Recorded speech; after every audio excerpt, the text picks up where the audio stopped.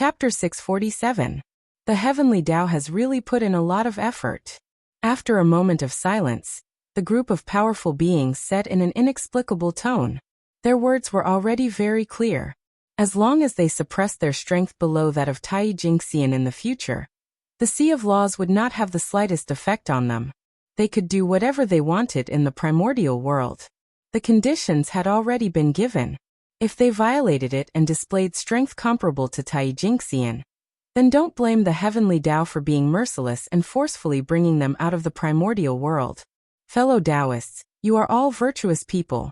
I think you should understand the painstaking efforts of the Heavenly Tao to protect the primordial world. No wonder the Heavenly Tao is so serious. It's really because the tragedy that happened previously was too horrifying.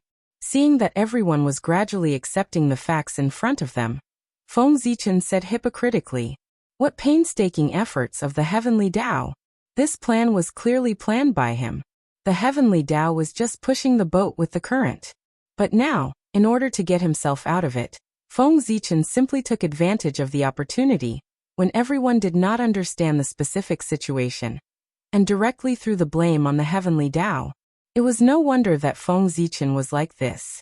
It was really so big that only the Heavenly Tao could take the blame. Anyway, he could not afford to take the blame. The separation of heaven and earth was undoubtedly a great thing for the primordial world. However, once this move was successful, it would definitely offend all the experts of the primordial world.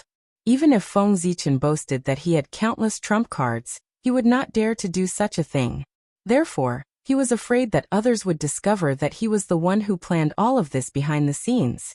Of course, he had to throw all the blame away before the incident happened. And the best candidate to take the blame, who else could it be other than the Heavenly Tao? First of all, the Heavenly Tao was strong enough. Other than Pangu, he was the strongest. Secondly, the Heavenly Tao did not know how to speak. Even if he knew that Feng Zichen had thrown the blame on him, he would not take the initiative to explain all of this to the powerful beings. It was probably disdain. Finally, he did not have to worry about his revenge after throwing the blame on the Heavenly Tao.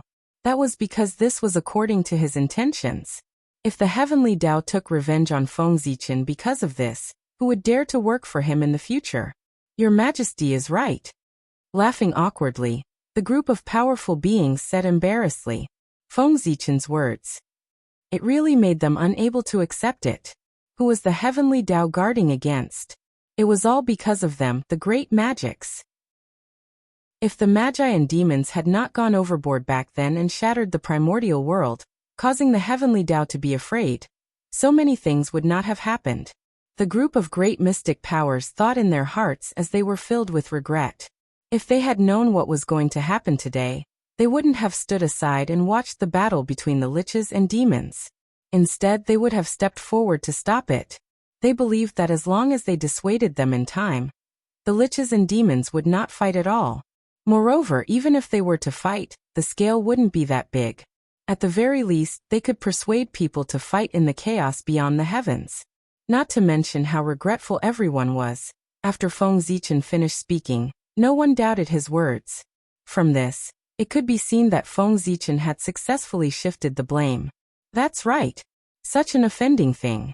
Who would have thought that it was proposed by a human, and not the Heavenly Tao itself? Even if someone suspected that this method was thought of by a human, they would not suspect Feng Zichen. After all, everyone knew that great Emperor Ziwei had a promising future. He could cultivate to the primordial chaos Daoyuo Jingxian while staying at home. Why would he do such a thing as digging his own grave? What was the difference between becoming enemies with a group of great mystic powers and ending one's own future? No one believed that Feng Zichen would be so unwise. Fellow Taoists, after the separation of heaven and earth, there will definitely be a great change in the primordial world.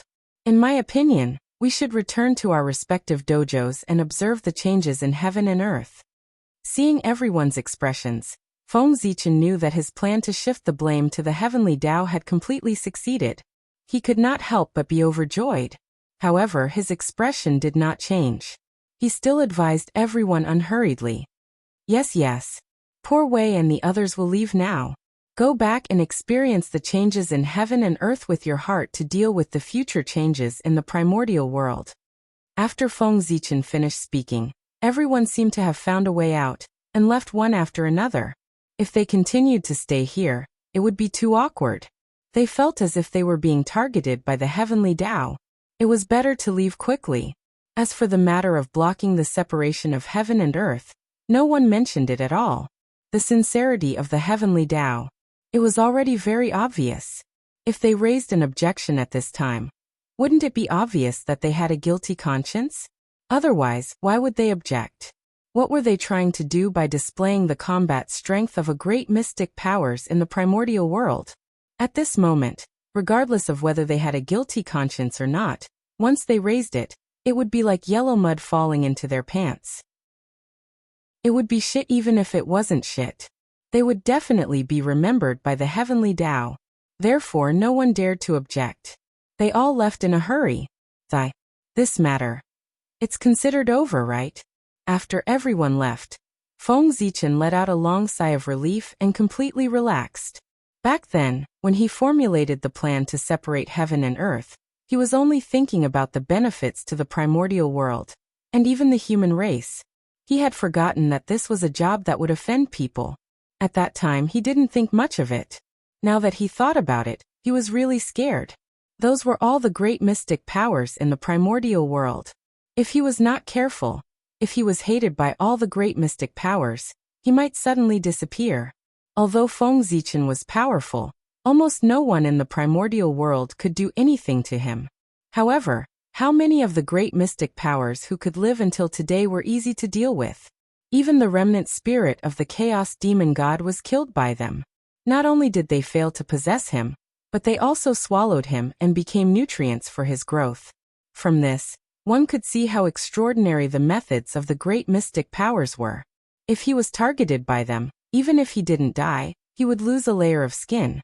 How could Feng Zichen not be afraid? Fortunately, he was witty and threw the blame on the heavenly Tao in time, saving a big trouble for the future.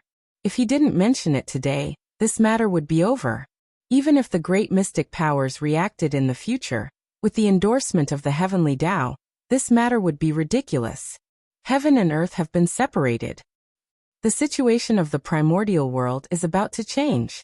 After taking a deep look at the void of the primordial world, Feng Zichen turned around and returned to the Ziwei star. Not long after he returned to the Ziwei star, the endless rules in the primordial world slowly changed. Rumble.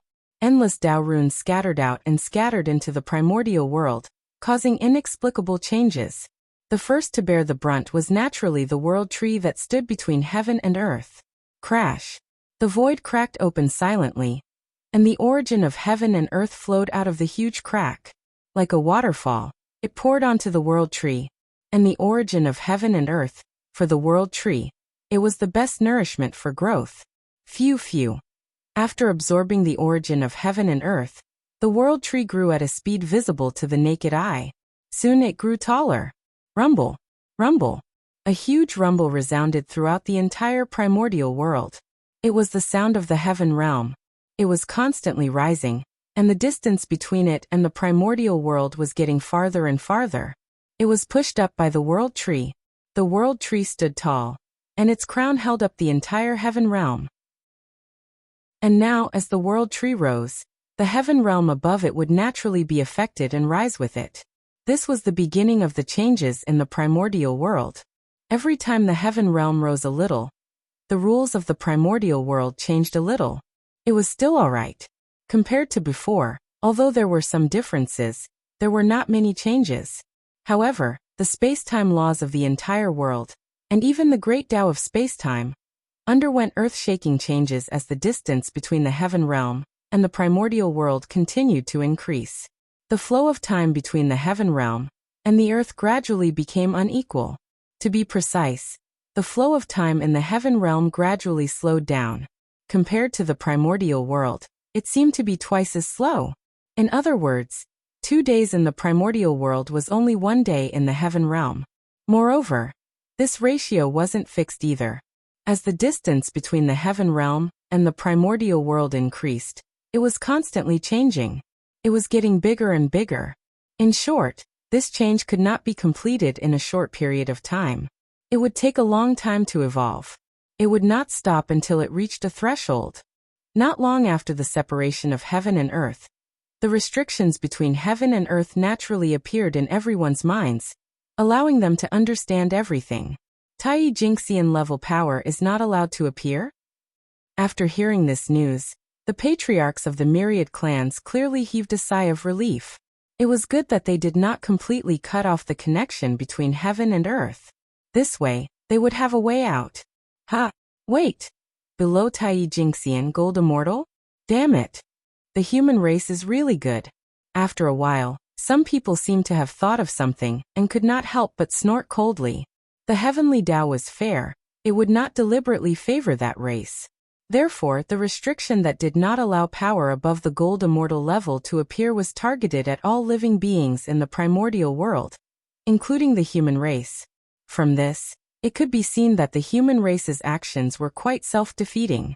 However, from another perspective, one would realize that this restriction was extremely biased towards the human race. That was because in the primordial world, the human race had the most Gold Immortals. After all, the human race had a larger base. Perhaps it was difficult for them to produce any experts, but with the resources of the entire primordial world, it was easy for them to produce mid to low-end experts like Gold Immortals. Therefore, after millions of years, there were not many Daoyuo Jingxian, and not many Tai Jingxian of the human race. However, there were definitely countless Gold Immortals. Even if all the Gold Immortal experts of the myriad clans were added together, they would probably not be as many as the human race. This was nothing in the past. However, after the separation of heaven and earth, the existence of the Gold Immortal level leaped to the top of the primordial world. The benefits that the human race, which had the most Gold Immortals in the primordial world, received could be imagined. They could sweep through the myriad clans. Thinking of this, how could the patriarchs of the myriad clans' faces not be ugly? This was simply the heavens and earth helping the human race. However, they did not have the chance to reason it out. Saying that the heavenly Tao was unfair? Were they blind? Didn't they see that the heavenly Tao treated everyone equally and restricted them as it wished? Not to mention the human race, even the powerful beings were restricted by it. In this way, who could say that the heavenly Tao was unfair? The myriad clans were inferior to the human race. They could only say that they were useless and could not compete with others. They could not blame others. Your Majesty, we still have important matters to attend to, so we'll take our leave first. The more they thought about it, the more aggrieved they felt. The experts of the myriad clans really did not want to stay here any longer. Looking at the happy and smug faces of the humans, they immediately bid farewell to Zhuanxiu. At this moment, they did not intend to, nor did they dare to, fuss over the matter of Zhuanxiu tricking them to come here to worship the heavens and earth. Since you have something to do and have left, I won't hold you back. Zhuanxiu was indeed in the wrong for what happened today. In the future, I will definitely give you a big gift to apologize to you. Zhuanxiu could naturally think of what the patriarchs of the myriad clans could think of, and he thought even further. Therefore, he was extremely happy in his heart. He did not care about the attitude of the patriarchs of the myriad clans, and directly said.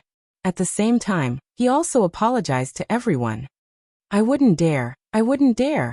Even if your Majesty didn't say it, we would have taken the initiative to rush over when we found out about such a major event that has contributed to the primordial world.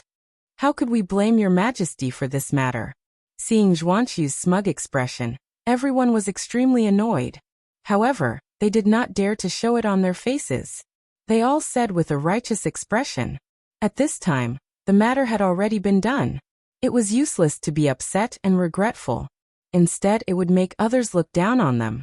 It was better to act righteous in exchange for a good reputation. It's good that you understand, fellow Taoists. Zhuanxiu smiled and did not expose everyone's thoughts. He echoed from the side. He had already taken all the advantage. Why couldn't he let others have a taste of their mouths? It was fine to be smug, but they could not forget themselves. In this way, after a few pleasantries, the patriarchs of the myriad clans left one after another. You guys are still too naive. Since the human race dares to push the plan of separating heaven and earth, how can they not have any backup plans? You guys. You think too simply of the human race. After the figures of the patriarchs of the myriad clans completely disappeared, Zhuanqiu's face could not help but reveal a strange smile. There was one thing. He did not tell the patriarchs of the myriad clans.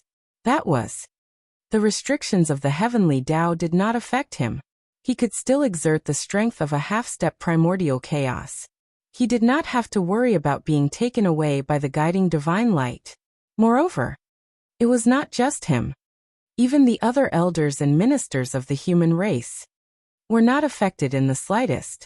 To be precise, any existence that was protected by the luck of the human race, their strength would not be affected by the heavenly Tao. Thinking about it, it made sense. As the protagonist of heaven and earth, how could the human race not have privileges? Otherwise, what was the purpose of the title of the protagonist of the myriad clans fighting for the world? Wasn't it all for the unique treatment? And not being restricted by the heavenly Tao was one of the privileges of the human race. What was the protagonist of heaven and earth? That was the symbol of the orthodoxy of heaven and earth. Since it was the orthodoxy of heaven and earth, then the position conferred by the human race was equivalent to obtaining the approval of heaven and earth. It was a kind of karmic position, so naturally, it would not be restricted by the heavenly Tao. Of course. However, this was not an unlimited amount of resources. Chapter 648. The so-called conferment of the human emperor mainly relied on the destiny of the human race. However, the destiny of the human race was not unchanged. It would change with the change of the human emperor. In other words, the conferment of the human emperor had a time limit. A generation of emperors and ministers. After the change of the human emperor, unless the new emperor still conferred the positions of those ministers, they would no longer be protected by the destiny of the human race, and lose the ability to break the restrictions of the heavenly Tao. Golden Immortal was their limit. Thinking about it, this was normal. The human emperor was only the human emperor after all, not the celestial emperor. If his power was not limited, where would the celestial emperor be? In the end, the most supreme ruler of the primordial world was still the celestial emperor. His power was permanent. The human emperor was just a weakened version of the celestial emperor. His status was only comparable to the 4 heavenly emperors. After today, the rise of the human race is inevitable. There will be no opponents in the primordial world. The myriad races will be completely crippled. The day when the human race redefines humanity is not far away. Secretly clenching his fists, Zhuanqiu thought excitedly. The dream that countless martyrs of the human race had been looking forward to day and night would be realized in his hands. What an exciting scene. Everyone, it's time to leave. After a long while, Zhuanqiu finally calmed down and spoke to the crowd with a calm expression on his face. Yes, Your Majesty. The elders of the human race responded in unison, and left with Emperor Zhuanqiu, returning to the human race. At this point, the primordial world regained its peace. Time flew by. In the blink of an eye, more than 300,000 years had passed. During these 300,000 years, Feng Zichen was not idle. He was still vigilant and carefully observed the movements of the primordial world to prevent the chaos demon god from suddenly attacking. Although the Sea of Laws was strong, it could not stop the existence of the primordial chaos level. Even the powerful ones could not stop it. The reason why he could make the powerful ones afraid was not because he was strong, but because of the deterrence of the heavenly Tao. His existence indicated the attitude of the heavenly Tao. The powerful ones did not dare to defy the heavens, so they were naturally afraid of him. And the deterrence of the heavenly Tao, to the chaos demon gods, that was simply **t. Since when did the chaos demonic gods need to worry about the heavenly Tao? Shouldn't they do whatever they want? Therefore the Sea of Laws couldn't stop the chaos demon god. Of course, this did not mean that the Sea of Law was completely useless. At the very least, he could obstruct the Chaos Fiend God when he attacked. The Sea of Law covered the boundary between heaven and earth. If the chaos demonic god attacked the untainted land from the outside, he would not be able to avoid this place. He was the first to bear the brunt. With the chaos fiend god's power, which far exceeded that of ordinary primordial chaos Tao masters, the Sea of Laws would definitely not be able to withstand it and would be blasted into pieces. However, no matter what, the Sea of Laws was established by the heavenly Tao to isolate the primordial world. No matter how useless it was, it still had some prestige. Although it couldn't block the attack of the chaos demon god, it could still serve as a buffer, even if this buffer time was only 1/10,000th of an instant. However, this 1/10,000th of an instant was enough for the heavenly Tao and many great divine abilities to react and intercept in time. What was the most terrifying thing about the chaos demon god? It was not their terrifying strength. Although their strength was indeed terrifying, this was the most terrifying thing. The most frightening thing about him was his elusive figure. The chaos demon god was very strong, but the heavenly Tao was not weak either. If they really fought, the chaos demon god would definitely not be a match for the heavenly Tao. However, the chaos demon god was not a fool. Why would they fight head-on with the heavenly Tao? Hiding in the dark, jumping out to cause trouble from time to time, that was the best choice. Yes, in fact, that was what the chaos demon god did. Every time there was a major change in the untainted land, they would jump out to cause trouble, which was extremely annoying. Especially when everyone was unprepared, the demon god of chaos suddenly appeared and attacked the untainted land fiercely. That was the most terrible thing, because no one could guard against that. No one could be sure when the chaos demon god would choose to attack. An invisible enemy was the scariest. But with the Sea of Law, everything was different. No matter when the chaos demon god chose to attack, he could not bypass the Sea of Law. Once he attacked, he would definitely be sensed by it. And this gave everyone time to react. The chaos demon god, who was no longer elusive, was much easier to deal with. Making the chaos demon god turn from light to darkness was another great effect of the Sea of Law in addition to isolating heaven and earth. Maintaining vigilance for a long time was a huge burden for Xuanqiu, but for Feng Zichen, who had a perfect mind, there was no burden at all. To be precise, from the moment his mind was perfect, he had been in a state of vigilance. This was one of the symbols of the primordial chaos realm. Merging with heaven and earth, merging with the great Tao, observing all things with one's heart. Strange. Why hasn't the chaos demon god made a move yet? This is not like the chaos demon god in my memory. When did they become so tolerant? Could it be that? What's wrong with them? After waiting for a long time for the chaos demon god to make a move, Feng Zichen could not help but mutter in his heart. It had been 300,000 years, not to mention the chaos demon god taking revenge. They had not even shown their faces, and there was no news of them in the primordial world. It was as if all the chaos demon gods suddenly disappeared collectively. This was very abnormal. The chaos demon god did not show up for a long time. Either he was holding back some big move to give the primordial world a ruthless blow, or there was something wrong with them internally, so they had no time to attack the primordial world. However, something happened to the chaos demon gods collectively. Was this possible? In theory, Feng Zichen should be more inclined to the first possibility. But in fact, Feng Zichen vaguely felt that the second situation was more likely to happen. If it were in the past, he would definitely think that the second situation was nonsense. The chaos demon gods. How could something happen to them collectively? Wasn't this nonsense? Who could have such great ability to cause something to happen to them together? However, connecting it to the recent attack of Pangu, Feng Zichen could not help but wonder if Pangu had seriously injured all the chaos demon gods when he had manifested last time, which was why they could not continue to stir up trouble in the primordial world. Otherwise, why didn't they attack? They didn't even show their faces? The more he thought about it, the more Feng Zichen felt that this was very likely. Thinking about it. News about the chaos demon gods. When did it begin to disappear? Wasn't it after Pangu made his move? Didn't all of this mean that this matter had something to do with Pangu? It couldn't be that Pangu would attack the chaos demon gods for no reason, right? There had to be a reason.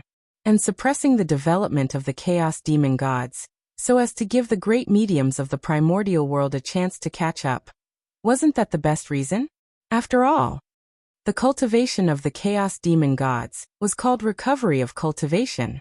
The cultivation of the great mediums was to break through the realm. The difficulty of the two sides was completely different. If nothing went wrong, the great mediums couldn't catch up with the chaos demon gods in terms of cultivation progress.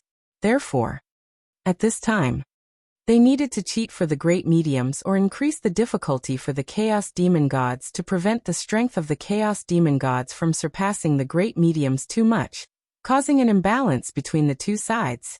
No matter what, the forces of the primordial world had to surpass the chaos demon gods.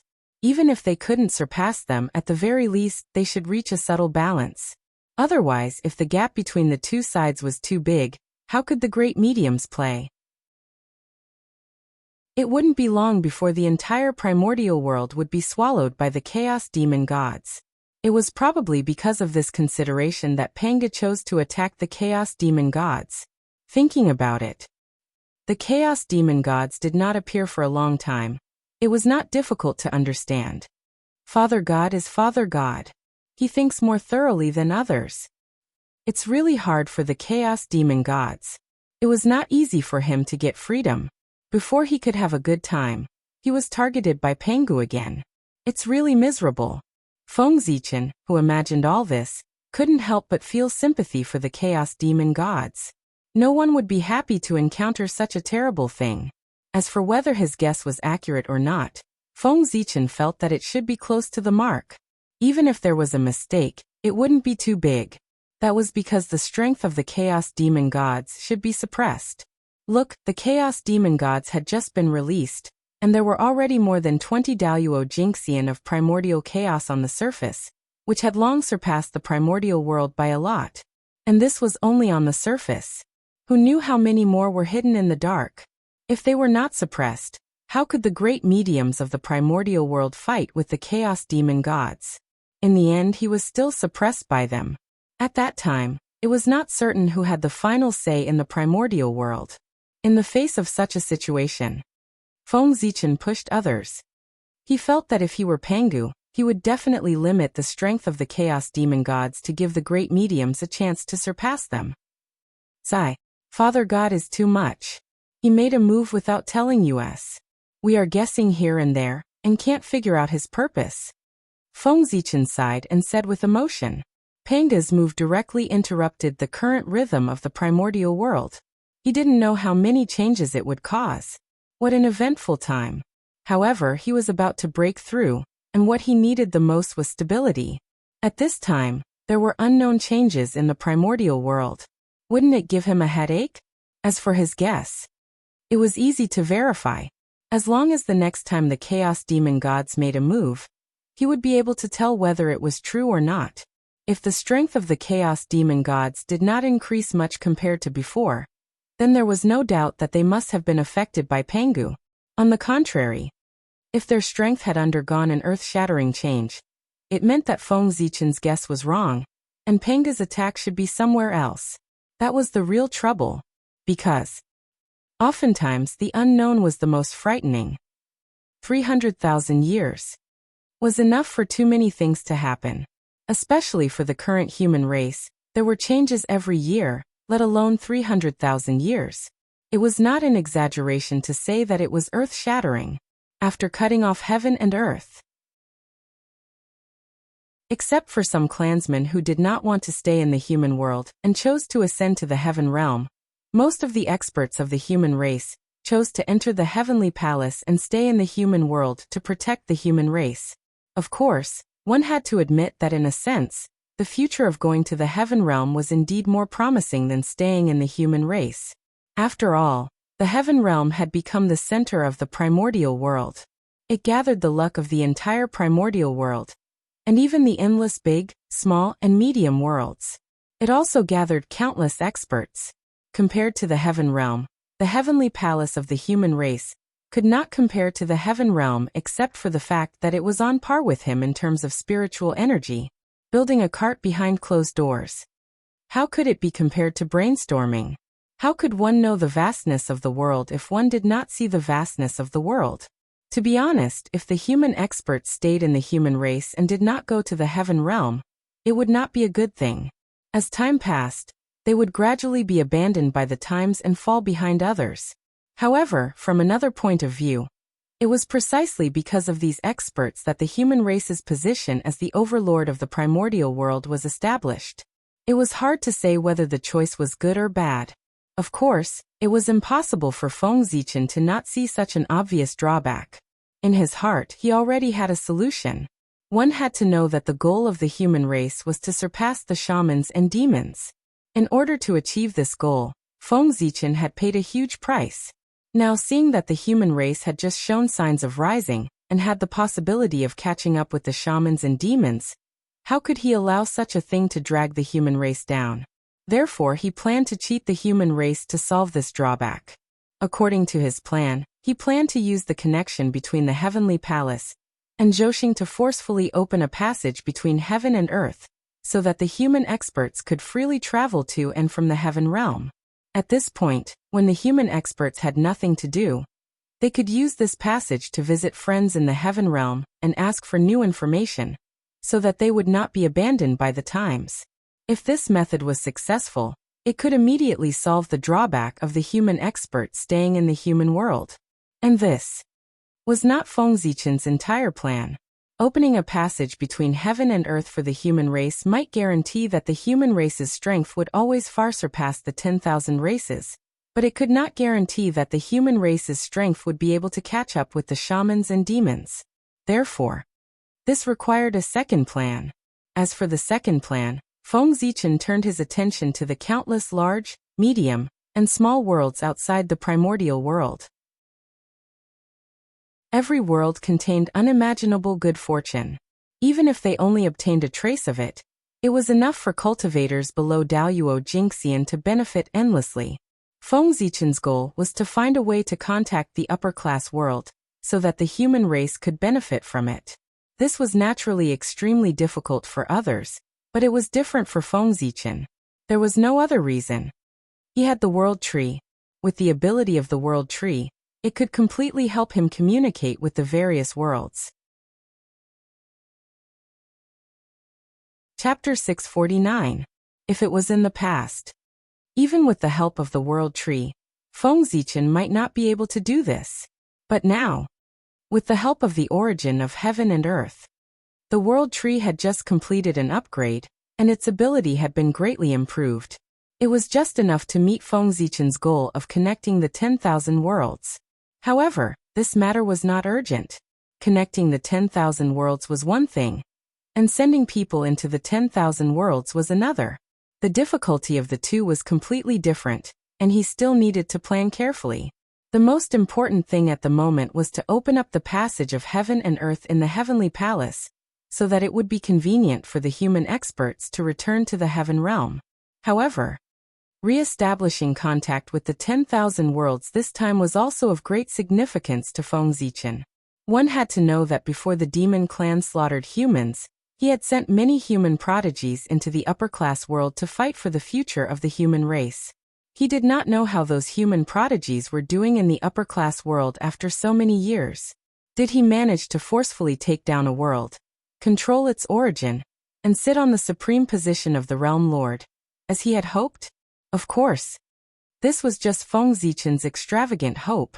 After all, the current situation was completely different from what he had imagined back then. When he had sent the human prodigies away, he had not expected the Chaos Demon God to escape and flee to the upper-class world.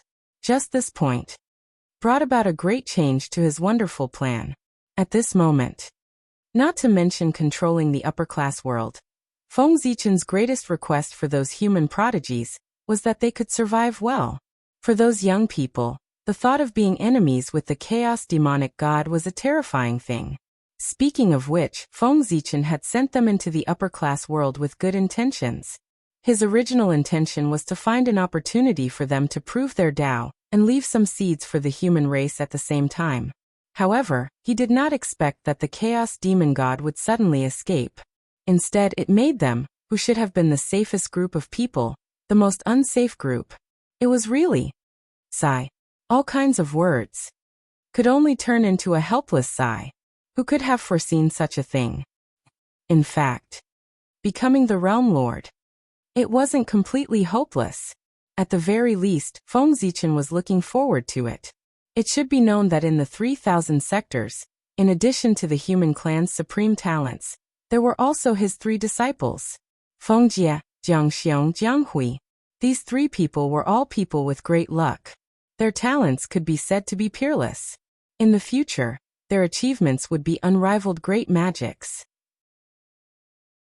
Ever since he had taken them in as his disciples, Feng Zichen had always had high hopes for the 3 of them, believing that the human race would once again achieve glory in their hands. For this reason, Feng Zichen kept the 3 of them by his side, and personally taught them for a period of time. In the past, before the human race encountered a great calamity, the 3 of them had disappeared without a trace. Feng Zichen had been worried for a long time. It was only when he divined that the 3 of them had other opportunities and were swept into the great 1,000 realms that he was temporarily relieved. Until today, it had been nearly 10 million years since Feng Jie and the other 2 left the untainted land and were lost in the great 1,000 world. What a long period of time. It was almost equivalent to half of the history of the human race. Thinking about it, it had been 10 million years. With Feng Jie and the other 2's talent, they should have long cultivated Daoyuo Jingxian, or even gone further. With such strength, in addition, with the 3 of them working together, even if they were not as good as the Chaos Fiend God, it was enough to protect themselves.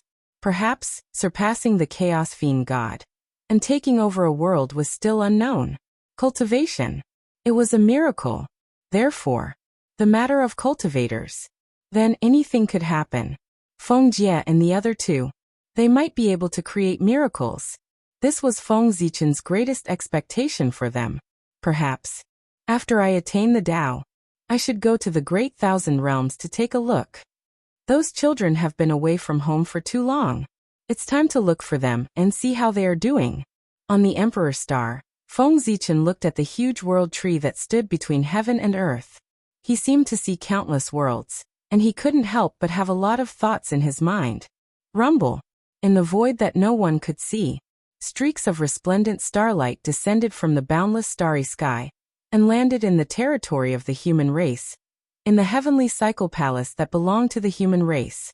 This was Feng Zichen using a supreme method to distort space-time and forcefully open 365 passageways to the heaven realm for the human race.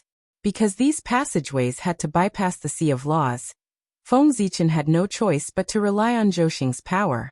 Otherwise, even someone as powerful as him would not be able to bypass the perception of the Sea of Laws and open the connection between heaven and earth. The Sea of Laws isolated everything. It was not a joke. It was only because Zhouxing had a special status that he could provide an endless supply of star power to the earth that his power would not be restricted by the Sea of Laws. Otherwise, the living beings of the primordial world would not be able to absorb star power. Who knew how much trouble it would cause? Back then, the demons had only intercepted a portion of the star power of the heavenly cycle, and they had already formed a huge karma with the common people. If the Sea of Laws dared to completely cut off the star power and prevent it from descending into the primordial world, it would not be long before it was crushed by the boundless karma. Such karma, the heavenly Tao did not dare to accept it. Therefore, the power of the stars, it would not be isolated by the Sea of Laws. And Feng Zichen was using this loophole in the Sea of Laws to create void passageways in the resplendent starlight for the human experts to travel between heaven and earth. This kind of thing was actually not difficult. If Feng Zichen went all out, it would only take a few hundred years for him to succeed. But if he really did that, it would cause too much of a commotion. It would not be an exaggeration to say that the entire primordial world would be alarmed. However, this was somewhat inappropriate. After all, Feng Zichen's actions were too unethical. He had just cut off heaven and earth, and now he was opening a back door for the human race. Could it be that the so-called heaven and earth isolation was specially used by the human race to deal with the myriad races? Yes. Although this was the truth, it was obvious that he could not say it out loud. Otherwise, once word got out, what would happen to the human race? Would they be able to stand? The human race could not bear this reputation. As such, it was fine to build passageways for the human race in secret. As long as they didn't do it openly, even if they were discovered, they would just turn a blind eye to it. However, if Feng Zichen dared to expose this matter openly in front of others, it would definitely cause an uproar in the primordial world. At that time, under the uproar of the public, even if the human race was the protagonist of the world, it would be difficult to explain. Of course, the condemnation of others would not hurt the human race in the slightest. However, at the very least, after this matter, the reputation of the human race in the primordial world would be completely ruined. Even Feng Zichen's reputation would be ruined.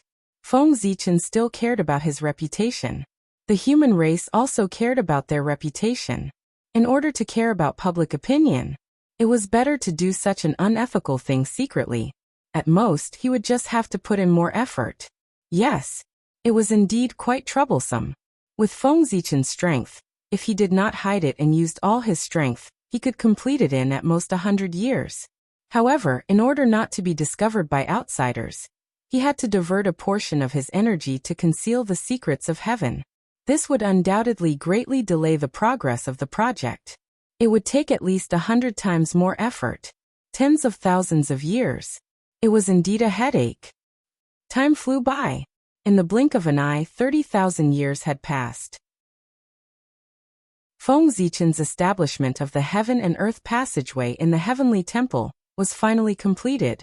Only after this period of limelight passed, and all living beings stopped talking about the heaven and earth passageway, could these passageways be officially put into use. It was also at this time Emperor Xuanxu also ushered in the end of his reign. Yes, after many changes, it was already 900,000 years of Xuanxu's reign. Unknowingly, Xuanxu had already ruled the primordial world for 900,000 years. It was less than 100,000 years away from the end of his million-year term. At this moment, it was time for him to choose his successor. Thus, Xuanxu finally shifted his gaze from the primordial world back to the human race, and began to search for the prodigies of his race. After Emperor Xuanxu retracted his gaze, the patriarchs of the myriad races could not help but heave a long sigh of relief. In their hearts, this great emperor of the human race was too terrifying. It was fine if he did not make a move, but once he made a move, he cut off the passageway between heaven and earth. It was too terrifying. Even a peerless villain was only so. Xuanxu searched the human race several times and finally found a suitable successor. Jijun. That was his nephew, the grandson of Emperor Xiaohao, and the great-grandson of human Emperor Xianyuan. He was born with the imperial purple aura, and his life was indescribably noble. He was the best candidate to succeed the human emperor. Yes, that's right. Jijun was Diku, the reincarnation of one of the 5 innate experts who died in battle for the human race. After confirming the candidate, Emperor Xuanxu did not directly entrust him with an important task. Instead, he first gave Diku a test. After he passed all the tests, Emperor Xuanxu called him to his side to personally teach him. After that, the primordial world fell into silence again. Nothing major happened. Soon, 100,000 years passed slowly. The human race once again welcomed the change of supreme power. Xuanxu had lived for 1,000,000 years. Human Emperor Xuanxu passed down the throne to Diku, under the witness of the myriad races. Then he ascended to the sky and left. When he left, many elders of the human race soared into the sky and left with him. At this point, the older generation had completely given up their power, and was completely taken over by the younger generation. The change of power in the human race was completed without any ripples. There was no turmoil. However, according to Feng Zichen's estimation, this should be the last time such an uneventful transfer of power would happen. Not everyone could be free from power. People were greedy. After tasting the pleasure of having power, how could they give it up so easily? The reason why they could give up the power in their hands so easily was that they knew that there were greater benefits waiting for them above the heaven realm. Xuanxu did not abdicate to live in seclusion. Instead, he went to the heavenly court to be the ruler of heaven and earth. These old officials who assisted Zhuanxiu followed their majesty to the heavenly court. How could Emperor Zhuanxiu treat them unfairly? Compared to the power in the heavenly court, the power in the human race was undoubtedly less important. Therefore, they would happily hand over the power in their hands. They were the 4 batches of old people who had followed Xiaohao, Xianyuan, Shennong, and Fuxi were the same. All of them had a great future ahead of them.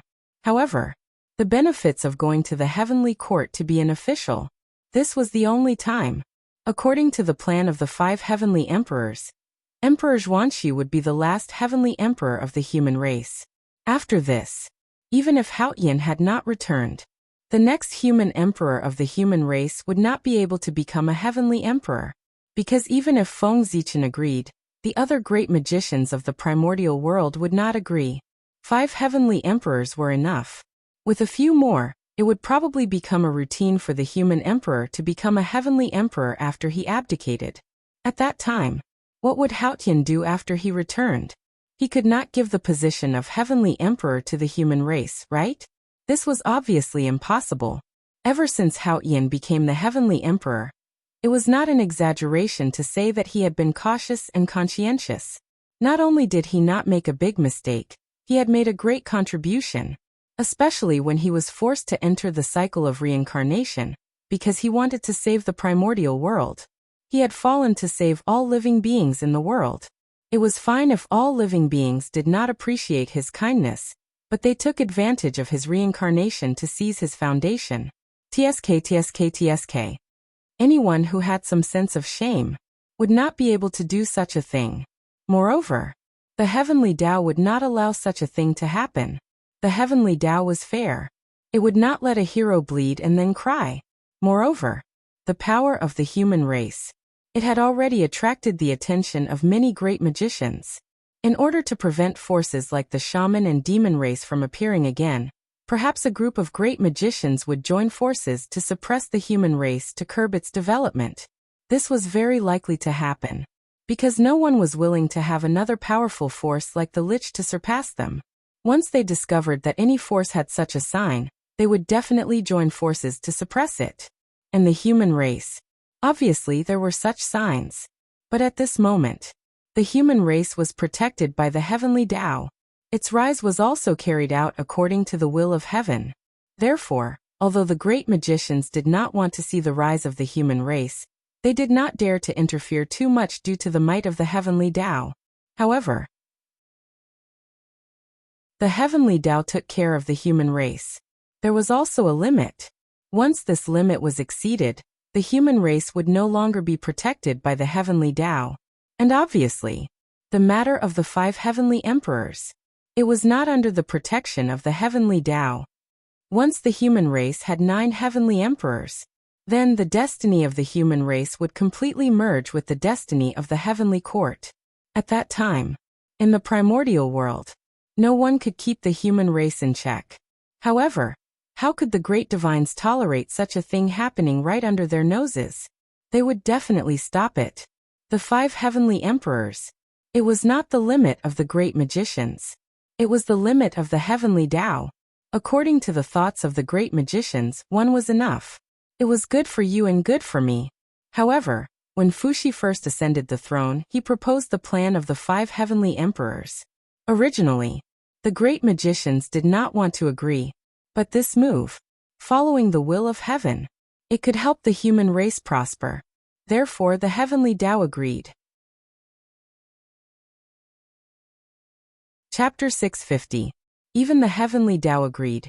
Whether the great divinities agreed or not, it did not seem so important. Thus, the plan of the 5 heavenly emperors was successfully implemented. However, since they had agreed on 5 heavenly emperors, there could only be 5, not one more. And Zhuanxi was the 5th heavenly emperor and the last heavenly emperor of the human race. After him, the human emperor. Whether it was the heavenly Tao or the great divinities, they would not let him become the heavenly emperor. It could also be said that the fortune of the human race was over. A new heavenly emperor could no longer be born. In short, in order to prevent the destiny of the human race from completely merging with the destiny of the heavenly court, The heavenly emperor after Zhuanxu could not be from the human race no matter what. This was the bottom line of the great divinities, and the bottom line of the heavenly Tao. And if the human emperor after him could not become the heavenly emperor, then his ministers would not have the benefits of going to the heavenly court to be officials like their predecessors. In this way, would these people still be willing to hand over the power in their hands? Perhaps most people would. But there would always be some people who were greedy for power and could not give up the power in their hands. The human heart could not withstand the test. Therefore, in the future, the change of power in the human race might not be as peaceful as today. Chaos was gradually born.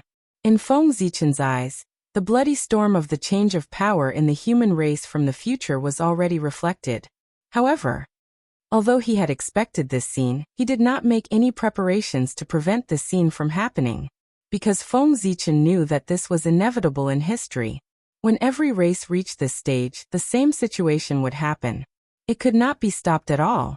What he could do? He could only watch quietly. As for how to calm these disputes, that was what the human emperor had to face. What did it have to do with him? These troubles? Just treat it as a test for the human emperor. It was not an easy task to become a qualified emperor. Suppressing those who were greedy for power and unwilling to give up power was also a kind of training for the human emperor. Otherwise, if he could not even suppress the old man of the human race, how could he suppress the myriad races? A race could not completely control it. How could he have the face to rule the primordial world? In the center of the primordial world, in the 33 heavens, where the heavenly court was, the great divines of the untainted land gathered here once again to witness the birth of a new celestial emperor. Yes, after Zhuanxu ascended to heaven, Xiaohao could be considered to have achieved perfection. It was also time to pass the supreme position of heavenly emperor to Zhuanxu to complete the inheritance of the 5 heavenly emperors. After a series of shocking phenomena, the transfer of power in the heaven court was completed smoothly. The West Heaven Emperor Xiaohao abdicated and was succeeded by the great emperor of the human race, Zhuanxu. In history, he was known as the Black Emperor, also known as the Mystic Emperor. He was the celestial emperor of the north and had the ancestor sorcerer Gonggong as his guardian. 5 celestial emperors. How naive! On the North Star, Feng Zichen looked at the great masters who had left after the banquet ended, and couldn't help but sneer in his heart. The thinking of these great divine abilities people was very good. After the 5 celestial emperors, the position of celestial emperor would no longer be fated with the human race. However, the truth was not as simple as they thought. Knowing that the 9 celestial emperors of the human race would benefit immensely, how could Feng Zichen not have a backup plan to facilitate this matter? Those great divine abilities people of the primordial world only saw the 5 emperors of the human race on the surface, but they did not expect that other than the 5 emperors, the human race also had 3 supremes of heaven and earth in the dark. That's right. It was Feng Zichen and his 2 incarnations. Great Emperor Zhongtian Ziwei, Great Emperor Gaochen Tianhuang, Great Emperor Southern Extremity, a total of 3 supremes of heaven and earth. Even the human emperor was qualified to become a celestial emperor, let alone the 3 supremes of heaven and earth. According to Feng Zichen's plan, after Zhuanxu abdicated, if Haotian still did not return, he would recommend the 4 supremes to temporarily take over the position of celestial emperor to maintain the operation of the primordial world. The 4 supremes took turns. One person ruled the heavenly court for an era. No one could say that it wasn't the case. This was how it should be. The 4 supremes temporarily took over the position of celestial emperor. No matter how one looked at it, it was more suitable than the human emperor becoming the celestial emperor. It was also more in line with the law. To be reasonable, the original intention of the 4 supremes' appearance. It was a supplement to the celestial emperor. Now that the position of celestial emperor was empty, it was reasonable for the 4 supremes to temporarily fill in the vacancy. There were too many unreasonable things about letting the human emperor become the celestial emperor. That was why people found fault with it. What if it were the 4 supremes? Who would dare to find fault with it? Did they want to go against the heavenly Tao? After all, in a sense, the four supremes were also a kind of celestial emperor. Back then, the reason why the human emperor was chosen to be the celestial emperor and not the four supremes was not because everyone was unwilling, but because the conditions did not support it. What was the situation at that time?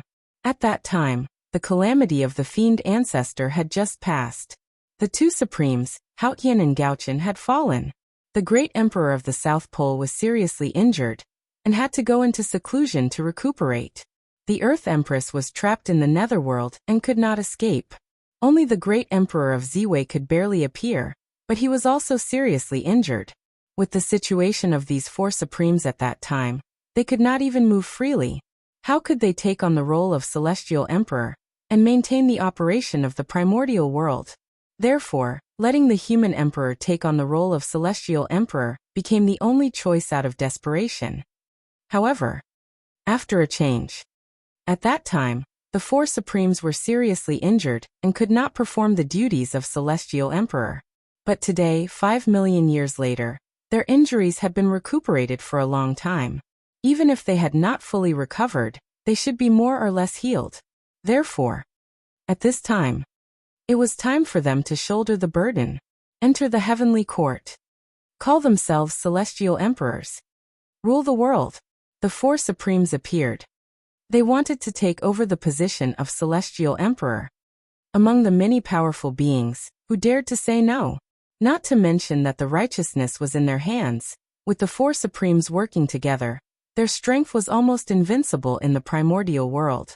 Even the demon ancestor Rahu could not contend against them. With them, how could they compete with them? If they did not say no, they would be suppressed by the four supremes in an instant. Haotian was not here. The four supremes were in power on behalf of the celestial emperor. This was a matter of course. Outsiders could not interfere. Even if the saint was still here, he couldn't say a single word of no. Therefore, even if they knew that the North Star Emperor was from the human race, those powerful beings could not stop him, unless they were willing to bear the anger of the four supremes. There was only one more celestial emperor. Even with all of them, there were only 6. They were still 3 away from the 9 celestial emperors. 3 celestial emperors were enough. Since that was the case, there was no need to offend the 4 supremes for the position of celestial emperor. Just give it to them. Yes. It was not worth offending the 4 supremes for the position of celestial emperor. It was not the most important 9th supremes. It was fine to give it to them. It was not a problem. But unfortunately, those powerful beings did not know. If they compromised, they would not give 1 celestial emperor, but 3 celestial emperors. The 4 supremes. Read as 4 people. It was the same person. The great emperor of Ziwei, the North Star Emperor, and the great emperor of the South Pole were in one. They were all the same person. This matter was a top secret of the primordial world. Very few people knew about it. There were only 2 or 3 people. Those powerful beings were not familiar with Feng Zichen, so how could they know about this? Therefore, if the plan went smoothly, the powerful beings of the primordial world, he was afraid that Feng Zichen would set him up badly. When the 4 supremes finished their rotation, there would not be 5 celestial emperors of the human race, but 8. They were only 1 step away from the extreme 9 supremes. However, according to Feng Zichen's estimation, it would be very difficult for the human race to give birth to a 9th celestial emperor, because, after the 4 supremes finished their rotation, it was time for Haotian to return from his tribulation. Even if he did not want to return, the heavenly Tao would let him return. How could a dignified celestial emperor be trapped in the cycle of reincarnation? Whose face would he be embarrassing? The primordial world, and even the heavenly Tao's face. After the demonic tribulation, Haotian entered the cycle of reincarnation. While healing his injuries, he also accumulated merit and rightfully took charge of the heavenly court. From this, it could be seen that after his merit was complete, he could return from the tribulation. Then when would Haotian's merit be complete? According to the heavenly Tao, he needed to go through 1,750 great tribulations before he could escape. 1,750 tribulations. Oh my God! This was incredible. Haotian's tribulation was naturally different from others. Every tribulation would take a period of time, which was 129,600 years. Feng Zichen had once calculated for Haotian 1,750 tribulations, and each tribulation was 129,600 years, which added up to 226. 8 million years. Hiss. 220 million years. It was really a long time. One had to know that the history of the entire human race was not that long. In that case, it might not be obvious. Then from another perspective, from the fall of Haotian until now, it had only been more than 4 million years. TSK more than 4 million years. Compared to the time that Haotian had to go through, it was not even a fraction of its time. From this, it could be seen. 220 million years was a very long time. At first, when Feng Zichen learned about Haotian's situation from the heavenly Tao, he thought that he would not be able to return. 200 million years had passed. Even if he came back, what could he do? The daylily would be cold. However, on second thought, he felt that something was wrong. How could the heavenly Tao let Haotian experience the tribulation for more than 220 million years? Wasn't this destroying his future in disguise? Among them, there must be an unknown plan that could help Haotian return from the tribulation in advance. After a long period of thinking, Feng Zichen still could not figure out the crux of the matter. It was not until hundreds of thousands of years ago, after the separation of heaven and earth, that the space-time of the primordial world changed. Only then did Feng Zichen figure out the arrangement of the heavenly Tao for Haotian. The world of Haotian's reincarnation was not the primordial world at all, but the endless small world floating in the void. In the void, almost all the time, there were worlds that were either formed or destroyed. These worlds were too weak. Not to mention powerful beings, even ordinary immortals could easily destroy them. Therefore, no one would pay attention to them. In the primordial world, these worlds might only exist for a day before they were destroyed. However, a day in the primordial world was the process of their birth and death for those worlds. It was enough to evolve a complete civilization. The flow of time between worlds was completely different. Some were fast. Some were slow. If Haotian wanted to return, he would need to spend more than 220 million years. During this period of time, it was naturally extremely long in the primordial world. However, if it was placed in those small worlds that were constantly being destroyed, it might not be the case. A day in the primordial world was equivalent to a few years, 100 years, 1,000 years, or even 10,000 years, or 100,000 years in a small world. In short, as long as the heavenly Tao wanted, the so-called 220 million years of time was not a problem at all.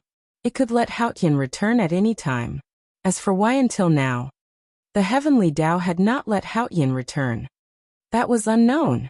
However, this did not prevent Feng Zichen from using Haotian's absence to perfect his plan and seek earth-shattering benefits for the human race. In Feng Zichen's heart, he very much hoped that Haotian would return as late as possible. He even vaguely hoped that Haotian would never return. That would be best.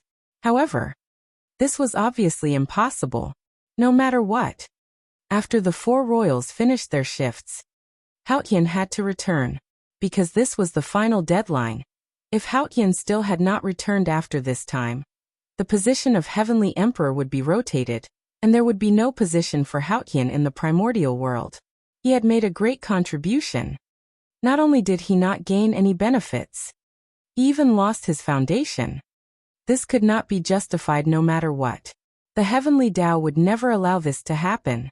Those who contributed would be rewarded. Those who committed crimes would be punished. It was the foundation of the heavenly Tao. It would never change. The positions of the 8 heavenly emperors was already the limit of Feng Zichen's plan. Of course, he was also very satisfied with this. The bigger the matter, the more difficulties he would encounter. How could such a major event of transforming the supreme power of the primordial world from the public world, the primordial world, to the family world, the human race, be smooth. It should be full of difficulties. If it could be done easily, Feng Zichen would be suspicious. He would feel that there were risks that he did not know about, or that he had fallen into someone's trap. There must be a cause and effect. In this world, there was no such thing as a pie falling from the sky. If there was, there must be an unknown plan inside. In the future, he would definitely pay an unimaginable price for it. So, something that was too easy to succeed. On the contrary, it made people feel uneasy. Feng Zichen still had no idea how to obtain the position of the 9th Heavenly Emperor. However, it did not matter. There was still a long time in the future. There would always be an opportunity. After all, in the eyes of the great magicians of the primordial world, even if Gao Chen ascended to the position of Heavenly Emperor, the human race would only have 6 Heavenly Emperors, not 8. The difference between the 2 Heavenly Emperors. It was enough to make them relax a lot. It could be said that as long as Feng Zichen's disguise was not exposed, the great magicians would not be at their highest vigilance against the human race. Perhaps they could accept the 7th Heavenly Emperor of the human race. After all, in their understanding, the human race had only given birth to 7 Heavenly Emperors, not 9. There was still a gap from the upper limit in their hearts, so it was naturally much easier to accept. Chapter 651. On the contrary, if Feng Zichen's disguise was exposed, the impact of that would undoubtedly be huge. Not to mention how everyone would look at Feng Zichen. After this matter was exposed, they would definitely keep an eye on the human race, and would definitely not give them the possibility of a celestial emperor appearing. At that time, the human race would definitely become the target of public criticism, and the target of suppression by the great magics. After all, 6 and 8. Those were 2 different concepts. The former gave people a feeling that there was still room for negotiation, while the latter could directly bring people a sense of urgency. The pressure could be imagined. The matter of the celestial emperor. Feng Zichen only thought for a while, then he withdrew his thoughts and returned to the Emperor Star. Although the matter of the celestial emperor was related to the future of the human race, and was extremely important, that was the future. Right now he had more important things to deal with. He was about to attain the Tao. With Xuanqi's ascension to the throne, Feng Zichen was less than 1,000,000 years away from attaining the Tao. Less than 1,000,000 years was not a long time. It was just a period of seclusion. Attaining the Tao was imminent. Feng Zichen was not in the mood to worry about other things. At this moment, there was nothing more important than attaining the Tao. The future of the human race depended on strength. As long as the human race was strong enough, they could do anything they wanted without any scheming. Therefore, having powerful strength was especially important. In these 1,000,000 years, he should abandon everything and focus on cultivation, so that he could improve his state to the most perfect level to welcome the arrival of the general trend of the world. In the blink of an eye, the sea turned into mulberry fields. Just as Feng Zichen was silent in cultivation, 1,000,000 years had passed. The era of the Northern Heavenly Emperor, Xuanqiu, had quietly come to an end. This also marked the time for Feng Zichen to attain the Tao had finally arrived. In the 1,000,000th year of the Mystic Emperor's calendar, the Northern Black Emperor Xuanqiu's imperial luck ended. He stepped down from the position of Heavenly Emperor and entered the Fire Cloud Cave to cultivate. The moment he stepped down, there was an inexplicable throbbing in the world. An invisible aura suddenly appeared and swept across the place in the blink of an eye. Then, in front of the shocked gazes of all the great divines, the power of heaven and earth poured down towards the Emperor Star. Feng Zichen, who was in seclusion on the North Star, suddenly felt that something was wrong with the atmosphere. Just as he was about to get up and investigate, he saw a supreme momentum descend upon him. Rumble. The vast momentum of heaven and earth was like a huge funnel, hanging down from the Ziwei star and pouring into Feng Zichen's body through the top of his head. In an instant, as the power of heaven and earth entered his body, Feng Zichen only felt that his heart was empty. His true spirit, origin energy, dermic powers, and flesh began to sublimate. Breakthrough. It had begun. At this moment, with the help of the power of heaven and earth, Feng Zichen's mind began to soar. In a trance, Feng Zichen seemed to have left the primitive world and arrived at a mysterious place. Over there was a vast river, the river of time and space, the most mysterious place in the primordial world. This place was the key to breaking through to the primordial chaos Daoyuo Jingxian. It was different from when he had to jump out of the river of fate to become a Daoyuo. If he wanted to achieve the Dao and reach the realm of the primordial chaos Daoyuo Jingxian, the most important step was to gather his own timeline and jump out of the river of time and space. Only by jumping out of the river of time could he transcend heaven and earth and wander outside of time and space. He could observe the primordial world from a bystander's perspective. Why did they say that after becoming a primordial chaos Daoyuo Jingxian, one would be able to obtain great freedom and freedom? That was the reason. There was no trace of you in the river of fate, no trace of you in the river of time and space, and no trace of you could be found in heaven and earth. Everything about you. They were all gathered on his body, unless you wanted to. Otherwise, under the rules of the heavenly Tao, there would be no such person as you. In this way, he would naturally not be restrained by the heavenly Tao. Of course, he could be said to be free and unfettered. Primordial chaos meant perfection. Primordial chaos Daoyuo Jingxian had a perfected great Tao. He formed a large world of his own. He was unrestrained and unrestrained. He could walk in the chaos and transcend heaven and earth. Such an existence was no different from the Tao. Therefore, becoming a primordial chaos Daoyuo Jingxian was known as achieving the Tao. It meant achieving the Tao. Splash! The river of time and space was vast and mighty. It flowed endlessly towards the unknown void as if there was no end. And Feng Zichen? He stood quietly on the river of time and space, looking at the waves on the river with an extremely indifferent gaze. The waves were his past. They were all the traces left behind since he was born until he became a quasi-sage. Under the reflection of the river of time and space, the scenes of his past appeared in his mind one by one. Sigh. What a nostalgic time. Looking at his high-spirited childhood self, Feng Zichen sighed softly and reached out his hand to grab it. The next moment, the river of time and space went berserk. Rumble. Feng Zichen grabbed down with his big hand, and an unparalleled force erupted, setting off a huge storm and endless waves in the river of time and space. Rise! Grabbing the river of time and space, Feng Zichen shouted and suddenly exerted his strength, grabbing a tributary from it. That was the time that belonged to him. Splash! Accompanied by endless waves, a colorful river rose from the river of time and space, and was swallowed by Feng Zichen in one gulp. At this point, in the river of time and space, there was no trace of Feng Zichen. If a supreme expert looked down at the river of time and space, he would find that there was no trace of Feng Zichen, whether it was the past, the future, or the present.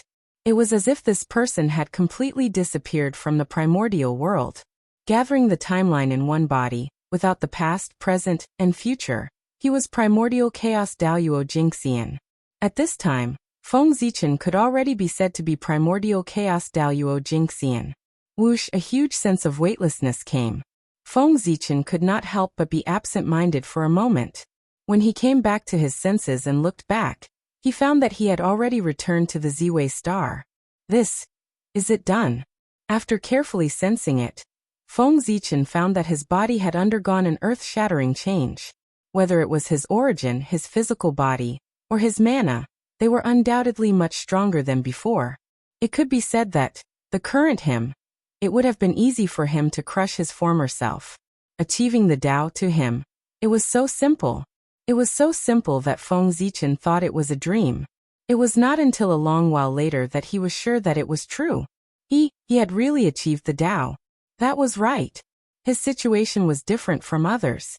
In order to achieve the Tao, he had really prepared too much. Not to mention his identity as the great Taoist priests, just the vast power of heaven and earth was enough for him to achieve the Tao easily. With such conditions, it was normal for him to achieve the Tao easily. On the contrary, it would be abnormal if the path to achieving the Tao was filled with difficulties. Who asked Feng Zichen to have the advantage? Was it too much? The great Taoist priests, the ancestor of the innate sword Tao, the four gods, the boundless starry sky. First level of the primordial chaos?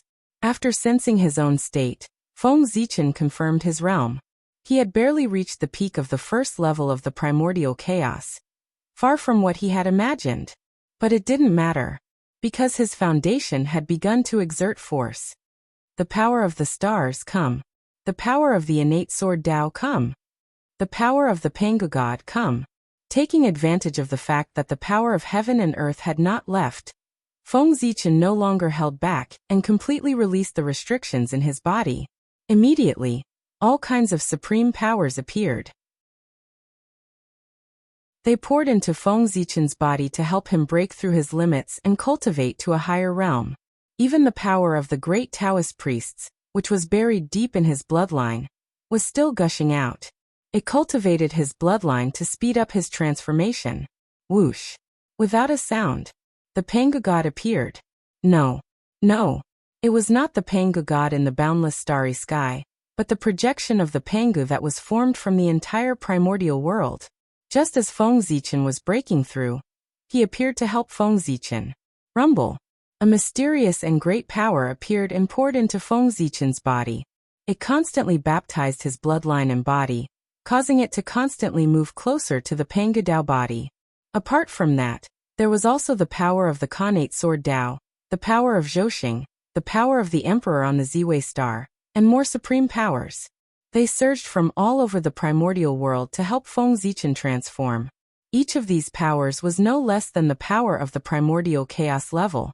Some of them even reached the level of the late-stage primordial chaos level. Think about it. With so many different attributes but abnormally powerful powers gathered together, once a conflict broke out, what good would happen to Feng Zichen, who was at the center of these powers? He would probably be torn into pieces on the spot. Even if he had already cultivated to the realm of the primordial chaos Daoyuo Jingxian, he was no exception. Therefore, facing these powers that swarmed over, Feng Zichen was really afraid. The purpose of summoning these powers was to help him break through, not to let them repel each other, and erupt with unparalleled power to tear him into pieces. In that case, although he would not die, however, he had completely lost his face. It would really become the biggest joke in the primordial world. It was not easy for the primordial chaos Daoyuo Jingxian to cultivate to the primordial chaos level, but because he could not control his own power, it caused his power to be unbalanced, and he was seriously injured by the backlash. Hiss! Listen, what kind of words was this? If word got out, no matter how thick-skinned Feng Zichen was, he would be ashamed to see others. Therefore, this kind of situation absolutely could not happen. Seeing that these powers were gathering around him, and were about to come into contact with each other, Feng Zichen did not hesitate to activate the Hongming Daozhong. Hongming Daozhong suppress. As soon as he finished speaking, there was a dang sound. The Hongming Daozhong staggered out. A mighty force that could suppress everything suddenly appeared and froze the supreme power that was surging over in place. The Hongming Daozhong. Perhaps it was not the strongest magic treasure in the primordial world, but it was definitely the most mysterious magic treasure in the primordial world. His power seemed to be endless, and he could easily do things that other magic treasures could not. Even the level of magic treasures was nothing in front of him. He had the power to break the rules, especially after the Hongming Daozhong was promoted to a Khanate cardinal treasure. This phenomenon was even more obvious. Therefore, not to mention suppressing the power of the primordial chaos level, even the real primordial Daoyuo Jingxian could be suppressed by him. Whoosh whoosh, under the suppression of the Hongming Daozhong, the power completely calmed down. Like a docile sheep, it was easily absorbed and refined by Feng Zichen. Outside the world, on the projection of Pangu standing above the primordial world, there was an endless Dao rune circulating. Following an inexplicable connection, it flowed into Feng Zichen's heart.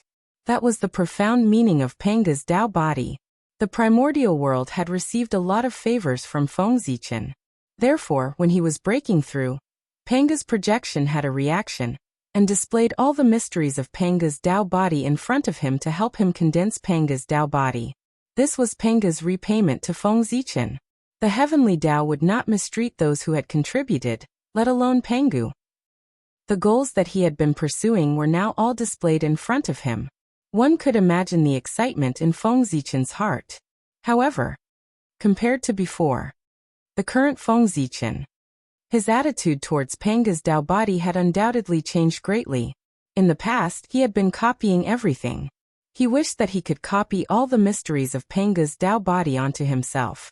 Now he was no longer the ignorant youth from back then. Instead, he was a supreme overlord who shocked the primordial world. His thoughts had been sublimated, and he had a deeper understanding of the Tao. The strongest might not be the best, but what suited him was definitely the best. Although Penga's Tao body was strong, it still belonged to Pengu. If he completely copied Penga's Tao body, then his highest achievement in his life would only be to reach the level where Pengu was.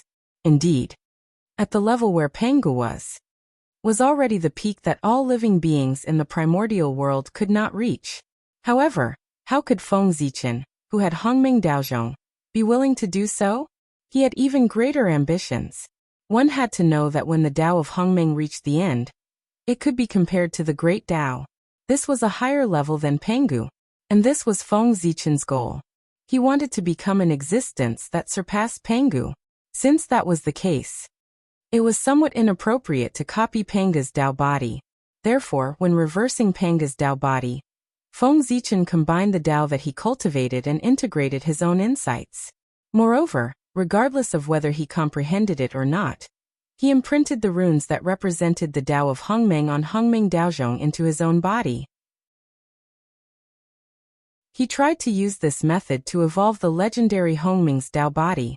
Just like that, Feng Zichen's physique had undergone an inexplicable change, although it was still called Penga's Tao body. However, it became somewhat specious. He began to gradually walk out of Penga's influence and create his own path of enlightenment. The path of enlightenment. Just like that. As time passed, Feng Zichen's strength was getting stronger and stronger. From the first level of primordial chaos to the second level of primordial chaos, the third level of primordial chaos, he had been advancing rapidly, and such a big commotion on the Emperor Star naturally alarmed the great mediums who were in seclusion.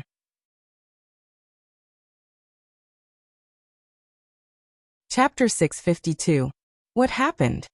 Is someone about to attain the Tao? In the various grotto heavens and blessed lands of the primordial world, the great divinities who were in seclusion woke up from their enlightenment and looked at the Emperor Star with bewildered gazes. There was the source of this anomaly, but unfortunately, the result disappointed them. They did not see anything. As far as their eyes could see, it was filled with endless starlight. It was bright and dazzling, covering the entire boundless starry sky and blocking everyone's line of sight, making it impossible to see what was happening inside. The boundless starry sky was Feng Zichen's greatest protection. In it, he could do anything without worrying about being discovered. This was even more obvious after he reshaped the boundless starry sky. In the boundless starry sky, there were Feng Zichen's imprints everywhere, causing his control over the boundless starry sky to reach its peak. Even the powerful heavenly Tao found it difficult to interfere. Therefore, as long as he was willing, then with the vastness of the primordial world, no matter who it was, they would not be able to detect what was happening in the boundless starry sky. This time, if it were not for the fact that Feng Zichen's attainment of the Tao was too great and alarmed the entire primordial world, and exceeded the range of the boundless starry sky, this matter would not have been known by the entire world. He reckoned that it would pass by quietly. However, achieving primordial chaos Daoyuo Jingxian was a huge matter in the primordial world. It was only second to the attainment of the Tao by a saint. The myriad Tao of heaven and earth, the billions of laws, the endless space-time, and so on had to be sensed and sensed. It was not an exaggeration to say that it was a grand occasion in the primordial world. Since that was the case, such a huge matter that shocked the primordial world, how could it be hidden from the public? Primordial chaos. That was the supreme Tao fruit. The peak that a cultivator could reach. The phenomenon that was created when it was born was spontaneously formed by heaven and earth. It affected every tributary of the long river of space-time, and could not be hidden at all, unless whose power could be so strong that it could cover the entire long river of space-time. But obviously, that was impossible. To be honest, the power of the river of time and space wasn't very strong. Daoyuo Jingxian could manipulate time and space at will, let alone a great divine power. But at the end of time and space, there was an inconceivably majestic existence. It was his existence that made the river of time and space unshakable. Pangu. It was a light name, but it was heavier than Mount Buzhou. It was enough to suppress the entire chaos. Rumble. In the sky above the Emperor Star. Innate Daos gathered together, billions of laws appeared, and boundless Daos spread out, turning this place into a world of Daos. At the same time, Feng Zichen, who was in a state of enlightenment, suddenly looked up to the sky and roared. Ah! Amidst the long roar, a surge of great power rose from Feng Zichen's body. In an instant, it swept through the heavens and the earth, shaking the past, present, and future. Then, a purple river that was more than 3,000 miles long gushed out of Feng Zichen's body, crossing the sky and the earth. Instantly, the world fell silent. A mysterious aura quietly appeared. It constantly merged with the Daos that filled the world, as if they were corroborating each other. Whoosh whoosh Daos were merging with each other. An invisible throbbing spread, like the pulse of the world, endless mystery. The purple river that rose from Feng Zichen's body wasn't a real river, but a Dao. If one looked carefully, they would discover that what flowed in the purple river wasn't a drop of river water, but a bright innate rune. This was a long river completely formed by innate runes. The purple light was the light that bloomed from the innate runes. The purple river was vast and mighty. It was only about 3,000 miles long, but it gave off an incomparably huge feeling, as if it had pierced through the entire world. He wasn't a river. He was a Dao. It was Feng Zichen's Dao. It was the Dao that he had been painstakingly cultivating ever since he stepped onto the path of cultivation. Today, when Feng Zichen attained the Dao of primordial chaos Daoyuo Jingxian, the Dao that he had painstakingly cultivated for nearly 10 million years had finally completed its transformation. It turned from illusory to real, and it appeared in the world for the first time in the form of a purple river. 1,000 miles of the Dao was the first heaven of primordial chaos. 3,000 miles of the Dao was the third heaven of primordial chaos. The purple river was vast and mighty, spanning more than 3,000 miles. It meant that Feng Zichen was already at the third heaven of primordial chaos. The length of the purple river was still growing at a speed visible to the naked eye. It could be seen that Feng Zichen's strength had not reached its peak, and there was still room for improvement. The long river flowed quietly, constantly corroborating with the innate Dao and the billions of laws. It was like a crop that had been in a drought for a long time, and suddenly encountered a good rain. It crazily absorbed the profound meaning of heaven and earth to become its own nourishment. Gradually, the aura emitted by the long river became more mysterious and ancient. It gave people the feeling that it had existed since ancient times. Walala. In the process of corroborating with heaven and earth, the purple innate runes that formed the long river of the great Dao were also changing. It became even more resplendent. It trembled and jumped in the long river. Sometimes it was arranged together, sometimes it was connected into a large area, as if it was developing a supreme technique. One could see. Traces of supreme divine powers could be seen. They appeared in the long purple river, releasing astonishing fluctuations. As Feng Zichen advanced to the primordial chaos Daoyuo Jingxian, his divine abilities also underwent a transformation. They were being reinterpreted, expounding the great Dao from the perspective of the primordial chaos, becoming more perfect and powerful. And all of this together formed Feng Zichen's Dao. It included the innate sword Dao, the Dao of spacetime, the Dao of stars, the Dao of reincarnation, and a series of innate Dao supreme great Daos. What? Great Emperor Ziwei has attained the Dao just like that. Isn't this too fast? In the primordial world, the powerful beings who could vaguely see what had happened from the shocking phenomenon of heaven and earth could not hide the shock in their hearts. They could not help but mutter in a daze. They could not see what was happening in the boundless starry sky, but they were not blind. It was not like they could not see the phenomenon that affected the entire primordial world outside the boundless starry sky. Coincidentally, such a phenomenon. It also made everyone feel that it was particularly familiar. It was just like when Donghuang attained the Tao. The scene of Donghuang attaining the Tao was a scene that the powerful beings would never forget in their lives. It was even more profound than the Tao ancestors' unification and the saints' attainment of the Tao, because it was Donghuang's attainment of the Tao that allowed them to know that their path ahead was not cut off. Above the quasi-saint, it was not just the saint, there was also the primordial chaos Tao Yuo Jingxian. It was precisely because of this that they remembered the scene of Tai attaining the Tao so vividly. As a result, when they saw the phenomenon that affected the entire primordial world, they were roughly certain that Feng Zichen had attained the Tao. After confirming this, everyone's feelings could be said to be particularly complicated. They felt that they had lived their entire lives in vain. Fast. Too fast. It was really too fast. How many years had it been since the birth of great Emperor Ziwei? It had been less than an eon. And it was in less than an eon that he had achieved what others had not achieved even after spending several eons of time. He had cultivated to the realm of primordial chaos Daoyuo Jingxian, leaving everyone far behind. How could this not be shocking? But, while they were shocked, the group of powerful beings felt that this was a matter of course.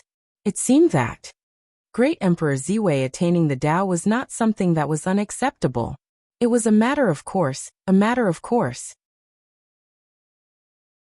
This contradictory feeling really made the hearts of the great divines feel extremely strange. And the reason why they felt this way was because Feng Zichen's performance was too dazzling. From the moment he appeared and saved the primordial world, Feng Zichen had done too many earth-shattering things along the way. Not to mention the high and mighty primordial chaos Tao Master. More than one of them had fallen at his hands. Even the legendary demon ancestor Rahu had suffered a loss at his hands.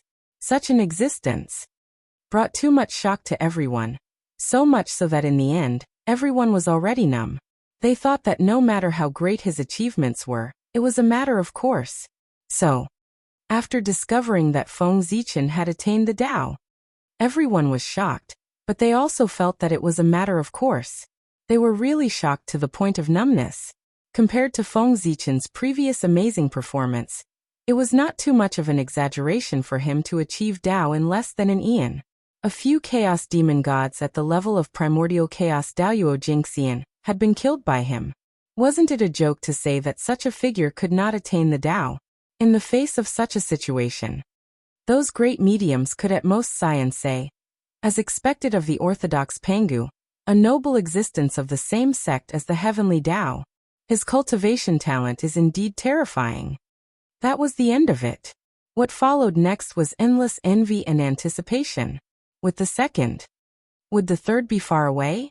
After Feng Zichen attained the Tao, the day when they attained the Tao would not be far away. This was not a joke, but a fact. The path of primordial chaos of the great mediums of the primordial world had been completely opened by the remnant spirits of the chaos demon gods that they had devoured. They only needed an opportunity. They could take one step closer and cultivate to the realm that they had always dreamed of. Cultivation was without time. In the blink of an eye, 10,000 years had passed. And Feng Zichen finally woke up from his cultivation. At the same time, this also marked his breakthrough. This time was about to come to an end. Phew. Fourth level primordial chaos? It's a little low. Feng Zichen let out a long breath and said with some dissatisfaction. While he was speaking, behind him, the shadow of a long purple river that spanned more than 4,000 miles was faintly discernible. The Great Tao was more than 4,000 miles long. It represented the fourth heaven of primordial chaos. In other words, after converting all his foundations into strength, Feng Zichen became a fourth heaven of primordial chaos expert. The cultivation of the middle stage of primordial chaos was not considered weak, even in the entire primordial world. It could not be said. Saint Zhuan-Ti was at this realm. Logically speaking, Feng Zichen should be satisfied with this strength. But in fact, He was very dissatisfied with his current cultivation, because, with the help of many supreme forces, he should have broken through to the sixth heaven of primordial chaos in one fell swoop. He should have become a top expert among the saints. But because of an accident, Feng Zichen's dream of the sixth heaven of primordial chaos was completely shattered. And that accident originated from the Hongmeng runes that he engraved into his body at the beginning of the breakthrough. In order to try to evolve the legendary Hongmeng Dao body, Feng Zichen had once engraved the runes that represented the Hongmeng Dao on Hongmeng Daozhong's body. They were engraved on his body. At that time he had just had a flash of inspiration and made an attempt. But he did not expect that he would really succeed. The runes that represented the Hongmeng Dao were easily imprinted on his body by him. And as his cultivation broke through, they completely merged into one. At first, when the Hongmeng runes entered his body, Feng Zichen was very excited about it. He thought that it would definitely bring him an astonishing transformation. After all, that was Hongmeng. It was the beginning of everything. But in the end, it undoubtedly disappointed Feng Zichen. After the Hongmeng runes completely merged with him, they did not display any power. Instead, they fell into silence and did not move at all. If he could not clearly sense their existence, Feng Zichen would have thought that they had disappeared. After the Hongmeng runes fell silent, although Feng Zichen was a little disappointed, it did not affect anything overall. It was just a casual move. If it succeeded, he would be happy. If it failed, there was nothing to be sad about. Therefore, after putting this matter down, he focused on breaking through. But unexpectedly, just as he reached the peak of the fourth heaven of primordial chaos, and was about to advance to the fifth heaven of primordial chaos, an accident happened. The Hongmeng runes that had fallen into silence suddenly began to move restlessly. They emitted a powerful suction force and crazily devoured Feng Zichen's origin. This sudden turn of events really gave Feng Zichen a fright. Almost without hesitation, he mobilized the power in his body and tried to suppress the rioting Hongmeng runes. However, no matter what method he used, even if he used the Hongmeng Daozhong, he could not suppress the Hongmeng runes. Seeing that his origin was being absorbed by the Hongmeng runes at a speed visible to the naked eye, Feng Zichen really wanted to completely cut it out of his body. However, the Hongmeng runes had completely merged with him. If he cut it out, it would definitely shake his Dao foundation. For a moment, Feng Zichen hesitated. The loss of the origin could be slowly made up. It would just take a little more time. However, if the Dao foundation was shaken, it would hurt the foundation and affect the future path of Dao. As the saying goes, the lesser of two evils. In this way, how to choose between the two? Wasn't it obvious? Therefore, Feng Zichen gritted his teeth. He allowed the Hongmeng runes to devour his origin. Let him devour. With the boundless starry sky and Panga's projection as his backing, what Feng Zichen did not lack the most was the innate origin. He did not believe that a mere Hongmeng rune could suck him dry. Of course. Just for this reason, it was not worth Feng Zichen to make up his mind. What really made him make up his mind was that he saw the possibility of approaching the Hongmeng Dao from the changes in the Hongmeng runes. Speaking of which, ever since Feng Zichen had mastered the Hongmeng Daozhong, he had tried all means, but he had never been able to comprehend the mystery of the Hongmeng Dao. It was as if he had no fate with the Hongmeng Dao.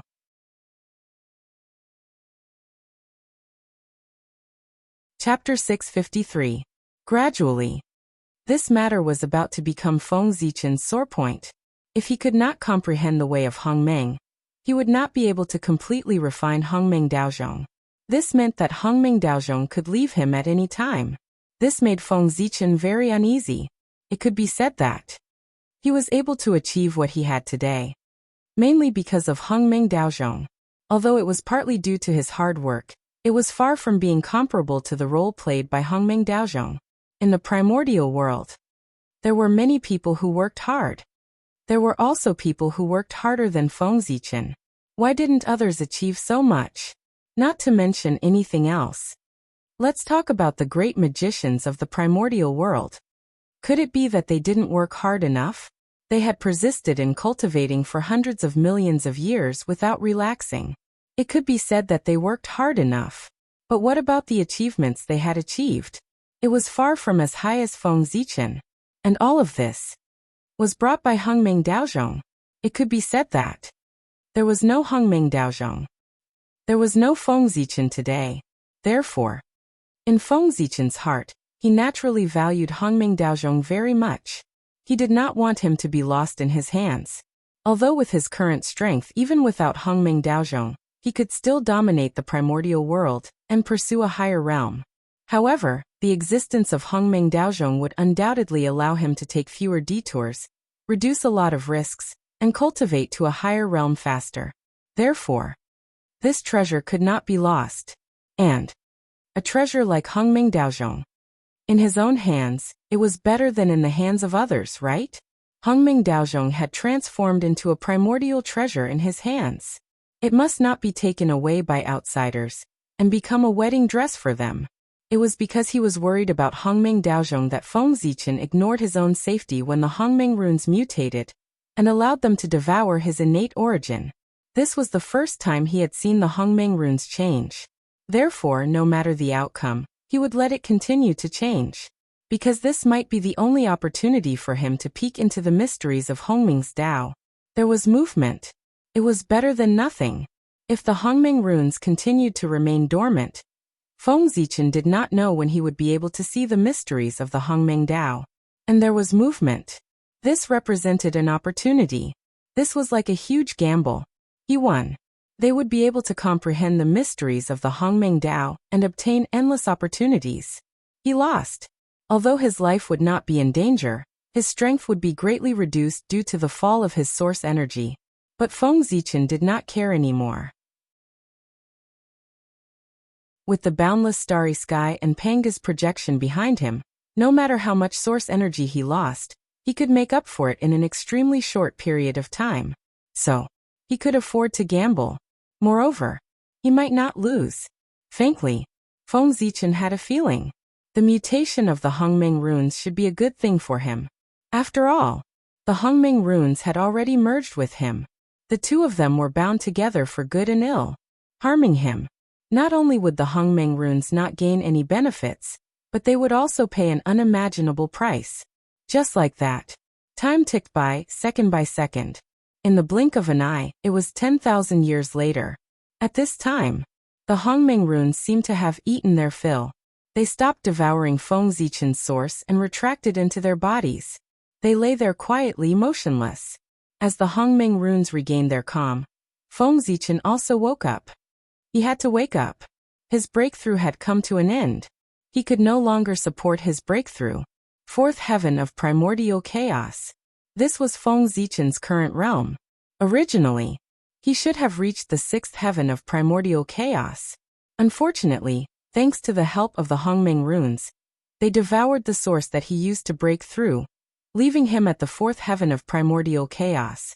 This was also a blessing in disguise. At the very least, he still maintained the cultivation of the fourth heaven of primordial chaos. He did not fall, did he? According to the devouring speed of the Hongming runes at that time, Feng Zichen was really afraid that his strength would fall. Is this Hongming? Feng Zichen, who woke up from his enlightenment, said in a daze. The price of 2 heavens was not in vain. After the Hongming runes devoured the source, they also gave Feng Zichen some information about the Hongming Tao. Although this information was still somewhat obscure and difficult to understand, it was much better than not understanding anything before. In Hongming Daozhong, with the help of the creation Jade Disk Fragment, Feng Zichen finally sorted out some clues from this information and comprehended a trace of the mystery of the Hongming Tao. Don't underestimate this trace of comprehension. As the saying goes, everything was difficult at the beginning. But as long as he started, the next step was not so difficult. Comprehending a trace of the mystery of the Hongming Tao was equivalent to entering the door. Next, with the help of Hongming Daozhong, sooner or later, Feng Zichen would be able to completely comprehend the Hongming Tao. Moreover, the Hongming runes in his body. Since the first change could happen, then there would definitely be a second change, a third change, a fourth change, and this would be the best help for Feng Zichen to comprehend the Hongming Tao. My Tao has been completed. After comprehending the Hongming Dao, Feng Zichen's heart was abnormally excited. Even the unhappiness of not reaching his realm had been diluted a lot. If his realm was not enough, he could slowly increase it. But there were not many opportunities to comprehend the Hongming Dao. If he missed it, who knew if there would be a next time? As soon as he comprehended the primordial Dao, Feng Zichen could not wait to cultivate it. Soon he was lost in the boundless Taoist rhyme. Then, he was woken up by Hongming Daozhong. The most difficult thing about cultivating the Hongming Dao was that if one was not careful, there was a danger of being assimilated by the Hongming Dao. Hongming, the beginning of being. Anything that existed, whether it was a person or an object, originated from him. Therefore, he had the ability to assimilate all things. The most powerful part of the Hongming Dao was also the most dangerous part of him. Therefore, one needed to be extremely careful when cultivating this Dao. But Feng Zichen was not an exception. Because he had Hongming Daozhong. With the help of Hongming Daozhong, he could pull Feng Zichen back from the crisis of Hongming's assimilation at any time. This was the reason why Feng Zichen was confident that he could cultivate the Hongming Dao. Fourth level of primordial chaos? It's still a little low. Looks like I still have to give it a try. After the initial excitement, the unwillingness of not reaching his realm as expected once again surfaced in Feng Zichen's heart. For this, he planned to give it a try. He would continue to improve his realm. And in the primordial world, he had already used up all the power that he could use to improve his realm. There was no other power that could help him. So, Feng Zichen turned his gaze. He placed it in the chaos outside the realm. He remembered.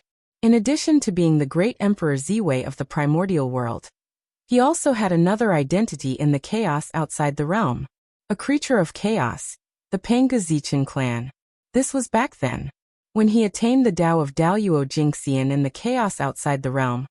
The great Dao personally gave him an identity. For this, he also received a reward from the great Dao, a supreme grade innate spirit treasure, the first origin Dao talisman, as a protective spirit treasure. And Feng Zichen was able to gather his timeline so smoothly in the river of time and space partly because of his Dao attainment in the chaos outside the realm. There was no concept of time and space in the chaos outside the realm. Therefore, when Feng Zichen successfully attained his Dao in the chaos outside the realm, there was no future for him in the primordial world. The past was constant and could be easily cut off. However, the future was fleeting and unpredictable.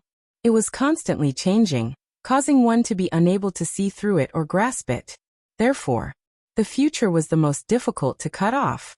However, Feng Zichen had no future. This saved him the most difficult step.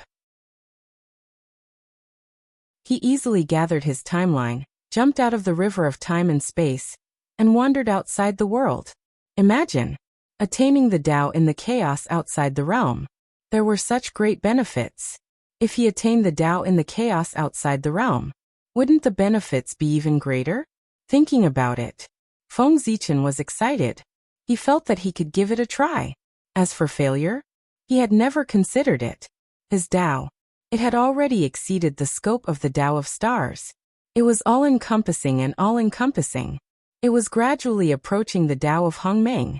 Its power was no weaker than the great Dao cultivated by the Chaos Fiend God. Since that was the case, how could it fail? After making up his mind, Feng Zichen immediately took action.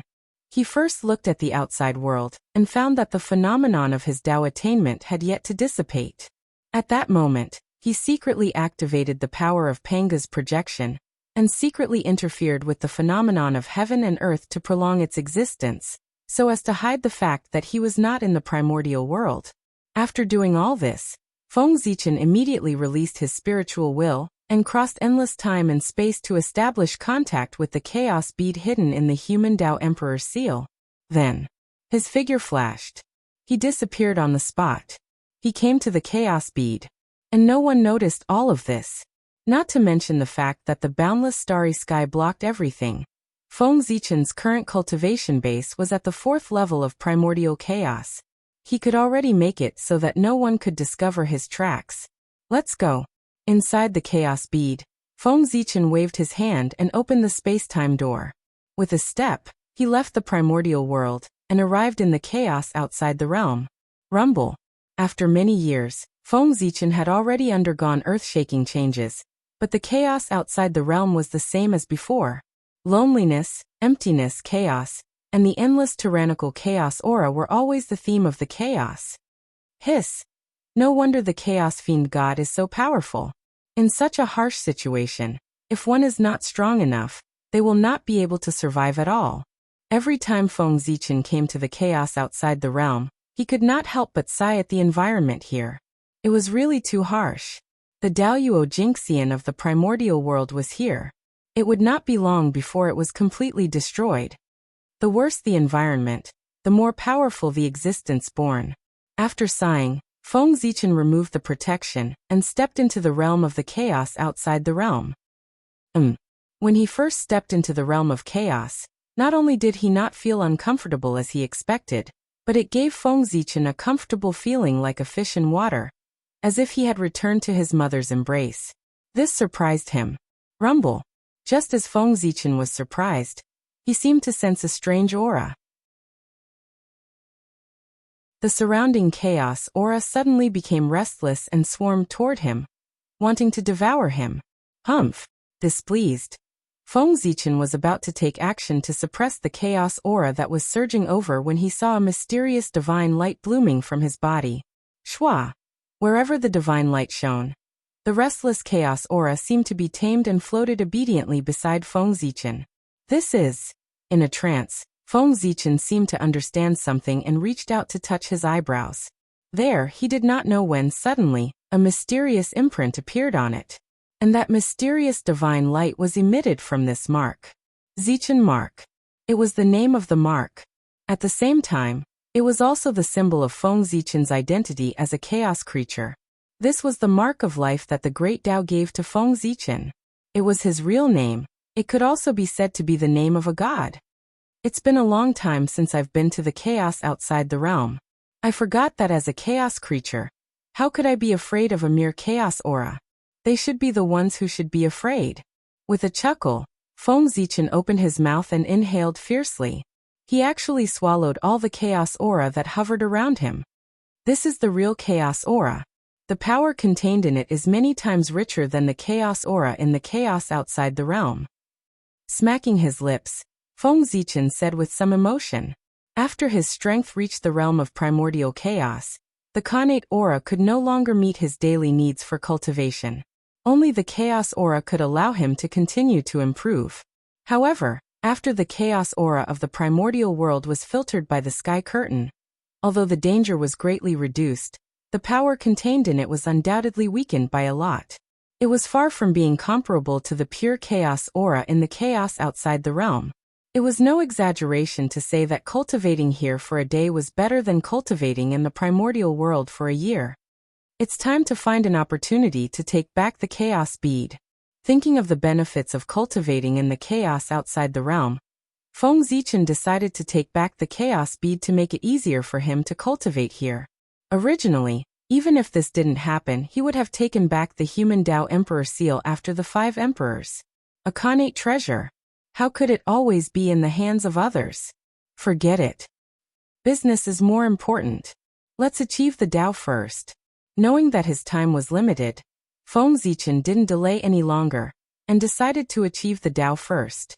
Rumble. A long purple river of more than 4,000 miles surged out of Feng Zichen's body in a mighty manner. Following the connection between them, it rumbled toward the origin of chaos. There was the mark left behind by Feng Zichen when he attained the Tao. Just as Feng Zichen had thought, his attainment of the Tao this time was very smooth. His great Tao was easily imprinted on the origin of chaos and existed with it. Just like last time, as Feng Zichen imprinted his great Tao on the origin of chaos, the great Tao in the unseen world immediately reacted. Wisps of mysterious power hung down and gathered the chaos aura in all directions, turning into a huge furnace of the great Tao. It enveloped Feng Zichen and slowly refined him. This was the great Tao personally helping him to be reborn and reconstruct his Tao body with supreme power.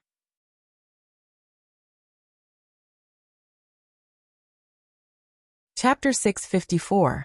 Just like when Feng Zichen broke through to Daoyuo Jingxian, the great Tao personally cleansed his origin and helped him transform into a chaos creature. This time, when Feng Zichen broke through to primordial chaos Daoyuo Jingxian, he received the same experience in the great Tao. Perhaps, with this opportunity, he could transform into a chaos demon god in one fell swoop. Of course, this was just a thought. How could a chaos demon god be so easy to become? Who knew how many years had passed since the birth of chaos? And this vast chaos had only given birth to 3,000 chaos demon gods. If Feng Zichen only relied on one baptism of the great Tao to transform into the high and mighty chaos demon god, wouldn't that make the chaos demon god look bad? That's all I, the great chaos demon god, am? That's all? If the chaos demon god really had no face, how could he be called the greatest life in the world? Therefore, the birth of every chaos demon god consumed the luck in creation of the chaos. It was not so easy to achieve. One or two baptisms of the great Tao could not make Feng Zichen transform into a chaos demon god. At most, it could only make him closer to such an existence. After all, the chaos demon god was different from the innate godfiends. They were the true seeds of the great Tao, and each of them had the possibility of achieving eternity. Ah! Boundless pain assaulted him, causing Feng Zichen to gasp uncontrollably. This was the price of baptizing his body. The pain went straight to the depths of his soul, and it was impossible to avoid. However, Feng Zichen's realm was high, and his endurance had greatly increased. After the initial discomfort, he began to get used to this pain. Then, he could not feel the pain. It seemed that it was just that. After not feeling the pain, Feng Zichen relaxed a lot. Then he began to do business. Great Tao furnace out. Feng Zichen's mind moved, and a huge furnace flew out of his body and hung in the air, echoing with the great Tao furnace in the outside world. This was a supreme great magical power that he had created by imitating the Great Path Furnace. The Great Path Furnace, pseudo. Since he had nothing to do, he might as well take this opportunity to transform his divine ability. Originally, the power of the Great Tao Furnace was very strong. It was enough to rank at the top of the countless great divine powers in the untainted land. Then, after confirming with the Great Path once again, its power would definitely be further enhanced. Who knows, he might be able to enter the top 3 and become one of the strongest supreme mystical skills of the Great Desolate Aeon. In the chaos, time passed unknowingly. Under the baptism of the furnace of the Great Path, Feng Zichen did not know how much time had passed. It felt like an instant, yet it also felt like thousands of years. In short, in a daze, Feng Zichen finished his transformation. The great Tao came suddenly and left suddenly. The moment Feng Zichen completed his transformation, all the strange phenomena disappeared without any warning. Only Feng Zichen was left behind. He stood in the chaos, stunned. That's it. In the chaos, Feng Zichen muttered in a daze. It was no wonder that he was like this. In the early stages of the baptism, he had indeed tasted unimaginable pain. But after the baptism reached the later stages, everything was different. The great Tao seemed to have released its restrictions on him. All kinds of mysteries appeared in front of his eyes without any concealment, allowing him to swim freely in the ocean of the great Tao. Unknowingly, Feng Zichen was immersed in it. Therefore, after the great Tao left, he suddenly woke up from his enlightenment and could not accept the feeling of difference for a moment. That was why he sighed as if he had not had enough. If I could stay under those conditions, why would I worry about not being able to reach the limitless great Tao? After calming down, Feng Zichen shook his head and said. Then he began to sense his own condition. Because he had fallen into the deepest level of enlightenment, his mind was completely immersed in the great Tao. He did not have any extra mind to pay attention to his body. This was what was often said. Apart from the Tao, there was nothing else. For this reason, during the enlightenment period, Feng Zichen's body operated instinctively. He really did not know what kind of changes had happened. He needed to feel it carefully. Fifth heaven of primordial chaos? The moment his mind returned to its original position, all kinds of information naturally poured into Feng Zichen's mind. allowing him to understand all the changes. Among them, the most eye-catching thing was, it was his cultivation level.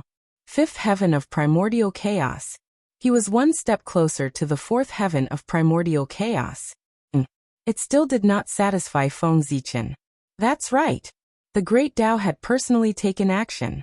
Logically speaking, it should not be so shameful.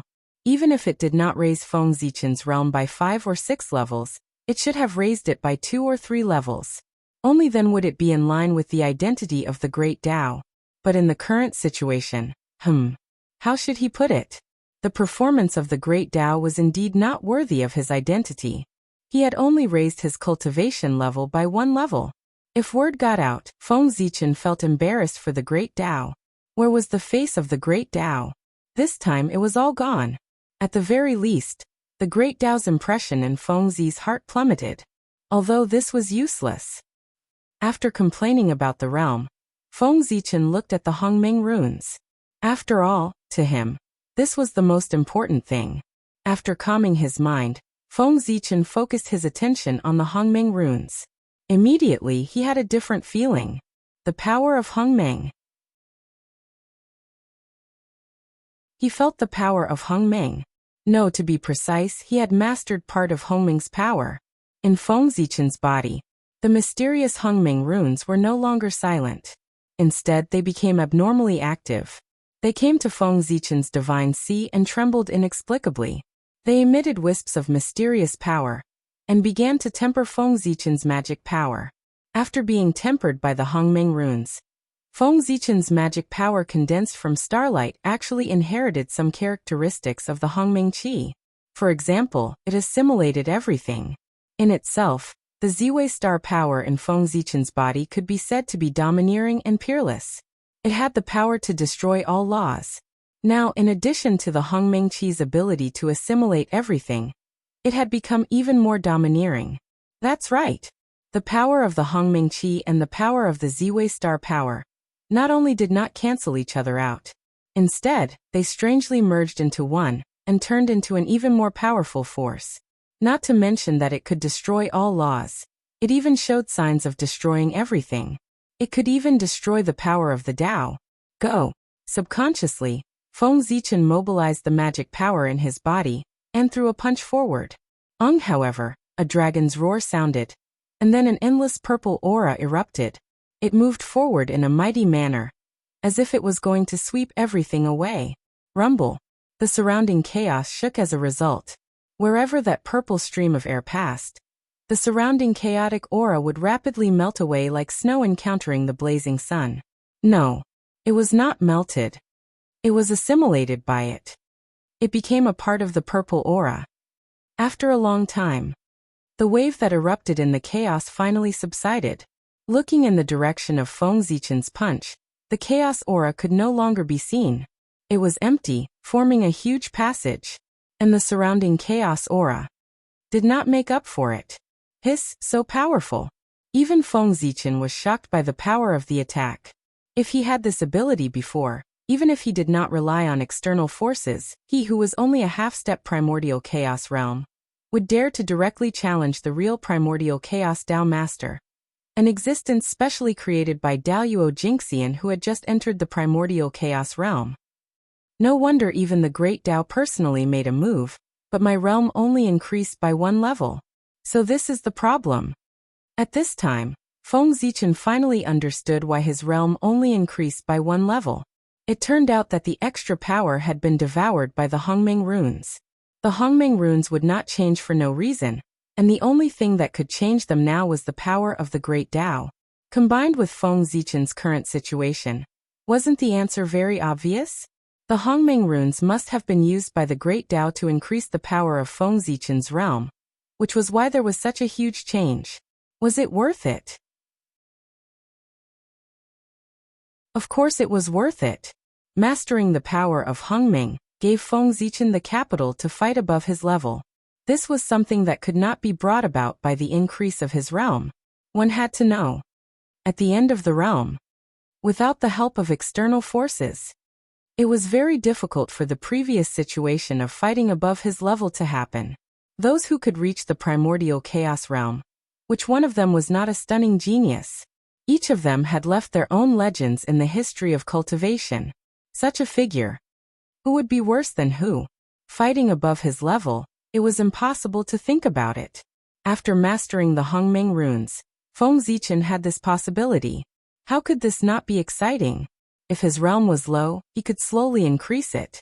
But once this opportunity was missed, it would really be gone. TSK. It had to be said. The Great Tao was the Great Tao. Its power was much higher than the power of the primordial world. Feng Zichen had paid so much in the primordial world, but it only made the Hongmeng runes react. But once the Great Tao made its move, it directly made the Hongmeng runes completely recover. This was the difference. Ziwei Emperor Qi. From now on, you'll be called Ziwei Emperor Qi. After sighing, Feng Zichen gave the power in his body a name. Ziwei Emperor Qi. Ziwei was the symbol of his identity. Emperor was simple. As the name implied, it meant the great emperor. Qi, needless to say, referred to power here. The combination of Ziwei Emperor Qi meant that it was the power of Ziwei the Great. It was also narcissistic. After confirming the realm and the changes in the Hongmeng runes, Feng Zichen turned his gaze to the changes in his body. Speaking of which, the changes in his body were the greatest.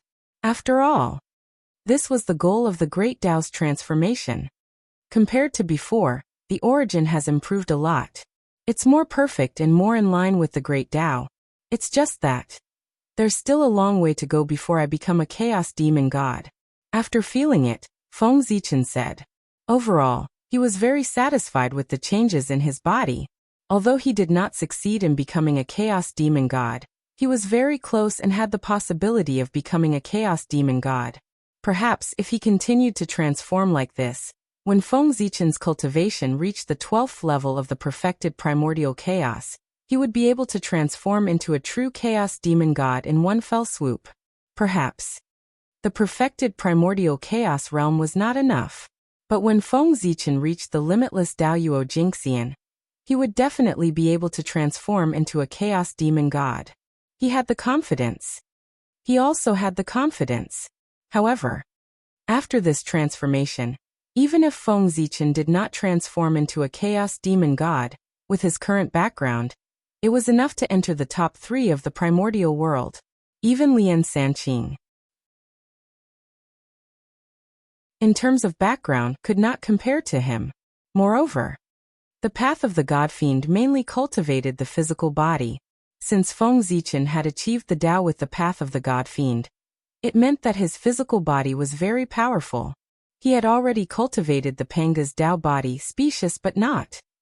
Its hardness was not inferior to a primordial treasure at all.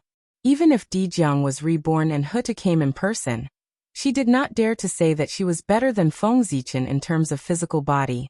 With the size of the primordial world, it was estimated that only the demon ancestor Rahu, only then would he be able to surpass Feng Zichen in terms of physical strength. He could not be called the first in the primordial world, but he could definitely be called the top 3 in the primordial world. Strong. Very strong. The current Feng Zichen could be said to be truly standing at the top of the primordial world, becoming the small group of people standing at the top, able to dominate the fate of all living beings. The rise and fall of heaven and earth were all in his hands. From this moment on, he had completely gotten rid of the fate of a chess piece, and became the next person on the chessboard called heaven and earth. From behind the scenes, he walked to the front of the stage. With Feng Zichen's cultivation of the 5th level of primordial chaos, there were not many people stronger than him in the primordial world. There were only a handful. Even the 7 saints, their strongest person's strength would not exceed the 6th level of primordial chaos.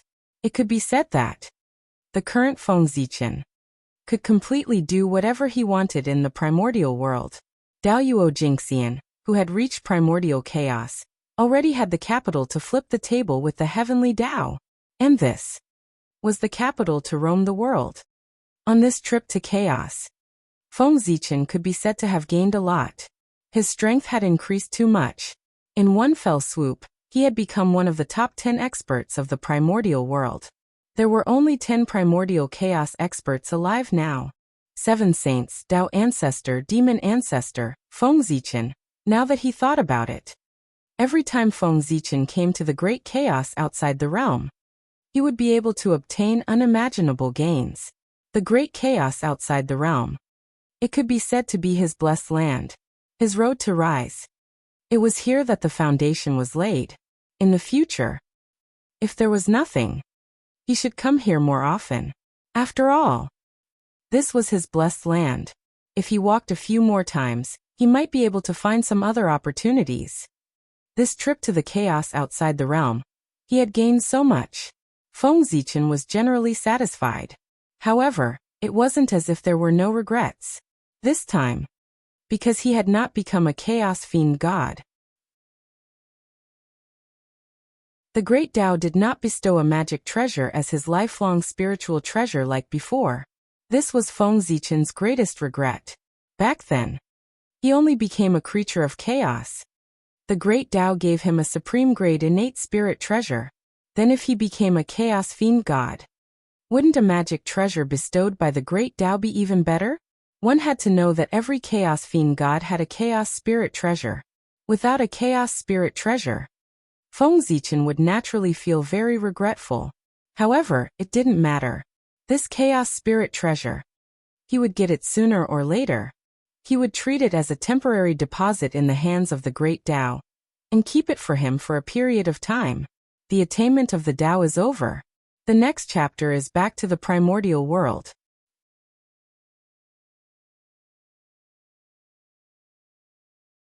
Chapter 655. It's about time. It's time to return to the primordial world. After erasing the aura of chaos on his body, Feng Zichen stepped into the space-time door and returned to the primordial world. Although the chaos was good, but his foundation, and the people he could not bear to part with, they were all in the primordial world. In the blink of an eye, space-time changed. Looking back again, Feng Zichen had already returned to the Emperor Star. At this moment, only 3,000 years had passed since he left the primordial world. Well, it was just a short moment. And this, of course, was not because Feng Zichen was lucky. One had to know. Because the chaos did not have space-time, one could not feel the passage of time there.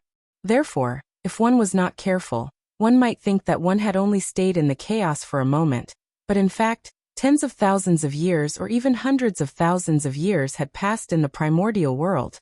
Of course, it was also possible that one had spent tens of thousands of years in the chaos, and only an instant had passed in the primordial world. All of this depended on one's luck. To be honest, Feng Zichen's luck could be said to be extremely good, but there was always a possibility. What if his luck was useless in the chaos? So, he did not dare to gamble on this probability. If he was delayed in the chaos for hundreds of thousands of years, then it would be too late. For this, after Feng Zichen entered the chaos, he used the chaos bead to stabilize the chaos and make the flow of time consistent with the primordial world.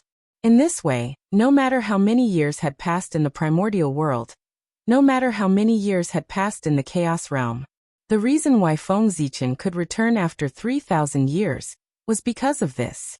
Otherwise, who knew what time and space the time node was when he returned?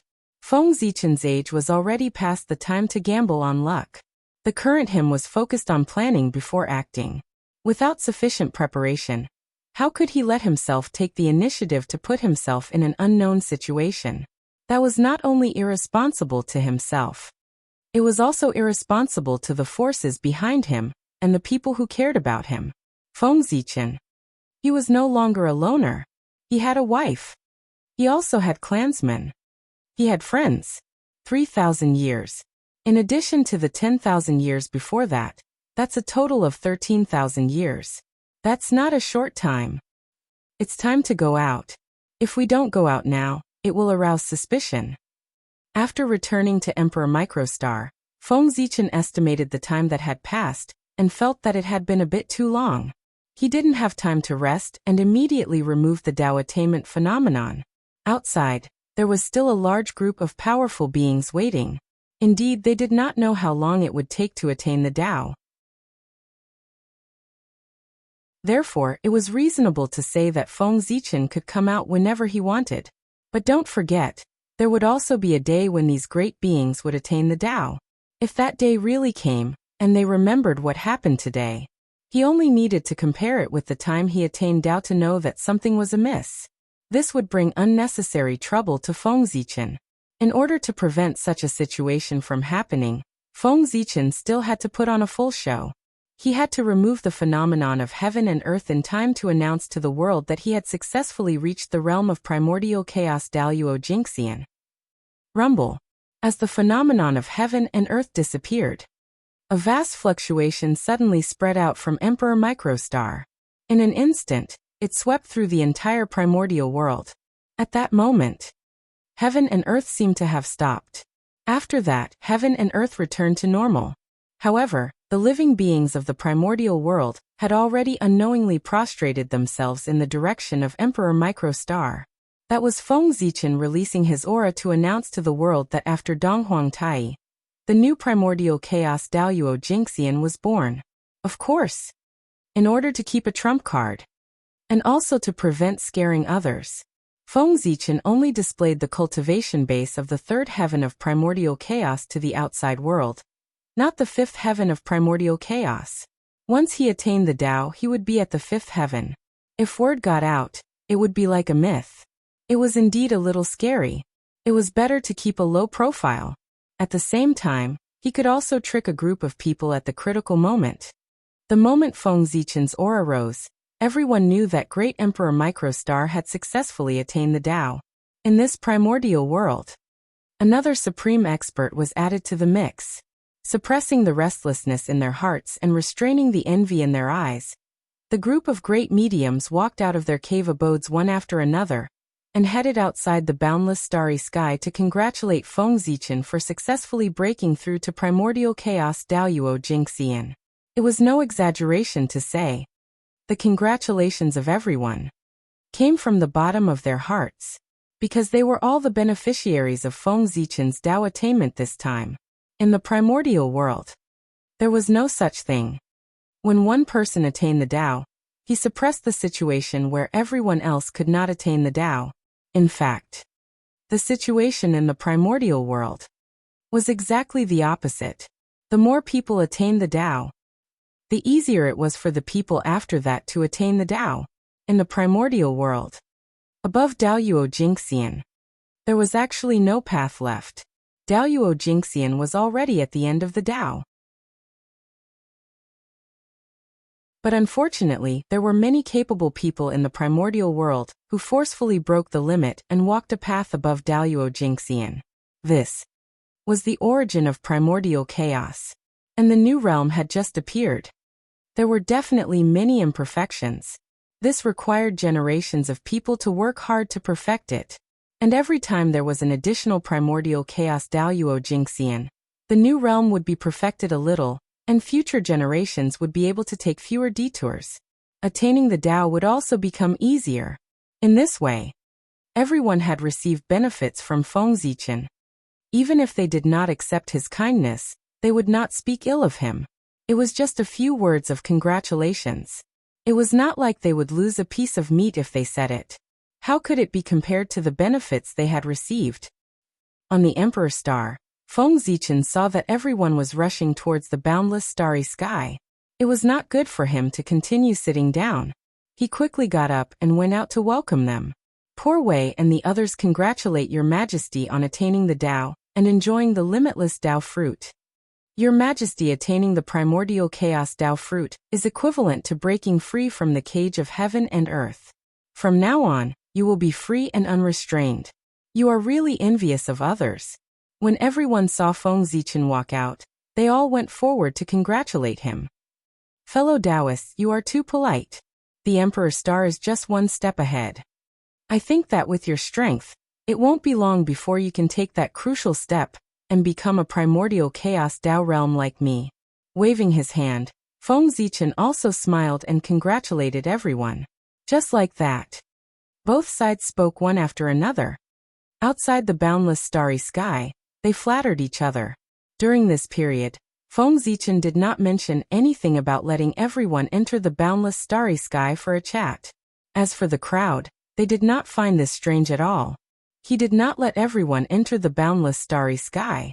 It was not because there was some secret in the boundless starry sky that could not be discovered by others. It was because there were too many great mediums. If there were 3 or 4, it was fine for Feng Zichen to let them in. But basically all the great mediums of the primordial world had come. How could Feng Zichen dare to let them all in at once? Who knew? Among these great mediums, how many spies of the Chaos Fiend God were there? If they took the opportunity to cause trouble, that would be terrible. In the boundless starry sky, there were 4 great ferocious beasts suppressed. If any one of them was let go, it would be a great disaster for the primordial world.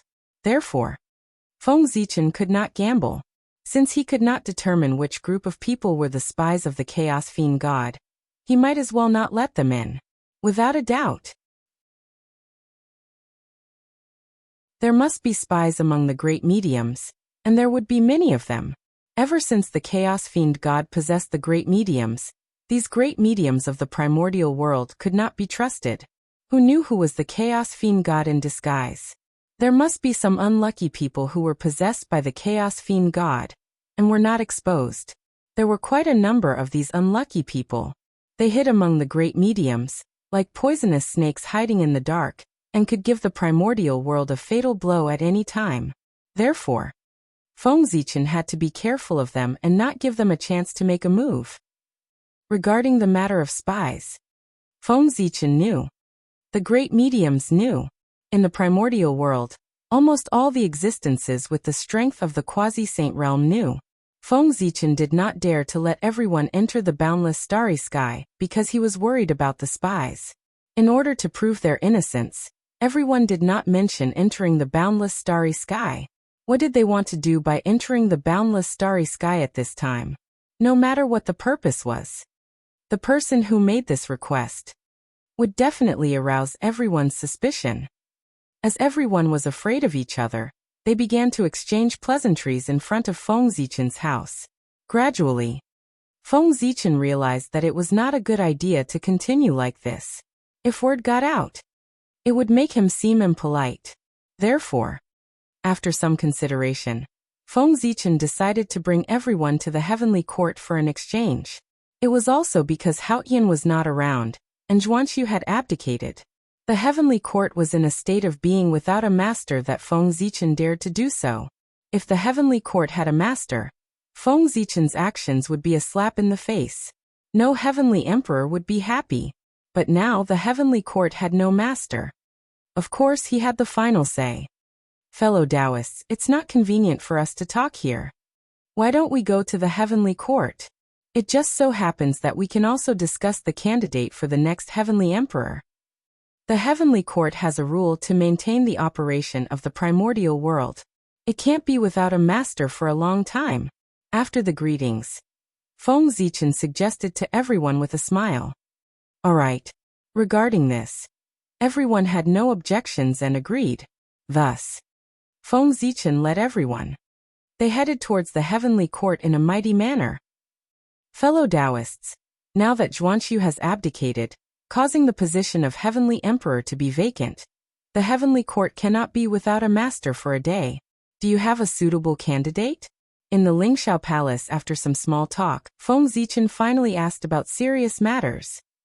Your Majesty, do we still need the poor Wei and the others to recommend us? Right now, isn't there the most suitable candidate? As soon as Feng Zichen finished speaking, Zheng Yuanzi walked forward and said with a smile, Fellow Taoist Zhen Yuan is talking about? Feng Zichen asked knowingly. He couldn't say his name himself, right? How inappropriate would that be? It's you, Your Majesty. As he said that, without waiting for Feng Zichen to refuse, Zheng Yuanzi continued, Your Majesty is the second in command of the 3 realms. Now that the heavenly emperor has entered a calamity, it's only right for Your Majesty to step forward and take charge of the heavenly court. This was the truth. It was reasonable and irrefutable. Great Emperor Ziwei was the legal successor of the heavenly emperor. This was recognized by the heavenly Tao. Fellow Taoist Xinyuanzi is right. It's most appropriate for His Majesty to step forward and take charge of the heavenly court. If His Majesty hadn't been seriously injured back then, His Majesty would have stepped forward to clean up the mess when the heavenly emperor entered the calamity. Why would he need to give up the 5 emperor positions to the human race? Yes, before the heavenly empress reincarnated, didn't she also entrust the heavenly court to His Majesty? After Xinyuanzi finished speaking, the remaining great mediums echoed, actually, in their hearts. As long as it wasn't a human who continued to be the heavenly emperor, then it didn't matter who came to be the heavenly emperor. Of course, it would be best if Feng Zichen was the one who became the heavenly emperor. Because he was the heavenly emperor, he was really too suitable. There was no other suitable candidate like him in the primordial world. Under the flattery of everyone, Feng Zichen was not prepared to hold back, and was about to agree to this matter immediately. Okay. Since everyone has unanimously recommended me, then I won't refuse the position of the heavenly emperor. Just as Feng Zichen was about to agree, an accident happened. Quickly go to the chaos beyond the heavens. A heartless voice suddenly sounded in Feng Zichen's ear, interrupting what he was about to say. Heavenly Axie in an instant. Feng Zichen's face darkened, because he recognized whose voice it was. It was the heavenly axiom. In the primordial world, only the heavenly axiom could emit such an extremely cold and majestic voice. At this moment, at the moment when he was about to become the heavenly emperor, the heavenly axiom asked him to go to the chaos beyond the heavens. It would be strange if there was no problem. Obviously, someone did not want him to become the heavenly emperor. As for why he did not suspect that something had happened to the chaos first, of course, that was because in Feng Zichen's perception, nothing unusual had happened to the chaos.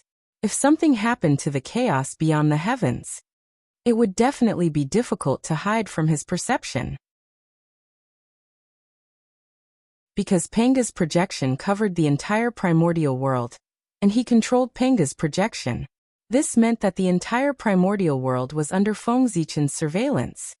Who could it be? The first thing to eliminate was the heavenly axiom. Feng Zichen was only temporarily taking over the position of the heavenly emperor. It was not like he was changing the world and completely replacing Haotian. When he returned, he would still have to return the power to Haotian. Since that was the case, such a small matter, the heavenly axiom would not care. If it was not the heavenly axiom, then it could only be the Tao ancestor or the 6 saints.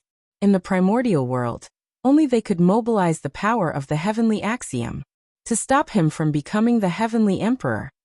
Tao ancestor Hongjun might not have a reason to make a move, but the 3 pure ones and Juanti had a full reason. There was a grudge between Feng Zichen and them. With a suspect target, the next thing was much simpler. He only needed to go to the chaos beyond the heavens to verify it personally. One had to know. Among the saints, there were also people who stood on his side. Referring to Nuwa. Cough. Fellow Taoists, I already know your intentions. However, the heavenly axiom urgently summoned me to the chaos beyond the heavens. Therefore, the candidate for the heavenly emperor, you should choose another person. With a light cough to hide his embarrassment, Feng Zichen continued to speak. At the same time, the moment he spoke, an invisible aura spread out from his body. In an instant, it enveloped the entire Lingxiao Palace.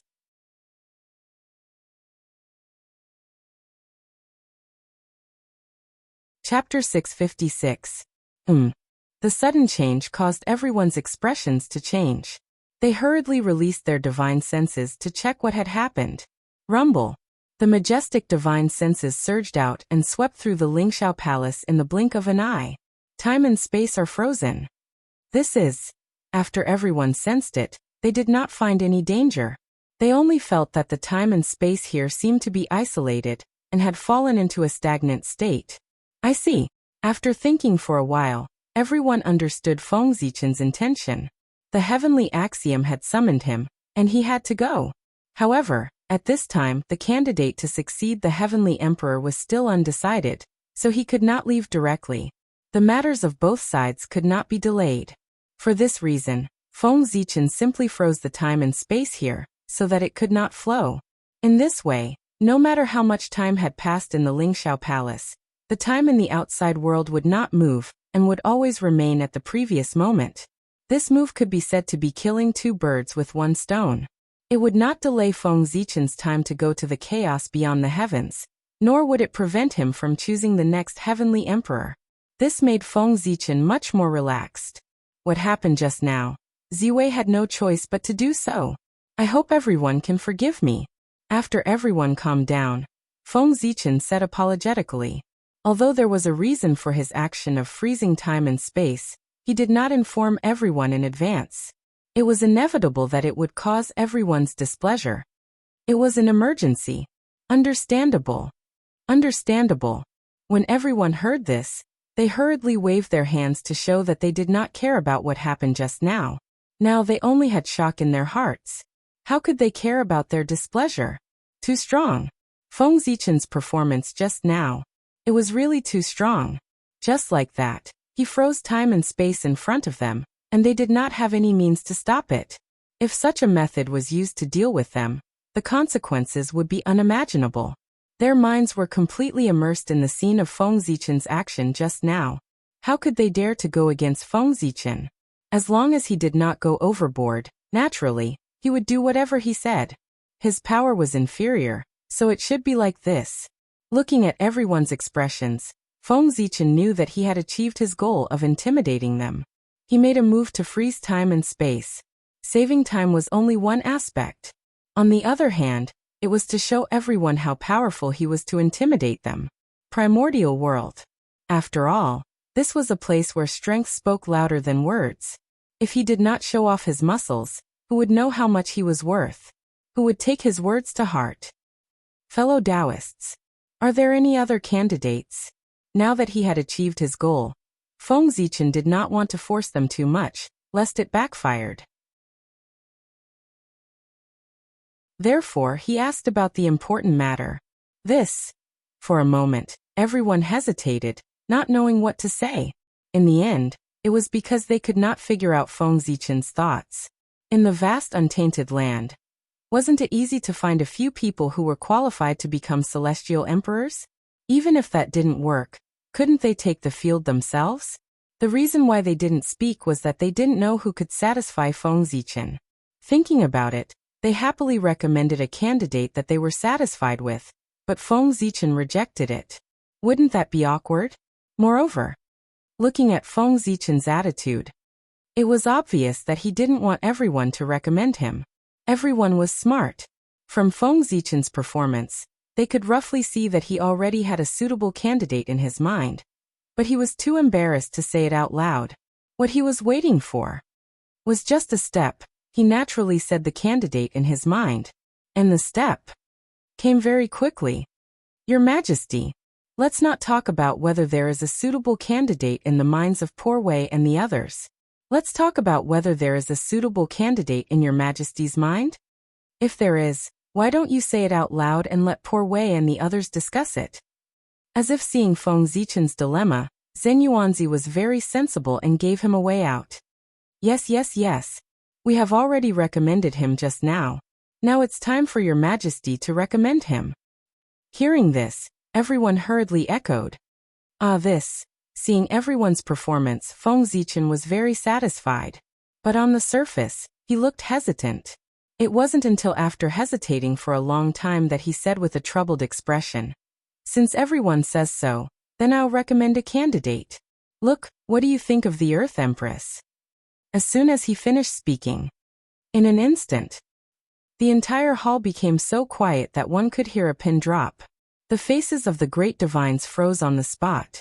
The Earth Empress, a name that didn't have much of a sense of existence, almost made everyone forget her existence. But it was this name that brought great shock to everyone the moment Feng Zichen said her name. That was the incarnation of a saint. Everyone thought of many possibilities in their hearts, but they didn't expect that Feng Zichen would recommend the incarnation of the Earth Saint, one of the four royals, as the Heavenly Emperor. However, in a sense, that person was indeed one of the most suitable candidates. Everyone couldn't refute. Of course, the main reason was that they didn't dare to. That person was the person who couldn't be offended in the primordial world. Facing the Earth Empress who controlled the 6 paths of reincarnation, even Tao ancestor Hong Jun had to be polite to her. Not to mention the great magicians. After all, the Earth Empress had too much merit on her. The merit she obtained when she transformed into reincarnation was second only to the merit of opening the heavens. Fellow Taoists, I would like to invite the Earth Empress to ascend to the heavens and become the Emperor. What do you think? After a long time, Feng Zichen said. Naturally, no one dared to have any objections. If the Earth Empress is willing to come, that would naturally be excellent. But I'm afraid that the Empress might not be willing to come. After a while, someone seemed to have thought of something and said uncertainly, "Sigh. There's no need to worry. If the Earth Empress doesn't agree, you can let her recommend a candidate." Shaking his head, Feng Zichen said nonchalantly. Then, without waiting for anyone to reply, he disappeared on the spot. Fellow Taoists, I'll leave the matter of bringing the Earth Empress to the heavens to you. I'll head to the chaos outside the heavens first. After his figure completely disappeared, Feng Zichen's faintly discernible voice could be heard in the void. Obviously, he had already gone far away. Crash. The sound of a mirror shattering could be heard. The barrier that enveloped the Lingxiao treasure hall quietly shattered, and time and space returned to normal. Looking at Feng Zichen's empty seat, everyone was speechless. He left just like that? He just threw the trouble to them so casually? He was too carefree. Sigh. He's born to work. After sighing, everyone did not dare to delay, and hurriedly rushed to the netherworld. The earlier they invited the Earth Empress, the earlier they could relax. Just as everyone was heading to the netherworld, the chaos outside the heavens, at the junction of the primordial world and the chaos outside the world, where the gate of witchcraft was, the atmosphere was extremely tense. Feng Zichen was confronting the 3 pure ones, Zhuan-Ti, and the others. Since he was already here, it was not difficult for him to see who was secretly plotting against him. It was the Heavenly Lord of Primordial Beginning. Back then, because of the matter of the South Pole Star, Feng Zichen had a conflict with the Heavenly Lord of Primordial Beginning, and embarrassed him in front of everyone. And this was extremely difficult for the Heavenly Lord of Primordial Beginning, who cared about his reputation. Because of this, the Heavenly Lord of Primordial Beginning secretly hated Feng Zichen, and was prepared to find an opportunity to repay him. However, before he could find an opportunity to do so, the disaster of the Chaos Demon God erupted. Helpless, the Heavenly Lord of Primordial Beginning could only go to the sky screen to resist the invasion of the Chaos Demon God. For this, to take revenge on Feng Zichen, he had to put it on hold for the time being. However, putting it on hold did not mean that the Heavenly Lord of Primordial Beginning had forgotten about it. The Heavenly Lord of Primordial Beginning, who was bored in the chaos outside the heavens, planned to use the vision of his clone to observe the current situation of the primordial world. Good Lord, it did not matter what he saw, but he saw an opportunity to take revenge on Feng Zichen. At that time, it was when everyone elected Feng Zichen as the emperor. When the Heavenly Lord of Primordial Beginning saw this scene, how could that be? Of course he disagreed. He had to think of a way to stop it.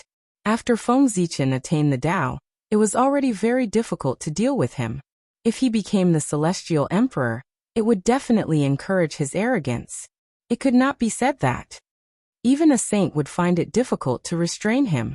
Feng Zichen becoming the Celestial Emperor, even if it was only temporary, would bring about a greater impact than Haotian. After all, Feng Zichen's strength was ranked there, 3rd heaven of primordial chaos. Or out of fear, or out of revenge. In short, the Heavenly Lord of Primordial Beginning decided to stop Feng Zichen from becoming the emperor, and the 3 pure ones were one. Since the Heavenly Lord of Primordial Beginning had made a move, the Grand Pure One and the Grand Master of Heaven naturally could not just stand by and watch. Whether they were willing or not, they had to help. As for why the 3 pure ones were involved in receiving Zhuan-Ti, It had to be explained from the matter of their identities being exposed.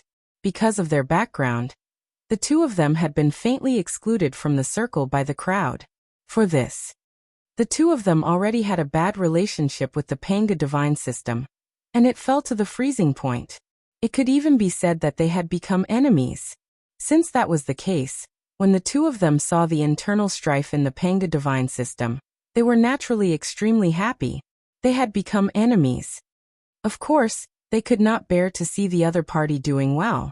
If the Panga divine system was harmonious, how could the two of them have the chance to rise? Only when the Panga divine system fought with each other openly and secretly would they have the chance to fish in troubled waters and obtain a chance to develop.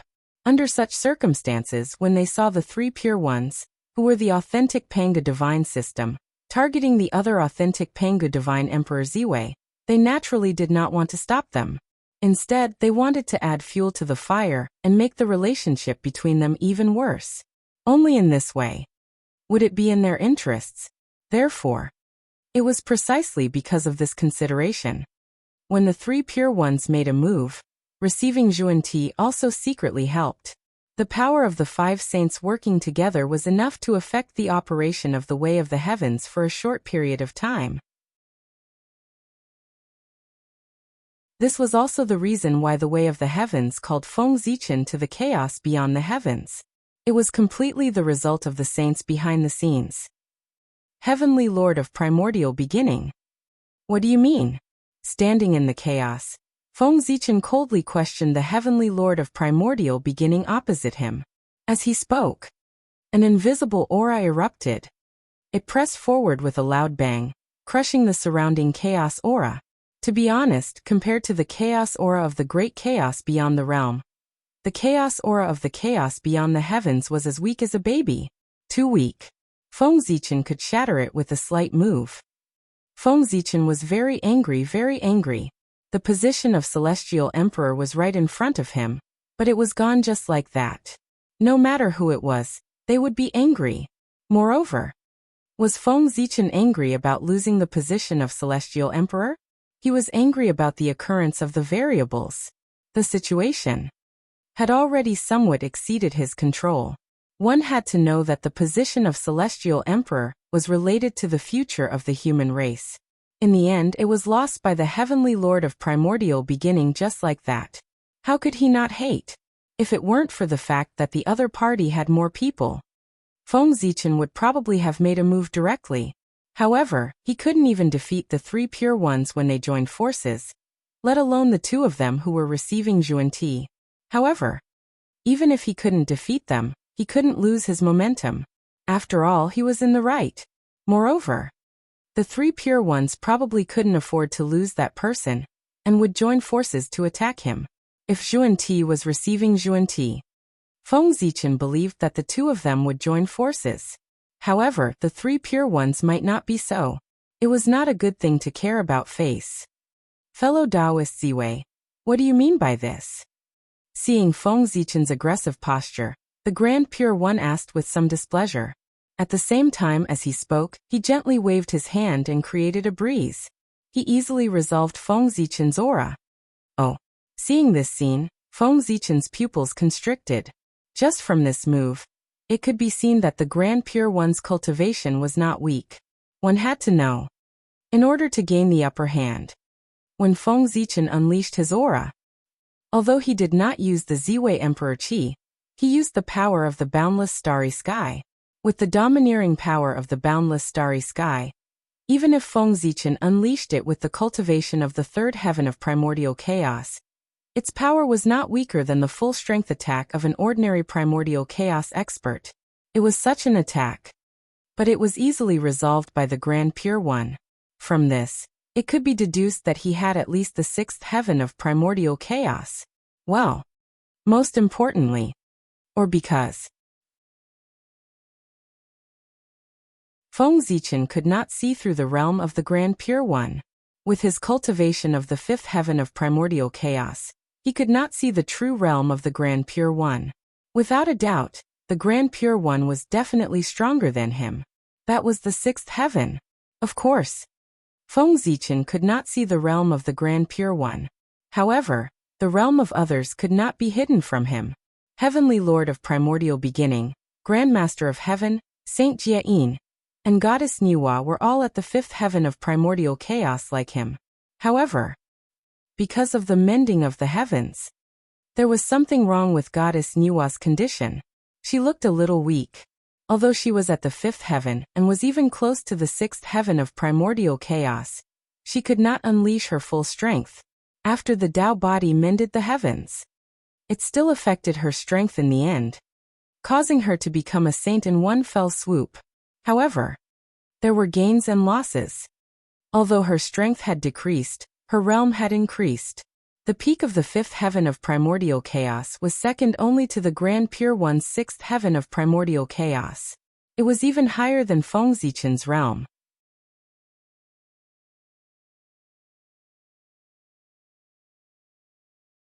Chapter 657. This was probably. It was the compensation that the heavenly Tao gave to Nuwa.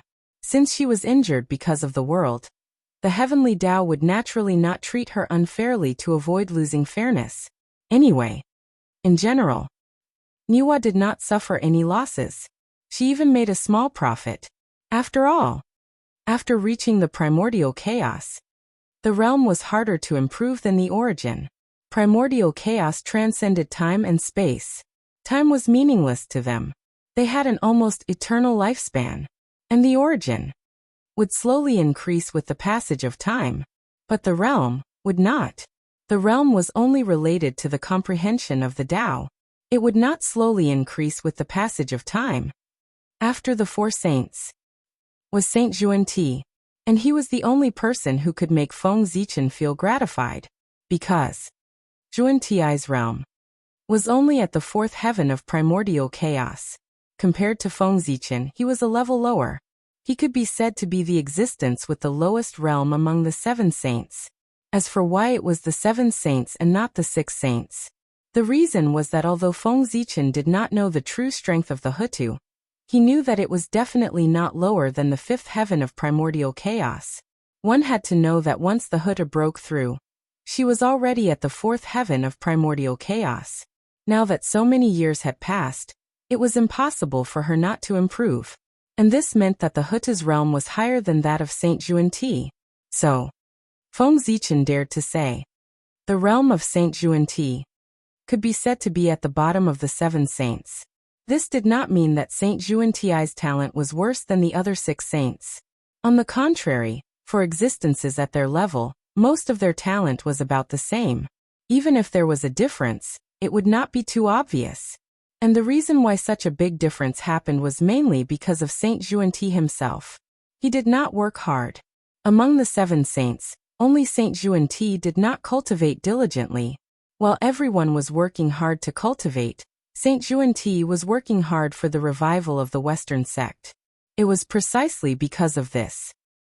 That was why his cultivation was delayed. As a result, his cultivation level fell behind everyone else. Of course, it was also because Saint Xuanti was running around outside that Saint Jia-in could settle down and focus on cultivation. In terms of realm, he was on par with everyone else. The Western sect could have today. It was all thanks to Saint Xuanti, with the pain of one man, in exchange for the prosperity of the West. From a certain perspective, Saint Xuanti was worthy of the word great. Ehe, fellow Taoist Grand Pure One, why are you asking when you already know the answer? Do you really not know my intentions? With a sneer, Feng Zichen curled his lips and mocked. At this moment, the Grand Pure One was still pretending. It was as if they were not the ones who had used the heavenly Tao to call him over. His face was truly shameless. Poor Wei, I don't know.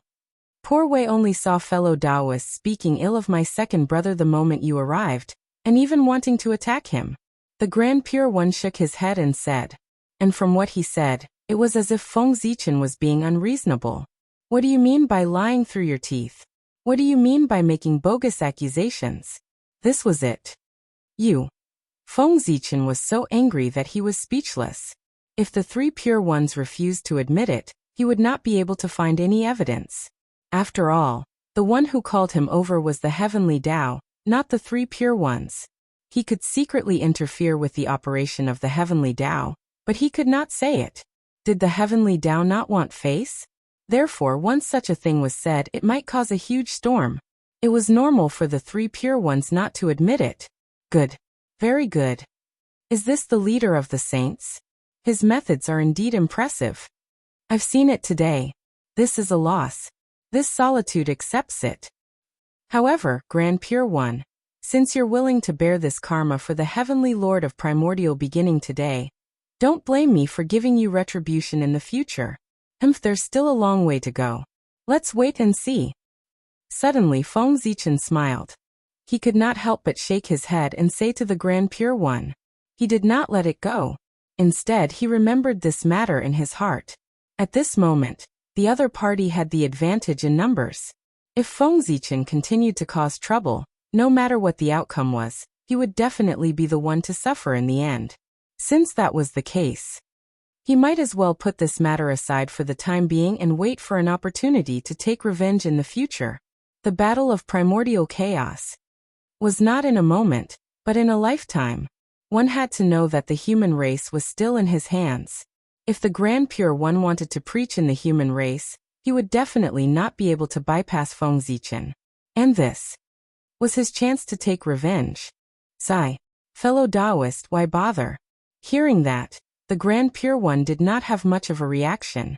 He only shook his head and said indifferently. Obviously, he did not take Feng Zichen's words to heart. That's right. With the Grand Pure One status, why would he be afraid of the threat of others? It was more like he was threatening others. Feng Zichen did not say anything about that.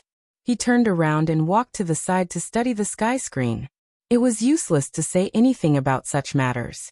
He still had to rely on his actions to speak.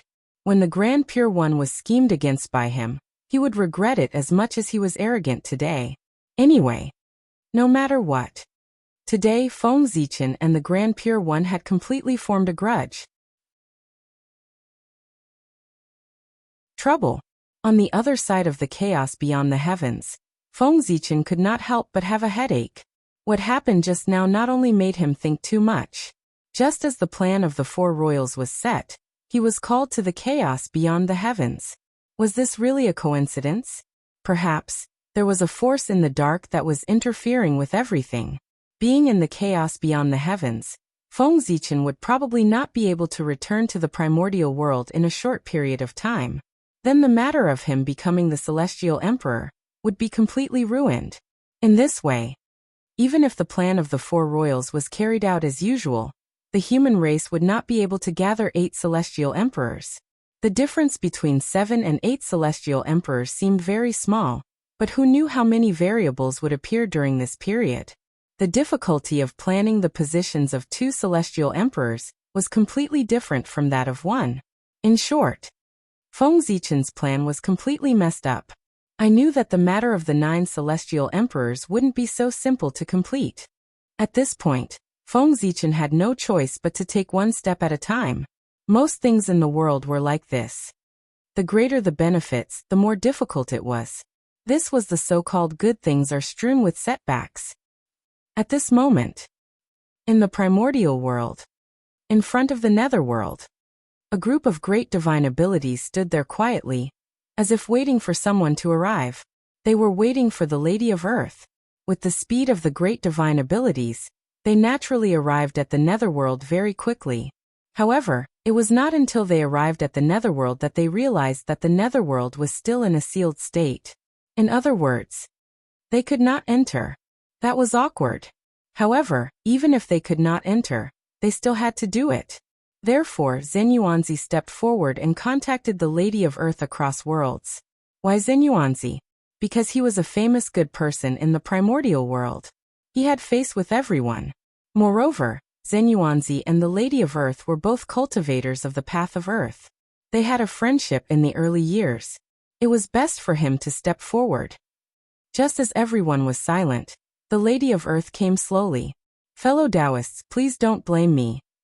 Now that the Chaos Fiend God is causing trouble in the netherworld, In order to prevent him from escaping the netherworld and causing trouble in the primordial world, we have no choice but to join forces to seal the realm. We can't let outsiders enter at will. Walking in front of everyone, the Lady of Earth said apologetically. That's how it should be. Hearing that, everyone did not show any dissatisfaction and expressed their understanding. The Chaos Fiend God was a huge problem. Compared to him, their grievances were nothing. Fellow Taoists, what brings you here? After exchanging pleasantries, the Lady of Earth asked about their intentions. Empress, Poor Wei and the others are here to invite you to ascend to the heavens. Zhen Yuanzi straightened his face and spoke on behalf of everyone. The Lady of Earth was a little puzzled. Empress, you might not know this, but ever since Emperor Xian abdicated, the position of Celestial Emperor has been empty. However, the heavenly court cannot be without a ruler for a day. Therefore, we have specially come here to invite you to ascend to the heavens and become the emperor. As he spoke, Zhen Yuanzi bowed to the Lady of Earth. We implore Empress to ascend to the heavens. When the people behind him saw this, they followed suit and bowed. The Lady of Earth was speechless. She hadn't figured out what had happened yet, and they wanted her to ascend to the heavens and become the emperor? Her heart stirred slightly. In just an instant, the Lady of Earth knew the cause and effect. She couldn't help but be annoyed with Feng Zichen. What kind of idea did he come up with? Now there were still a lot of things waiting for her to deal with in the netherworld. How could she have the time to go to the heavenly court to become the emperor? Fellow Taoists, please get up. There were thousands of thoughts in her mind, but the Lady of Earth didn't forget to ask everyone to get up. What was the point of bowing all the time? I already know the purpose of everyone's visit, but everyone knows the situation in the netherworld. The tribulation of the Chaos Fiend God hasn't passed, so I really can't leave. Shaking her head, the Lady of Earth refused. If there was no threat from the Chaos Fiend God, she would have agreed. But now, there were countless Chaos Fiend gods hidden in the 9 underworlds. In order to prevent them from attacking the 6 paths of reincarnation, none of the top combat strength of the netherworld could leave. So, the Lady of Earth couldn't agree to everyone's request. This. When everyone heard this, they couldn't help but look at each other, their faces full of embarrassment. This reason, it could be considered as blocking all their words of persuasion. The position of the Celestial Emperor was very important, but the safety of the primordial world was even more important. If the Chaos Fiend God fled to the primordial world because of the Lady of Earth's departure, then their sins would be great. Then, Empress, do you have a suitable candidate in mind? Everyone felt helpless. They knew that it was impossible for the Lady of Earth to become the Celestial Emperor. So they asked. They thought that since they had come this time, they couldn't come in vain. It didn't matter if they couldn't invite the Lady of Earth. It wasn't impossible for her to recommend a suitable candidate. The great Emperor of Ziwei wasn't around. The great Emperor of the South Pole was in seclusion to heal his injuries. After the North Star Emperor faked his death, no one knew where he went. Of the 4 heavenly emperors, the only one who was still active was the Lady of Earth. So, this concerned the candidate of the Celestial Emperor. Who else could they ask? No one else had the right to agree. A suitable candidate? Yes. It's not that there isn't one. The Lady of Earth originally wanted to reject him directly, but suddenly, an idea flashed through her mind. She thought of someone and could not help but change her words. Who? After hearing that the Lady of Earth had a candidate, everyone's heart skipped a beat, and they quickly asked. At this moment, everyone had already made up their minds. As long as the candidate proposed by the Lady of Earth wasn't too ridiculous, no matter who it was, they would directly agree. It was too annoying. This matter was too vexing. It was just choosing a temporary Celestial Emperor, and there were so many twists and turns. They had to run around. Wasn't it deliberately tormenting people? If they had known earlier, they wouldn't have let Zhuanshu abdicate. They would have let him stay until Haotian returned. Fellow Taoists, what do you think of Taoist Xianqing? After thinking for a while, the Lady of Earth said a name that was beyond everyone's expectations. Who? Empress, who are you talking about? Hearing this, Everyone was stunned and asked in disbelief. They felt that the Xianqing that the Lady of Earth mentioned was not the same person as the Xianqing that they knew. The 9 heavens immortal venerables of the celestial sect of wonders, Taoist Xianqing.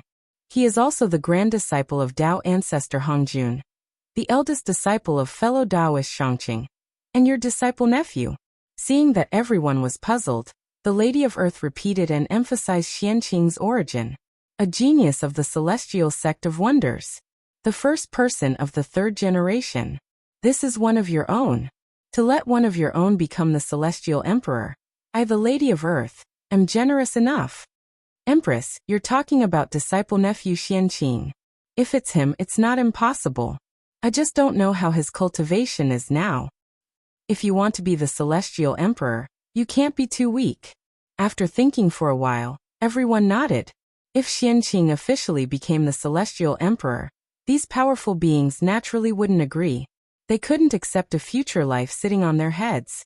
However, it wasn't impossible for them to accept such a temporary role as the celestial emperor.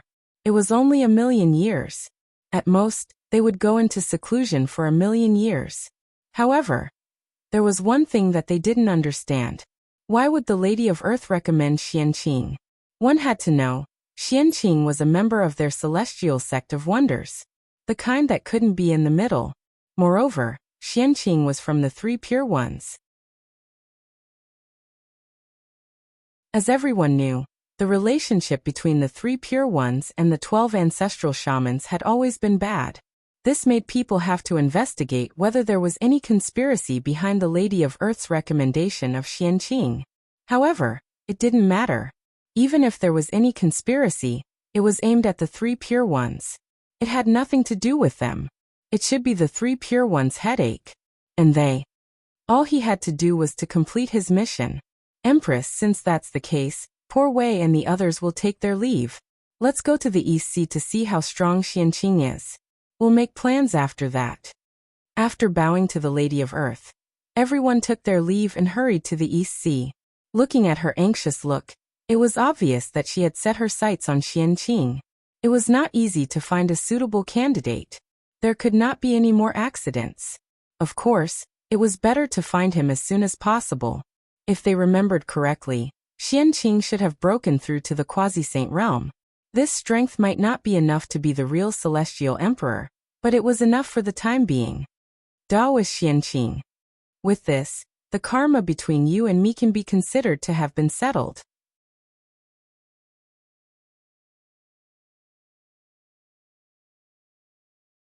Chapter 658. Looking at the back of everyone, the Hutu had a lot of thoughts in her heart. She recommended Xianqing to be the celestial emperor, of course, not because of Fengzichen. In fact, because of the special identity of Xianqing. Fengzichen hid his identity very well. Xianqing was a disciple of the 3 pure ones. If his true identity was exposed, what would happen? If not, the 3 pure ones, who were enraged out of humiliation, would crush his bones and scatter his ashes. Therefore, in the primordial world, other than him, no one knew the relationship between him and Xianqing. In other words, in the eyes of the primordial world's great masters and even the heavenly Tao, Xianqing was a Khanate godfiend born from the Khanate pure Qi. He was a separate individual and had nothing to do with Fengzichen. Then the problem came. Since the relationship between Xianqing and Fengzichen was not exposed, why did the Hutu recommend Xianqing to be the celestial emperor? And this had to start from when the Hutu turned into reincarnation. Back then, when the Hutu turned into reincarnation in the Sea of Blood, Xianqing had once used the white lotus of purification to purify the vengeful souls and perfect the netherworld, helping the Hutu. For this, karma was formed between the two of them. Whether the Hutu was willing or not, she owed Xianqing a favor. Then Xianqing obtained the consent of the mighty figures of the netherworld and opened up the 10 directions pure land in this world.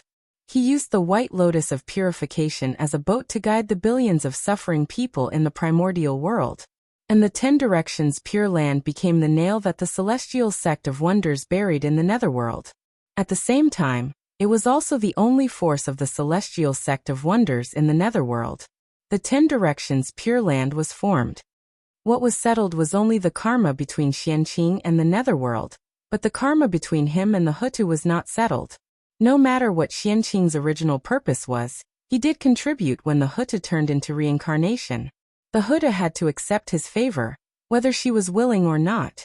This was karma. All along, the Hutu had wanted to repay this karma to maintain the clarity of her soul. But she had never found an opportunity. Because Xianqing was too outstanding, the Hutu could not find a suitable thing to compensate him. Things had been put aside. And as time passed, this matter gradually turned into a sore point for Hutu. Logically speaking, a mere strand of karma should not have affected Hutu so much. However, Xianqing was a disciple of the 3 Pure Ones. There was no need to talk about the relationship between the 3 Pure Ones and the 12 Grand Sorcerers. In that case, as the ancestor of sorcery, the last thing Hutu wanted in her life was to have anything to do with the 3 Pure Ones. But because of Xianqing, he was involved with the 3 Pure Ones. This was something that Hutu couldn't tolerate. That was why she had been thinking of ways to end the karma with Xianqing. But it was a pity. No matter what Hutu did, she failed. As the leader of the 3 generations, Xianqing really didn't lack anything. Originally, as time passed, Hutu was about to give up. He decided to let nature take its course. After all, saints were immortal. In their long lives, there would always be a time when they would repay their karma. But she didn't expect that with the arrival of these people, Hutu would see the possibility of repaying her karma. If Xianqing was promoted to the position of Celestial Emperor, wouldn't the karma between him and her be settled? The Celestial Emperor was the supreme being of the primordial world. He had the luck of heaven and earth in his body. He had great creation and great merit. He could be said to be boundless. If Xianqing became the Celestial Emperor, even if it was only temporary, he would be able to obtain unimaginable benefits. Perhaps this experience would be his capital to become the primordial chaos Daoyuo Jinxian in the future. The benefits of this. It was enough to end the karma with Xianqing. That was what Hutu thought. That was what she did. Therefore, she directly recommended Xianqing to everyone. Moreover, she wasn't afraid that everyone would refuse. Because Hutu didn't intend to ask for everyone's opinion at all. It wasn't easy for her to find a way to repay her karma. How could she let it go? In fact, regardless of whether everyone agreed or not, Hutu would push Xianqing to the position of Celestial Emperor to end the karma. Don't doubt that as the only saint who could appear in the primordial world, Hutu had this ability. She was invincible. That was the current Hutu. If everyone disagreed, then they would fight until they agreed. It was also because everyone was tactful that they didn't say anything to refuse. Otherwise, they would probably suffer a lot of physical pain. After all, the witch race's violent temper, that was famous in the primordial world. Everything was perfect. But from the beginning to the end, Hutu and the others had never considered Xianqing's attitude. They weren't worried that he would refuse. That was true. Everyone was here. There was no room for Xianqing to refuse. Besides, he wasn't prepared to refuse. Isi, Penglai Immortal Island. Xianqing, who was in seclusion, suddenly felt a terrifying aura coming from afar. At that moment, he couldn't care less about his seclusion. He rushed out of the island and looked into the distance. After him, a figure walked out from the depths of the East Sea. He looked into the distance with a face full of surprise and uncertainty. This was a peerless expert of the Dragon Clan. When the experts of the Aqua Clan were heading to the easternmost region, he had been secretly guarding the East Sea to prevent anyone from seizing the foundation of the Dragon Clan. Today he, who was sleeping, was awakened by the terrifying aura coming from afar. He thought that something had happened in the East Sea, so he hurriedly ran out to observe the situation. Hiss! These auras are so familiar. They are.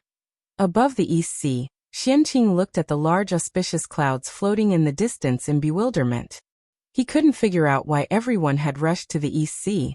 Looking at their route, their goal was the Penglai Immortal Island. In the sky, the auspicious clouds were endless, almost covering half of the sky. Seeing this, Xianqing didn't know who had come. He had lived so long in vain. But he didn't know why they were here? Did something big happen? Or were they here to cause trouble for him?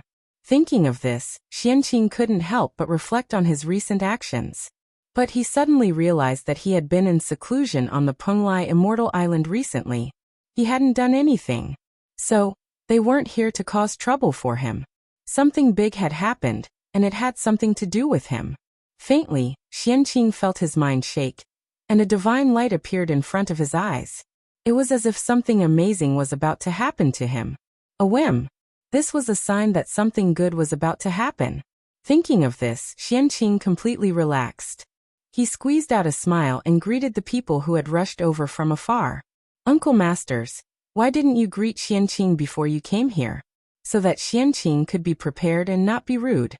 Coming in front of everyone, Xianqing bowed and said, "Yes, not bad. The cultivation of a late-stage quasi-saint is not bad. What do you think, everyone? It's him. How about it?"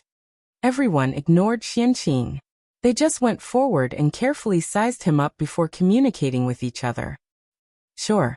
As if they had reached some consensus, everyone nodded. Uncle Masters, what do you mean by this? Being sized up by a group of single old men, Xianqing was very uncomfortable and couldn't help but ask. Disciple nephew Xianqing, you're in luck. Now that the position of Heavenly Emperor is empty, in order to prevent the Heavenly Court from being without a master for a long time, it will affect the normal operation of the primordial world. Goddess Hutu recommended you to the Poor Way and the others, so that you can ascend to the Heavenly Emperor. So, disciple nephew, if there's nothing else, you can go to the Heavenly Realm with the Poor Way and the others. Withdrawing his gaze from Xianqing, a great magician said with an expression that said, "You're in luck." Ah, this? Hearing this, Xianqing was at a loss. To be honest, he was really shocked. The surprise had come too suddenly. One had to know that not long ago, he was still worried about the matter of the Heavenly Emperor. But in the blink of an eye, the matter of the Heavenly Emperor that had troubled him was suddenly solved. The position of Celestial Emperor that others yearned for, but could not obtain, had fallen on his head without any warning. What a pleasant surprise!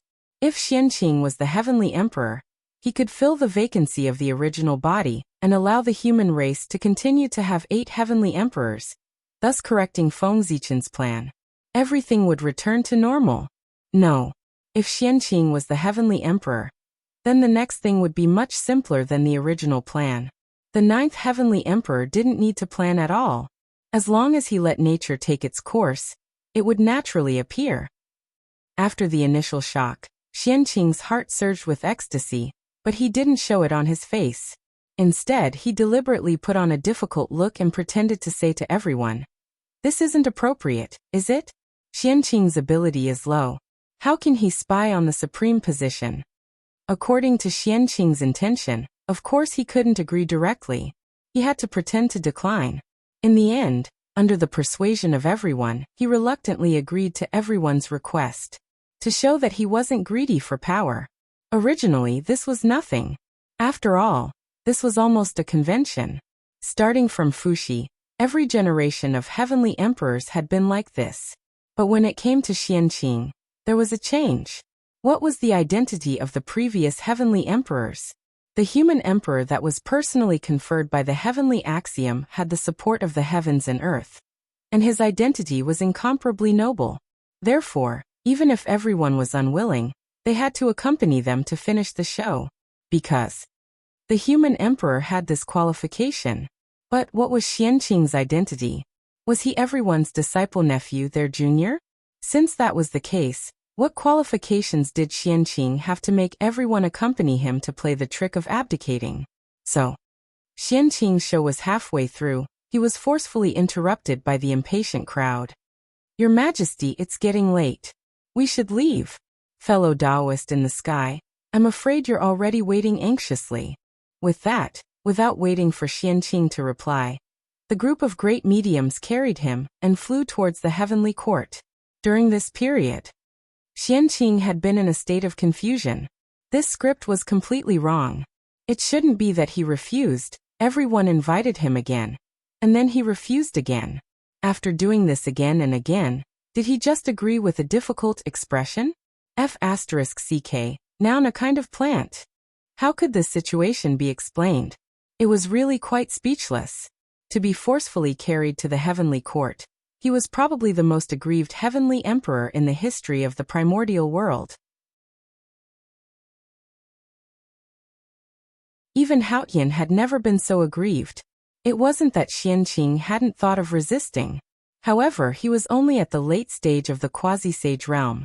Even with the power of a magic treasure, he could exert the power of a perfected quasi-sage, or even the power of a half-step primordial chaos. However, what he had to face was a group of top-notch great mediums of the half-step primordial chaos level. If they really fought, unless he could erupt with power comparable to the primordial chaos Daoyuo Jingxian, he could only be suppressed by everyone. The difference in strength was too great. Just like that, Xianqing became the 8th heavenly emperor of the primordial world under the coercion of everyone. Dijun, Haotian, the 5 heavenly emperors. And just after Xianqing ascended the throne, a group of great mediums announced that they would be in seclusion and would not come out. This made Xianqing, who wanted to take revenge, gnash his teeth in hatred, but there was nothing he could do about them. I didn't expect that the turning point of the matter would happen to the Lady of Earth. It's really a pleasant surprise. I didn't expect that the casual action back then would have such an unexpected effect. It can be said that it has helped me a lot. Fate is really playing tricks on people. In the chaos outside the sky, after learning about everything that happened in the primordial world, Feng Zichen said with emotion. He really didn't expect that the Lady of Earth would recommend Xianqing to be the heavenly emperor. To be honest, Feng Zichen had long forgotten about the karma between him and the Lady of Earth. After all, he had gone to the Blood Sea with the intention of freeloading merit. In this way, after getting the merit, how could he have the face to ask for a favor? Feng Zichen still cared about his face. However, he didn't expect that the Lady of Earth didn't forget. She always remembered this matter and finally found an opportunity to completely repay this karma. This time, I owe the Lady of Earth a favor. Secretly, Feng Zichen thought silently. However, this was nothing. With his relationship with the wizard clan, this favor was not worth fussing over. If he really wanted to calculate, wouldn't the wizard clan owe him more? Now that Xianqing is the emperor, if the plan of the 4 royals can be carried out normally, then the matter of the 9 heavenly emperors appearing in the human race will be simple. In the chaos outside the sky, Feng Zichen hid in a corner and began to think about the impact of Xianqing becoming the emperor on his plan. In fact, it didn't have much of an impact. If he really had to say, it could only be said that after Xianqing became the emperor, his plan went even smoother. According to the original plan, the 3 great emperors of Ziwei, North Star, and South Pole would become the heavenly emperor. However, because of the saint, the plan had changed, and he had to replace Ziwei with Xianqing. This was a good thing. After Xianqing, there were South Pole, North Star, and Ziwei. In this way, wouldn't the human race have 9 heavenly emperors? Of course, things weren't that simple. According to Feng Zichen's estimation, he was now like the saint, guarding the chaos outside the sky. If he wanted to return to the primordial world, he would have to wait until Haotian returned. In this way, the plan could be considered a failure. However, don't forget that the great emperor of Ziwei was the 2nd emperor of the 3 realms. He was destined to become the heavenly emperor. Therefore, even if Feng Zichen couldn't become the heavenly emperor at this time, as time passed, he would eventually become the heavenly emperor. It could be said that as long as the North Star and South Pole could successfully ascend after Xianqing, then the fate of the human race and the heavenly court would be completely united.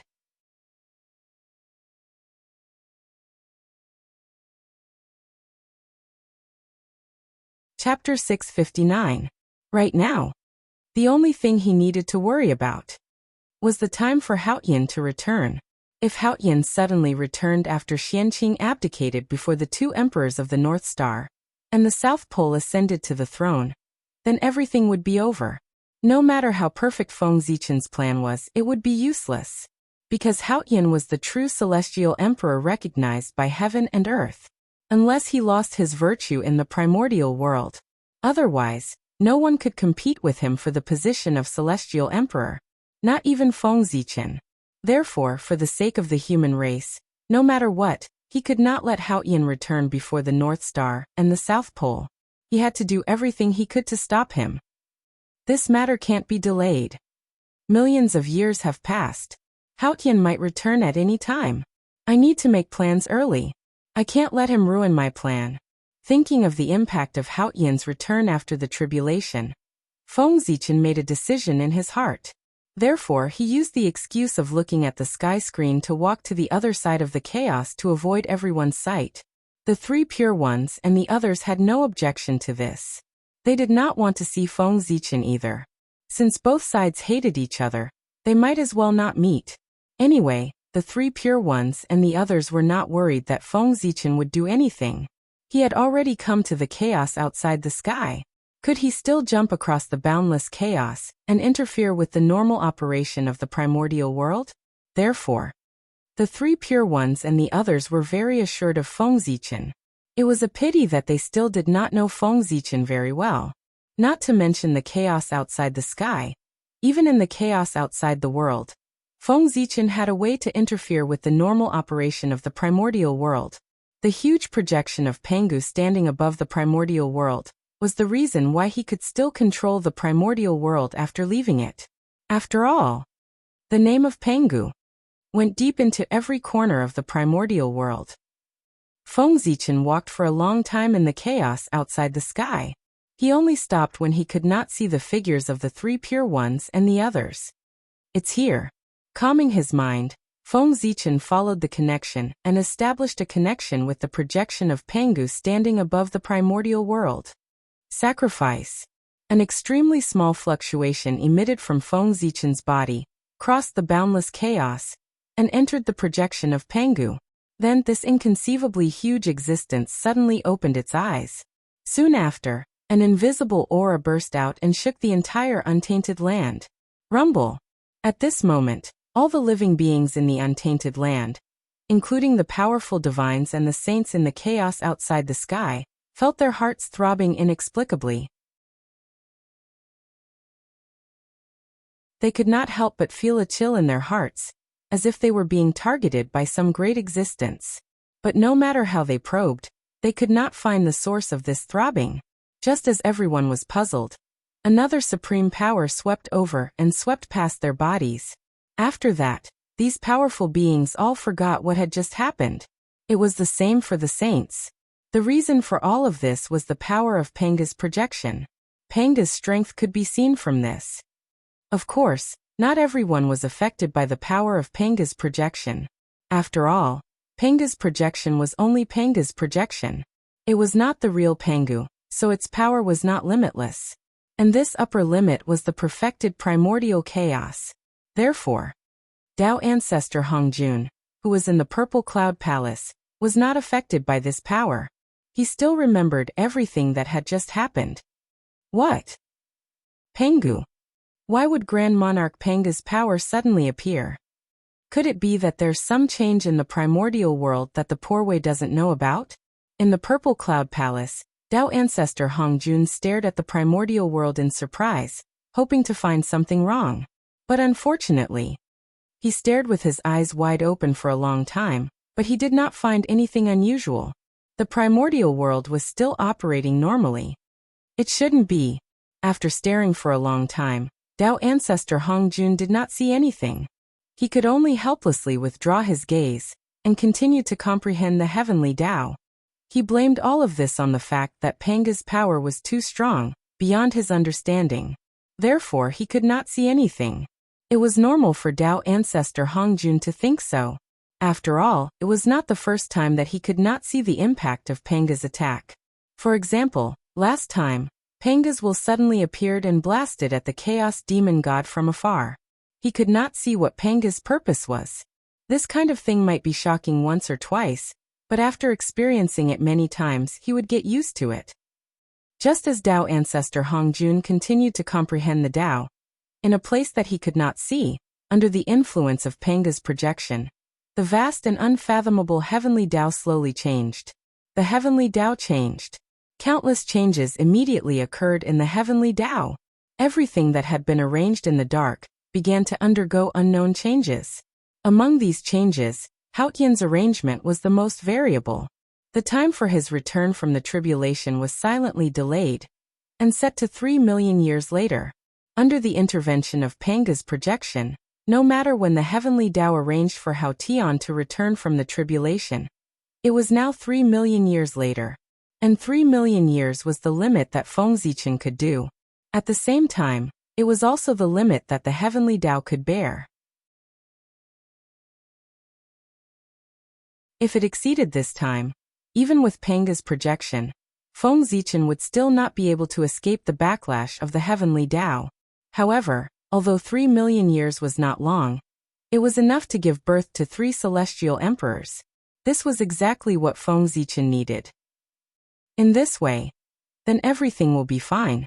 As long as there are no accidents, the plan can be carried out smoothly. After doing all this, Fengzichen did not worry about what would happen next. Instead, he immersed himself in cultivation. He had done everything that needed to be done. Next, he could only leave it to fate. Being in the chaos outside the heavens and separated by such a long distance, even someone as powerful as him could not always pay attention to everything in the primordial world. Since that was the case, he might as well use this opportunity to consolidate his realm. Time flew by. In the blink of an eye, 1 million years had passed. And 1 million years was enough for the primordial world to undergo earth-shaking changes. At this time, the cultivation environment of the primordial world further deteriorated. The traces of the pre-celestial era became fewer and fewer. On the contrary, the world was filled with the aura of the post-celestial realm. Obviously, the change of the world had reached the end. The era of the post-celestial realm was about to descend. The pre-celestial era was about to become history. For this reason, the pre-celestial life forms on the earth became fewer and fewer. They either gradually withered with time, or they could not hold on any longer, and went to the heaven realm. Of course, there were also some pre-celestial life forms who were exceptions. For example, those pre-celestial races who controlled the heavenly palace. They relied on the heavenly palace's ability to go against the pre-celestial realm, and barely retained some traces of the pre-celestial era. But this did not mean that their situation was very good. On the contrary, their current situation was very bad. Although the heavenly palace was powerful, it was not powerful enough to contend with the power of the world. Therefore, even if the heavenly palace's power was fully unleashed, it could only affect the nearby area, allowing it to retain the pre-celestial environment. It could not do anything further away. In other words, the closer it was to the heavenly palace, the more perfect the pre-celestial environment would be. And what about those further away? The effect would decline in a step-like manner, until there was no effect at all. The heavenly palace's ability was limited and not enough to support a race. This forced those pre-celestial races to make a choice. They let the direct descendants live near the heavenly palace and occupy the best place. The collateral descendants lived in the periphery of the heavenly palace. By doing so, they preserved the congenital bloodline of the direct descendants. However, the bloodline of those collateral descendants had already degenerated and gradually transformed into post-celestial life forms. For this, the myriad races were declining. Of course, it was different from the gradual decline of the myriad races. With the advent of the post-celestial era, the human race, as the number one post-celestial race, became more and more prosperous. Boundless luck gathered, causing the human race to produce a large number of experts. Even more than 10 Daluo Jingxian appeared one after another. To a certain extent, the current strength of the human race had far surpassed the 3 sections. This did not mean that the human race was very strong, but that the 3 sects were too weak. Even if the 3 sects were the orthodoxies of the saints, it could not hide the fact that the 3 sects were very weak. How weak were they? In the huge 3 sects, there were only 3 Daluo Jingxian, Xianqing, Xiandu, and Duobao. TSK. It was embarrassing to say that there were only 3 Daluo Jingxian. It was really a disgrace to the teachings of the saints. But unfortunately, this was the sins of the saints themselves. They could not blame their disciples. It could even be said that it was precisely because of their burden that their disciples were unable to attain the Tao. Otherwise, with the talent of Guangchengzi, Taiyi 3 Xiao, and the others, they would have attained the Tao long ago. They would not have still been in the realm of Taiyi Jingxian until now. That's right. Other than Xianqing, Xiandu, and Duobao, the rest of the disciples of the three sects were mostly in the realm of Taiyi Jingxian. The reason was still because of their master. Back then, the saints sat and watched the great Magi demon war, causing the apocalyptic calamity to erupt in the primordial world. Countless living beings died because of it. All sorts of things naturally attracted endless negative karma. However, saints were not tainted by negative karma. Therefore, these negative karma could not do anything to saints. However, since negative karma was born, it would not disappear for no reason. Therefore, in the situation where they could not deal with saints, those negative karma followed the connection in the unseen world and descended on the heads of their disciples. They were sitting at home, and the tribulation came from the sky. For some reason, the disciples of the three sects were burdened with the crime of destroying the world. It was not easy to survive with monstrous negative karma, and they still wanted to attain the Tao. Wasn't that a dream? Only Xiandu, Xianqing, and Duobao had attained the Tao earlier, so they escaped this calamity. However, the rest did not have the strength of the three of them, so they were all affected. The path of the Tao. It was broken just like that. If nothing unexpected happened, they would forever stay in the realm of Taiyi Jingxian. However, the three pure ones would not sit back and watch this situation continue. If their disciples could not attain the Tao, they would lose face. Therefore, they had been looking for a solution. Nearly 10 million years had passed, and the three pure ones had also thought of a solution. Now they were in the chaos outside the heavens. While defending against the chaos demon god, they were also deducing a solution. They reckoned that when they returned to the primordial world, they would be able to solve the problem of their disciples being unable to break through. Of course, this was the three pure ones' matter. It had nothing to do with Fengzichen. Right now, there was something closely related to Fengzichen that was happening. With the advent of the postnatal era, countless amounts of luck between heaven and earth gathered crazily towards the Gauchan planet. The luck was so dense that it almost condensed into a huge storm visible to the naked eye in the sky above the Gauchan planet. Boom, boom, boom. The wind whistled and made a huge sound of friction with the air, attracting the attention of a large group of powerful beings. Oh my God! So much luck! Seeing the scene on the Gauchan planet, the group of powerful beings were so shocked that they were speechless. Luck that was almost condensed into a substance. When had they ever seen such a scene? It was really too much. After the shock, there was only envy left in everyone's hearts. With so much luck, if they could share some of it, even if it was only 1/3, it would not be long before they could push them to the realm of primordial chaos Daluo Jingxian.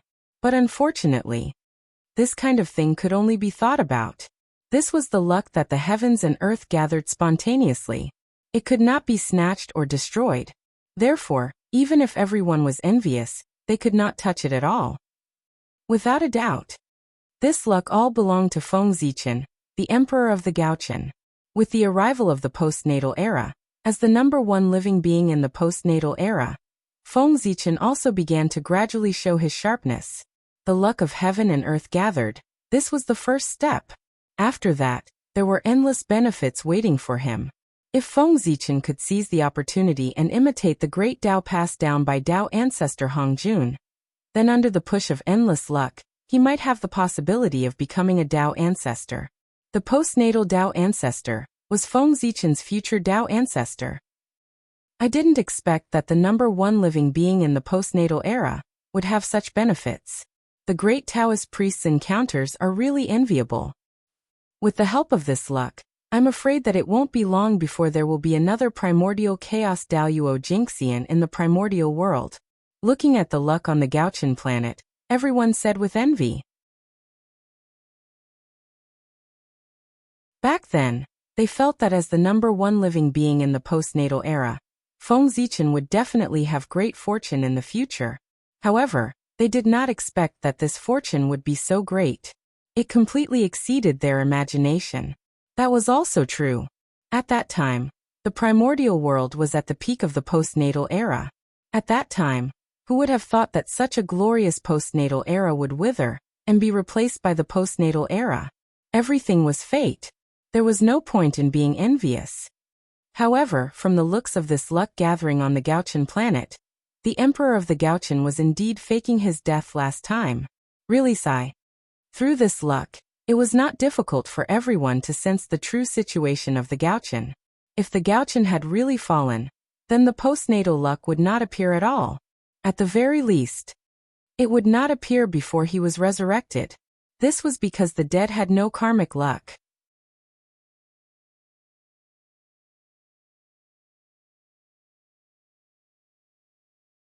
Chapter 660. Only when a living person's aura permeated between heaven and earth could the providence from all directions gather. Sigh. This is the second time. I wonder what His Majesty is planning for him to repeatedly fake his death. One must know that with his identity as the great Taoist priest, if he is willing to focus on cultivation, it won't take long for him to become a carefree primordial chaos Daluo Jinxian. He won't be like today, stuck in the half-step primordial chaos realm like us. However, after today, everything will be different. With the help of so much providence, it will be difficult for great Emperor Gauchan not to break through. With the power of heaven and earth, under the push of endless providence, isn't it easy to achieve Tao? Everyone retracted their gaze from Gauchan's star and sighed. Don't look, don't look. If they continue looking, their hearts might not be able to take it. This kind of opportunity could not be envied. Boom, boom, boom. On Gauchan's star, in the Gauchan celestial palace, as the endless providence surged, the giant cocoon formed by great Emperor Gauchan was beating wildly. Every time it beat, it seemed to have reached a resonance with the myriad Tao of heaven and earth, affecting the pulse of heaven and earth, causing it to beat rhythmically. Vaguely, an unparalleled pressure spread out, suppressing heaven and earth, the past, present, and future. This is the aura of primordial chaos. He was about to break through. Great Emperor Gauchan was about to break through. He, who was already in the transformation period, was finally about to take that crucial step under the push of endless providence and cultivate to the realm of primordial chaos Daluo Jinxian. One could see that the huge Gauchan celestial palace was filled with boundless providence, almost condensing to the point where it could be seen with the naked eye. Boom! Just as the providence condensed to the limit, an inexplicable force appeared. Then, like a spark falling into a pot of oil, the providence burned with a boom, turning into a dazzling Tao fire.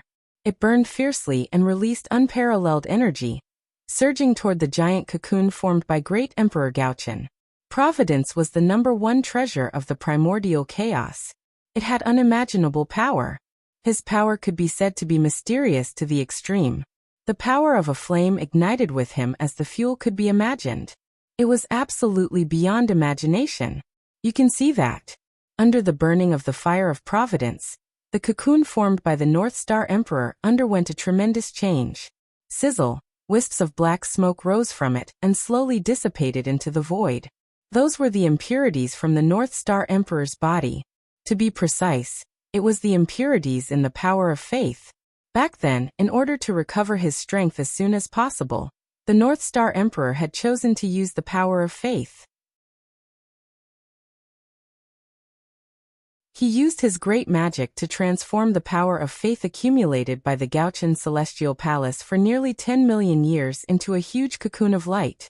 His true spirit entered the cocoon and used the power of faith to reconstruct his Tao body. This was the origin of the cocoon of light in the North Star Heavenly Palace. It was also the method that the North Star Emperor used to revive himself. The power of faith was a miraculous power born from the hearts of all living beings. It had the ability to make dreams come true. Using this power to reconstruct the Tao body, the speed was unbelievably fast. However, the power of faith was not without its own hidden dangers. As the saying goes, incense is poisonous.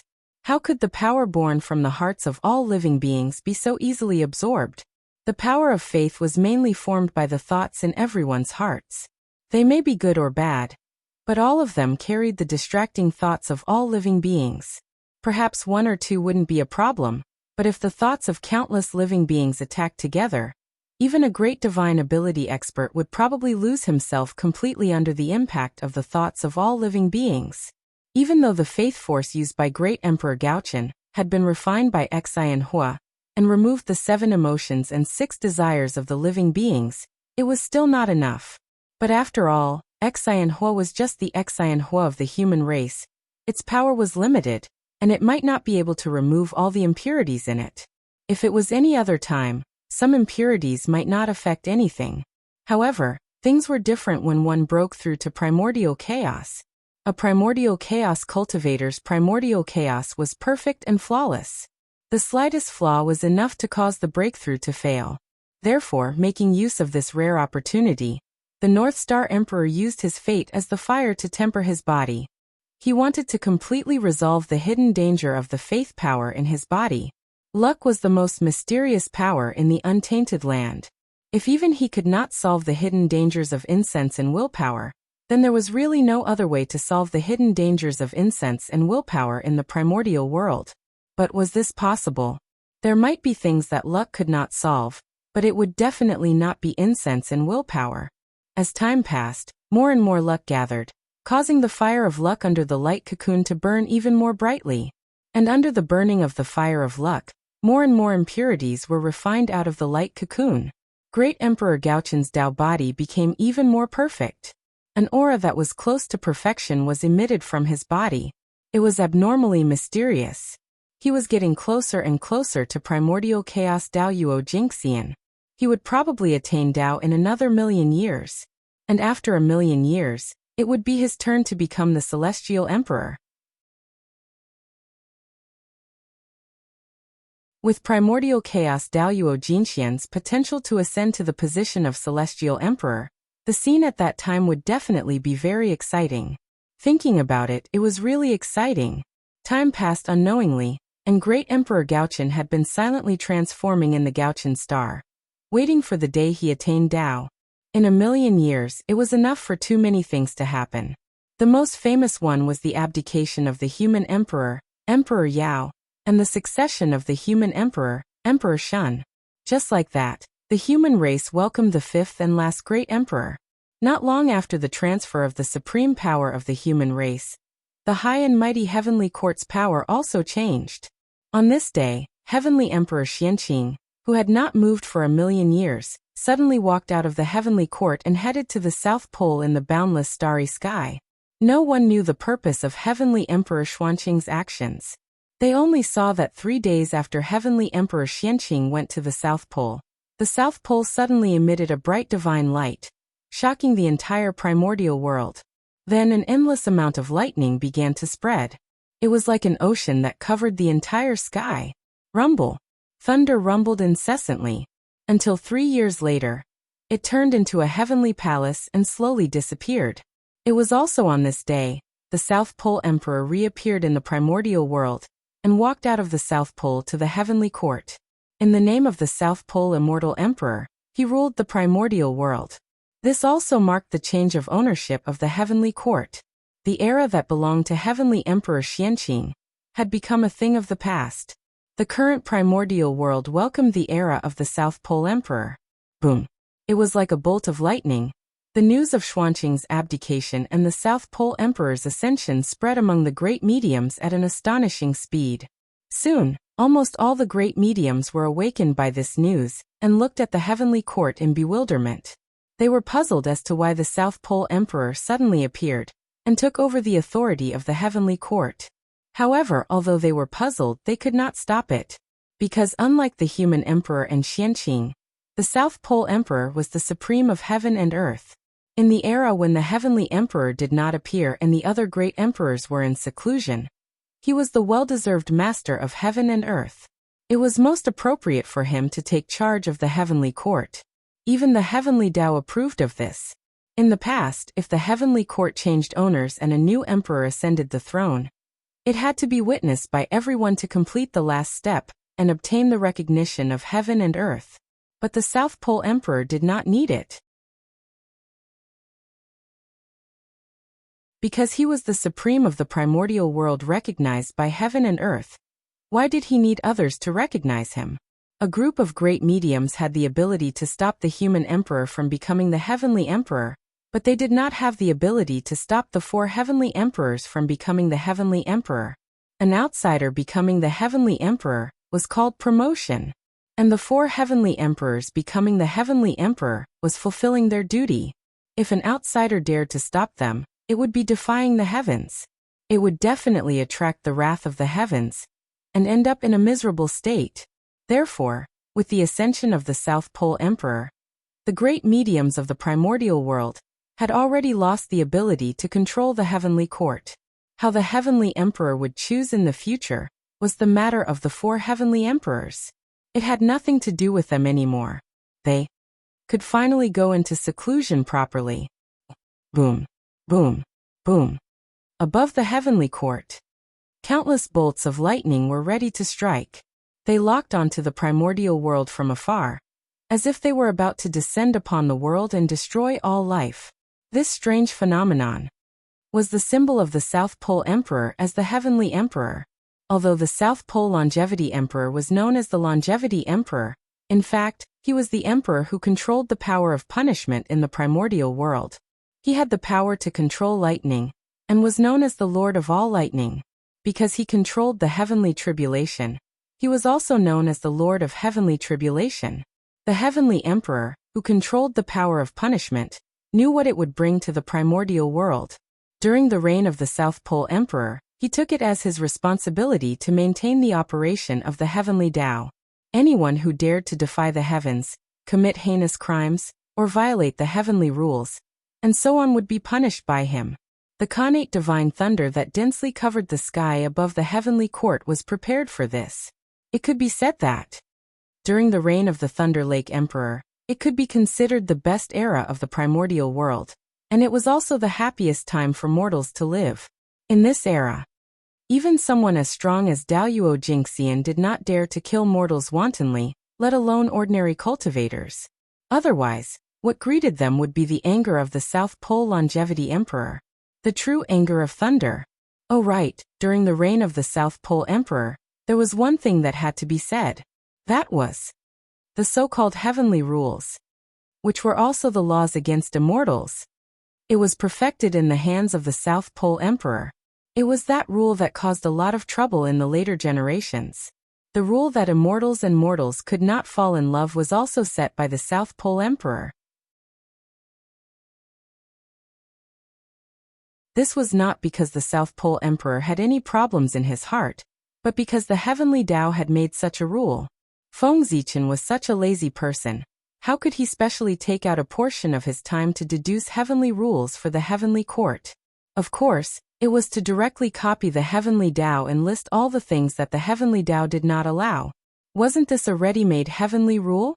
In this way, even if there was a mistake in the future, it would be the fault of the heavenly Tao, and it would have nothing to do with Feng Zichen. That was the request of the heavenly Tao. What else could he do? Of course he had to follow it. Could it be that he still had to defy the request of the heavenly Tao? Moreover, from Feng Zichen's point of view, he did not feel that there was a problem with this rule. Not allowing immortals and mortals to fall in love was not allowing immortals to fall in love, but immortals and mortals were not allowed to fall in love. Immortals and mortals were two different species. If they were forcefully combined, they would not be happy. Think about it. Immortals were so powerful. They could move mountains and fill seas with a raise of their hands. What about mortals? Not to mention moving mountains and filling seas, they could not even lift a slightly larger rock. Compared to immortals, mortals were too weak. How were they different from ants? Just a breath could take a mortal's life. With such a huge gap, how could they be happy if they were still together? To put it bluntly, if an immortal was agitated and used a little strength, he would probably be able to tear a mortal into pieces on the spot. In this way, should he save or not? If he did not save, he would not be able to live with himself.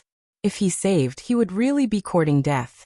Bringing the dead back to life was a heaven-defying act. At any time, it was a great taboo of the heavenly Tao. Daoyuo Jingxian could do it at will. Tai Jingxian could also do it if he paid a price. However, ordinary immortals would definitely not be able to do it. Because what he had to fight against was the entire world. The combination of immortals and mortals was the beginning of the tragedy. Therefore, the heavenly Tao would not allow such a situation to happen. Husband and wife were harmonious. That was just the plot of a novel. The reality was that immortals and mortals lived together. They had to be careful in everything they did so as not to accidentally kill mortals. The difference was too great. It was just like how humans and ants lived together. They had to be vigilant at all times, afraid that they would accidentally kill the ants. Of course, if their love was unwavering, then they could nurture each other into immortals. The heavenly rules only stipulated that immortals and mortals could not fall in love, but they did not stipulate that immortals could not fall in love with immortals.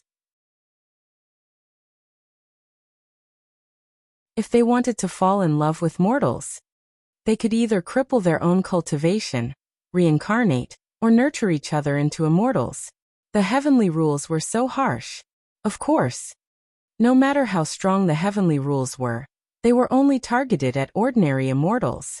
When one's strength reached Tai Jingxian, they could basically ignore them. After all, no matter what era it was, the strong all had special privileges. The bigger the fist, the harder the truth.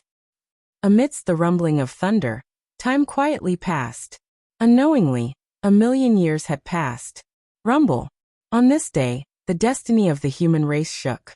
That vast aura spread out from the long river of destiny, shocking the entire primordial world. This was the destiny of the human race was perfect. They had completely stabilized the position of the protagonist of the world. And the reason for all of this was that Emperor Shun had completed his merit. He stepped down from the position of the human emperor and went to the Fire Cloud Cave. Emperor Shun, the 6th grandson of Emperor Xuanxiu. He was also the 5th great emperor of the human race. At the same time, he was also the last destined great emperor of the human race. As his merit was completed, the heavenly Tao had set an opportunity for the human race to prosper. The 3 emperors and 5 emperors, these 8 supreme positions could be considered to have been completely completed. Therefore, the moment Emperor Shun abdicated, heaven and earth immediately sensed it. Endless destiny gathered and spontaneously poured into the destiny of the human race to help it complete the final transformation and completely stabilize the position of the protagonist of heaven and earth. On this day, the primordial world shook. Under the astonished gazes of all living beings, a vast river appeared with a loud rumble, vast and mighty.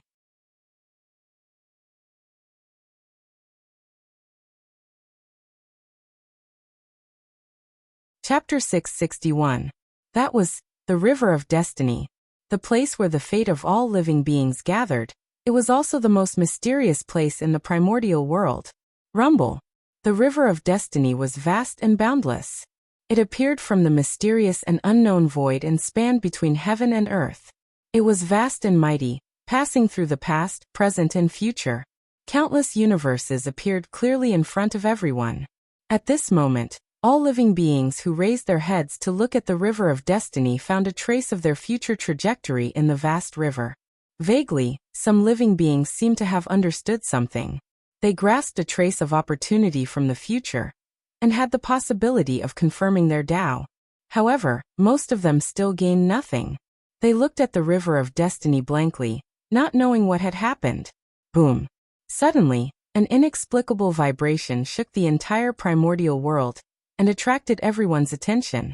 This is, just as everyone was puzzled, they saw a shocking change in the human race. Terrifying destiny rose and rushed straight to the River of Destiny. It gradually merged with the tributary that represented the destiny of the human race in the River of Destiny. At the same time, in the void, the phantoms of the 5 elements sacred beasts suddenly appeared. They were accompanied by terrifying dragon roars, phoenix cries, qilin roars, tiger roars, and turtle roars that shook the entire primordial world. Rumble. With the appearance of the 5 elements sacred beasts, the river of destiny changed again. Among the countless tributaries of destiny, 5 of them were countless times larger than the other tributaries. They were like vast rivers that suddenly changed their trajectories and flowed towards the destiny of the human race, converging with it. After that, countless mysterious shadows appeared in the sky above the river of destiny. Each of them represented a tributary, and gathered towards the destiny of the human race. These mysterious shadows were formed from the destiny of the myriad races. The tributaries of the river of destiny that they represented converged into the human race, which meant that the destiny of the myriad races was flowing towards the human race, harming the myriad races to raise the human race. In terms of destiny, the human race could be said to be number 1 in the primordial world. However, if one wanted to become the main character of the world, being number 1 was not enough. Because number 1 was only the strongest, it did not mean that one was invincible. The second, third, fourth, and even later existences might be able to defeat the first if they joined forces. Therefore, if the human race wanted to truly become the main character of the world, they had to suppress the primordial world in terms of destiny. Even if all the factions of the primordial world joined forces, they would not be able to suppress the human race in terms of luck. He had gathered the destiny of all races in order to establish the destiny of the human race, to suppress the primordial world. However, luck suppressing the primordial world was only the beginning. Afterwards, as the human race developed, its karmic luck would grow stronger and stronger until it completely devoured the karmic luck of all other races, and occupied the entire river of fate. In fact, take the human Tao and replace it. To redefine humanity with the human race. Rumble. Under the infusion of the providence of the myriad races, the providence of the human race became stronger and stronger. One could see that the tributary that represented the karmic luck of the clan within the river of destiny was growing wider and wider as countless tributaries poured into it. Crash. It was like the sound of a flowing river, clearly transmitted to everyone's ears. It was the sound of the river of fortune flowing. Now, under the blessing of the myriad race's providence, his appearance had changed greatly. If the human race's karmic luck had been a small river before, then the human race's karmic luck was now as vast and boundless as an ocean. Vast and deep. This was the current river of fortune of the human race. It could no longer be called a tributary. In the vast river of destiny, the countless tributaries became smaller and smaller, almost to the point where they could not be seen with the naked eye. On the other hand, the destiny of the human race was the opposite. He was like a vast ocean, occupying the center of the river of destiny, and flowing towards the unknown. The river was so vast that it almost occupied more than half of the river of destiny, squeezing the living space of the other tributaries of destiny. And in the process of flowing, some smaller tributaries of the river of destiny began to slowly merge into it under the summoning of an inexplicable force, becoming a part of the river of destiny of the human race. Boom! The river of destiny was so vast that it could be said to be boundless, and the destiny of the human race could occupy half of it. From this, it could be seen that the destiny of the human race had far surpassed that of the Magi and demon race at their peak. Even the celestial sect of wonders could not be compared to it. And this was the protagonist of heaven and earth. Not only was he number 1, but he also used the power of a single race to monopolize more than half of the primordial world's destiny, completely eliminating the possibility of others surpassing him. Otherwise, he could not be called the protagonist of heaven and earth. The protagonist of heaven and earth. He was the protagonist of the primordial world, his glory illuminating the entire primordial world. And he was unparalleled. If his glory was overshadowed by others, how could he still be called the protagonist? Boom! Just as the destiny of the human race reached its peak, suddenly, a supreme pressure spread out from the river of destiny. The strength of that power caused the entire primordial world to tremble.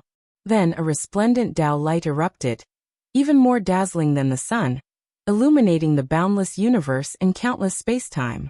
That was Xian Hua. The symbol of the human race's destiny. It appeared. rose slowly from the river of destiny. His glory was so resplendent. Even the sun and moon could not compare. Boom, boom, boom. The moment Xianhua appeared, the destiny of the human race suddenly began to shake violently and released a mysterious power that spread throughout the entire human race in an instant. And under the influence of this power, all kinds of mysterious insights arose in the hearts of many human experts. At this moment, their understanding of the great Tao had deepened, and they had a deep understanding of things that they did not understand before. Their realms were increasing. Almost as if they were blessed, all the human experts chose to break through at this moment. Boom, boom, boom. Powerful auras rose from the human race and brazenly collided with the river of destiny, causing it to shake nonstop. Then, specks of light that looked like stars rose from the river of fate and disappeared into the void. This was someone was proving the Tao, transcending from the river of destiny. Boom. Dozens of powerful auras rose from the human territory, vast and mighty, filling the entire primordial world. That powerful pressure made all living beings feel reverence from the bottom of their hearts. Daoyuo Jingxian. Someone in the human race had become a Daoyuo Jingxian. And it was not just one, but a total of 36. At the moment when the human race became the protagonist of the world, under the surge of destiny, it actually gave birth to a total of 36 Daoyuo Jingxian for the human race. 36 Daoyuo Jingxian. Although it was far from being comparable to the magi and demons at their peak, it was indeed the number one in the primordial world. There was no other race with such a foundation. Moreover, the 36 Daoyuo Jingxian were only the beginning. Under the infusion of the human race's destiny, even more human experts fell into Tao enlightenment. It would not be long before more Daoyuo Jingxian were born in the human race. At the very least, it would not be much less than before. And this was under the restrictions of the world. If the heavenly Tao was willing to let go of the restrictions, just the infusion of destiny just now would be able to give birth to no less than 100 Daoyuo Jingxian for the human race. But unfortunately, the world had changed. The cultivation environment of the ancient times was no longer there. The current primordial world had completely become the postnatal era. The laws of heaven and earth seemed to be covered with a layer of gauze, becoming hazy and difficult to comprehend. It was more than 100 times more difficult than in the ancient times. In addition to the other restrictions, if the living beings wanted to become Daoyuo Jingxian, it could be said to be thousands or tens of thousands of times more difficult than ancient cultivators. It could even be said that, if the living beings wanted to become Daoyuo Jingxian, the difficulty was exactly the same as the difficulty of the ancient cultivators to become quasi-saints. From this, it could be seen the difficulty of the living beings to attain the Tao. In other words, it was almost impossible for the living beings to attain the realm of Daoyuo Jingxian through normal means. This was a restriction of the heavenly Tao on all living beings. There were too many Daoyuo Jingxian in the primordial world, but the world did not need so many Daoyuo Jingxian. Therefore, the heavenly Tao placed a restriction on the world, increasing the difficulty of attaining the Tao. It was fine if there were Daoyuo Jingxian in the past, but in the future, not too many Daoyuo Jingxian would be allowed to appear. This could be considered a punishment of the heavenly Tao for cultivators. The reason why cultivators were getting worse with each generation was not only because the cultivation environment was getting worse, but also because the heavenly Tao was deliberately restricting them. Even under such circumstances, the destiny of the human race could still give birth to 36 Daoyuo Jingxian for the human race. It could be seen how powerful the destiny of the human race was. And the strength of the destiny of the human race was not only shown. Under the Daoyuo Jingxian, there were more Tai Jingxian and golden immortals breaking through. It could be said that, as the human race became the main character of the world, the strength of the human race as a whole increased by a large level. With so many experts breaking through, almost all the spiritual energy in the human territory was squeezed dry. Even the heavenly cycle palace, which the human race had the most, was not enough. If the human race's destiny was not strong enough to directly draw innate spiritual energy from the heavenly realm, the spiritual energy in the human territory would not be enough to support the breakthrough of so many experts. After this, the only shortcoming of the human race has been completely fixed. In the heavenly court, the South Pole Emperor quietly watched the changes of the human race, his heart filled with joy. The sudden change really brought him a huge surprise. One had to know that although the human race was strong in the past, it was obviously abnormal. There were many low-level cultivators, and they could be said to be the most powerful in the primordial world. Excluding Feng Zichen, there were also the 3 sovereigns and 5 emperors, these 8 supreme experts. However, there were really too few middle-level and high-level cultivators. Daoyuo Jingxian was only in his 30s, obviously not worthy of the identity of the main character of the world. However, under the infusion of destiny, the strength of the human race suddenly increased to a level that was enough to match the identity of the main character of the world. In Feng Zichen's eyes, the strength of the human race was still far from being comparable to the shamans and demons at their peak. However, in the current primordial world, it was enough. They deserved to be number 1. Even if the 4 great sage orthodoxies attacked together, they were far from being a match for the human race. It could be said that under the infusion of destiny, the changes of the human race in this short period of time were comparable to the changes of the human race's normal development for tens of millions of years. This change. Who would it be? Who would be unhappy? Not to mention Feng Zichen. The human race's destiny skyrocketed, and even the 3 sovereigns and 5 emperors who were cultivating in the Fire Cloud Cave received some benefits, and their strength increased to varying degrees. Even Niwa, who was far away in the chaos outside the heavens, was also affected, and her strength suddenly increased by a large margin. However, for them, the improvement of their strength was secondary. The main thing was that with the improvement of their destiny, their understanding of the Tao had become deeper. Especially for Fuxi, the improvement of his destiny was even more significant. With the blessing of the human race's destiny, he, who already had a deep foundation, truly saw the possibility of attaining the Tao. It was estimated that it would not be long before he could take that crucial step and cultivate into the primordial Daoyuo Jingxian. This kind of power was not the power brought by the quasi-saint karmic rank, but the power that truly belonged to him. The primordial Daoyuo Jingxian. The karmic rank only brought him the power comparable to the primordial Daoyuo Jingxian, but it did not deprive him of the possibility of continuing to improve. The two did not conflict. On the contrary, the two complemented each other. Karmic rank was the authority of the primordial world. Having a karmic rank, it was like the authorities were giving you a cheat. With the blessing of the karmic rank, the cultivation speed would be faster. Similarly, the stronger one was, the more perfect the power brought by the karmic rank could be.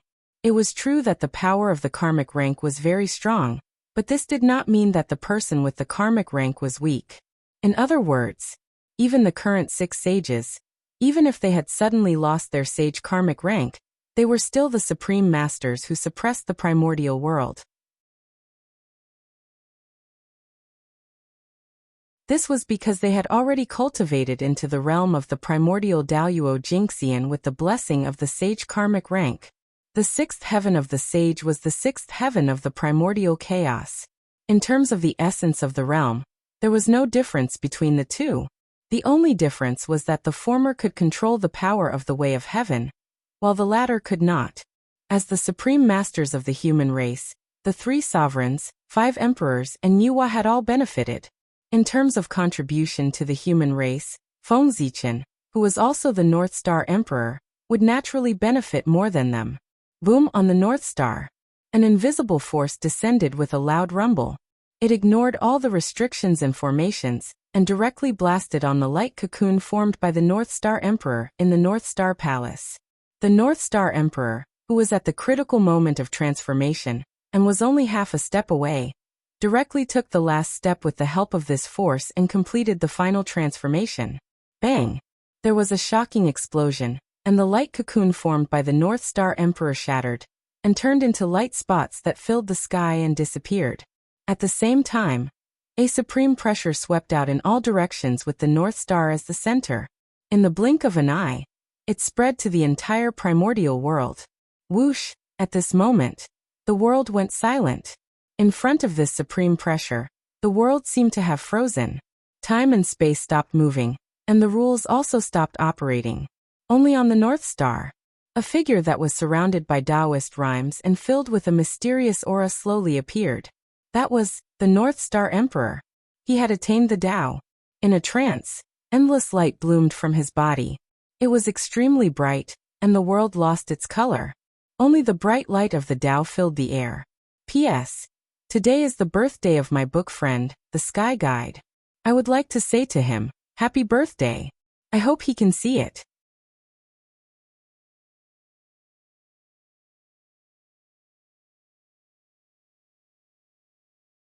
Chapter 662. However, very soon, the unbelievably bright Tao light began to fade.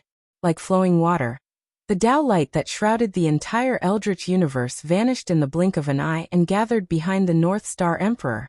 After a series of distortions, the bright Tao light gradually dimmed, and endless mysterious runes appeared.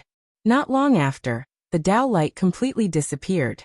A long river made of innate runes replaced his position, and floated behind the North Star Emperor, bobbing up and down. That was the Great Tao River. It was formed by the North Star Emperor's Great Tao, and was more than 3,000 miles long. It represented the North Star Emperor's third heaven of primordial chaos. That's right, it was the third heaven. With the help of the postnatal providence, the North Star Emperor's position, and the human race's providence, the North Star Emperor broke through to the third heaven of primordial chaos. That was the benefit of having a karmic rank. It was fine if he did not break through, but once he did, he would break through to the next realm. Ordinary people could not be envious. Rumble. The Great Tao River was vast and mighty. It was only 3,000 miles long, but it gave people a feeling that it was incomparably huge. It was like a bridge of heaven and earth that pierced through the entire world and emanated endless majesty. Splash. Suddenly, the Great Tao River moved. Endless innate runes flowed like flowing water, and made splashing sounds, breaking the peace of heaven and earth. Then, as if something was broken, heaven and earth resumed its flow. Time and space were no longer stagnant, and the laws began to operate again. Everything returned to normal. Rumble. The moment heaven and earth returned to normal, countless great Taos and laws appeared in the sky at the same time and gathered toward the North Star. When one person achieved the Tao, thousands of Taos came to congratulate him. That was the sign of achieving the Tao. Almost at the same time, a hazy figure appeared in front of everyone. He stood at the peak of heaven and earth. He was only the size of an ordinary person, but he gave people the feeling that he was as vast as heaven and earth. It was as if he was the incarnation of the Tao. No, not the incarnation of the Tao, nor the carrier of the Tao. Instead, he was the Tao. Praise the North Star Upper Palace's Heavenly Emperor, Infinite. Praise the West's Heavenly Emperor of Supreme Polarity, Infinite. Praise the West's Heavenly Emperor of Supreme Polarity, Infinite. Almost involuntarily, the living beings could not help but worship the Gauchian star and praise it. After that, not long after all the living beings bowed, the phenomenon of flowers falling from the sky and golden lotuses surging from the ground suddenly appeared in the heavens and the earth, and boundless auspicious aura suffused the air. It could be said that, following the North Star's attainment of the Tao, a joyous atmosphere pervaded the entire wilderness. This was the heavenly Tao's blessing to the North Star Emperor. The North Star Emperor's attainment of the Tao was celebrated by everyone. This treatment was almost comparable to that of a saint. As the supreme of heaven and earth, the innate sword ancestor, the sage emperor of the human race, the post-celestial Tao ancestor, and the great Taoist priests, Great Emperor Gauchian was qualified to do so. If the heavens and earth did not bless him when he attained the Tao, given the vastness of the primordial world, who was qualified to receive the blessings of the world when they attained the Tao? After all, in a sense, the status of the North Star Emperor was even more honorable than that of a sage. Not to mention anything else. The three words Great Taoist priests were enough to make the North Star Emperor stand at the top of the untainted land and be worshipped by all living beings. The North Star Emperor has attained the Tao. The great divine masters who were awakened by the commotion of the human race stared blankly at the North Star Emperor's attainment of the Tao. Even though they had thousands of words in their hearts, they could not say a single word. Even though they knew that the North Star Emperor would attain the Tao at any time, everyone was already mentally prepared. However, when this scene really happened, it still brought great shock to the great divine masters of the primordial world. Even the great Emperor Ziwei's attainment of the Tao did not bring such a great shock to everyone. Under this kind of shock, because of the North Star Emperor's attainment of the Tao, the bottleneck that restricted them from breaking through the primordial chaos Daoyuo Jingxian began to loosen. They did not have the time to check. Everything was because the one who attained the Tao was the North Star Emperor. The young man from the human race was from the Zichen clan. He was different from the great Emperor Ziwei. The great Emperor Ziwei had a strong background and was almost unparalleled in the primordial world. He was a great god born from the Ziwei star and was from the same sect as the heavenly Tao. He was known as the god of Pangu and was the purest Pangu. Such a person was destined to attain the Tao. No matter how great his achievements were, it would not surprise anyone. At most, they would sigh and say, "The legacy of the Pangu is so terrifying." On the contrary, it would be surprising if such a person could not attain the Tao. Therefore, even if the great Emperor Ziwei only used less than 10 million years to attain the Tao, no one would be too surprised. Moreover, from the fact that the great Emperor Ziwei and the North Star Emperor were on good terms, it could be seen that the great Emperor Ziwei had already existed countless years ago. It was just that he did not show up because of the threat of Dijun. Being born during the great calamity of the world was just a trick to deceive people. Who knew how many years he had hidden in the dark to cultivate? Therefore, using less than 10 million years to reach the Tao was something that could only deceive some ignorant existences. None of the truly powerful existences would believe such a thing. However, the North Star Emperor was different. He was a great existence that had really grown up under their noses. It had only been more than 10 million years since the birth of the human race. As the leader of the 10 generations of the human race, Fengzichen, from the moment he embarked on the path of cultivation, it had been less than 10 million years. However, in such a short period of time, not only had he surpassed them, but he had also attained the Tao before them. He had left them far behind and even surpassed them by a large margin. Compared to him, they could be said to have lived for hundreds of millions of years in vain. Moreover, the most unacceptable thing for the great divine masters of the primordial world was Fengzichen's background. If Fengzichen was the reincarnation of a chaos fiend god, or some other creature with a profound background, then everyone would be able to accept his current achievements. However, Fengzichen was a postnatal life form. Even if he was the first postnatal life form in the primordial world, he was still a postnatal life form. In the Khanate era, he was far inferior to a Khanate life form, let alone a Khanate god fiend or a Khanate saint. A creature that was incomparably humble in their eyes, even inferior to an ant, had achieved more dazzling achievements than them in a short period of time. In front of Fengzichen, the great divine masters, who had always thought that they were not weaker than others, felt that they were inferior to him for the first time. The huge difference made it difficult for the great divine masters, who were used to being high and mighty, to adapt. That sense of unwillingness deeply pierced their self-esteem, making it difficult for them to accept the truth in front of them. However, they had to accept it even if they couldn't. As the North Star Emperor withdrew his aura, the heaven and earth phenomenon also ended. The majesty that suppressed the heavens and the earth also disappeared in an instant. And all of this symbolized that the North Star Emperor had stabilized his realm. Sigh, don't be conflicted. The North Star Emperor's attainment of the Tao is his own, and also his opportunity. There's nothing to be envious of. Moreover, his attainment of the Tao is also a good thing for us. The Poor Way feels that with the North Star Emperor's attainment of the Tao, the boundary between the quasi-sage realm and the primordial chaos Daoyuo Jingxian realm is becoming more and more blurred. Perhaps it won't be long before we can attain the Tao. After all, they had seen too many storms. After losing their composure for a short while, everyone quickly stabilized their Tao hearts and improved a little, making their hearts to pursue the Tao even more determined. Then, everyone put away their complicated emotions and flew towards the boundless starry sky with a calm attitude to congratulate the North Star Emperor's attainment of the Tao. Just as everyone moved, the North Star Emperor and the South Pole Emperor moved at the same time. The difference was that one was walking towards the boundless starry sky, while the other was heading towards the boundless starry sky. At the same time, in the primordial world, changes occurred again. With the North Star Emperor's attainment of the Tao, the fate of the human race gradually disappeared, and the river of fate also disappeared.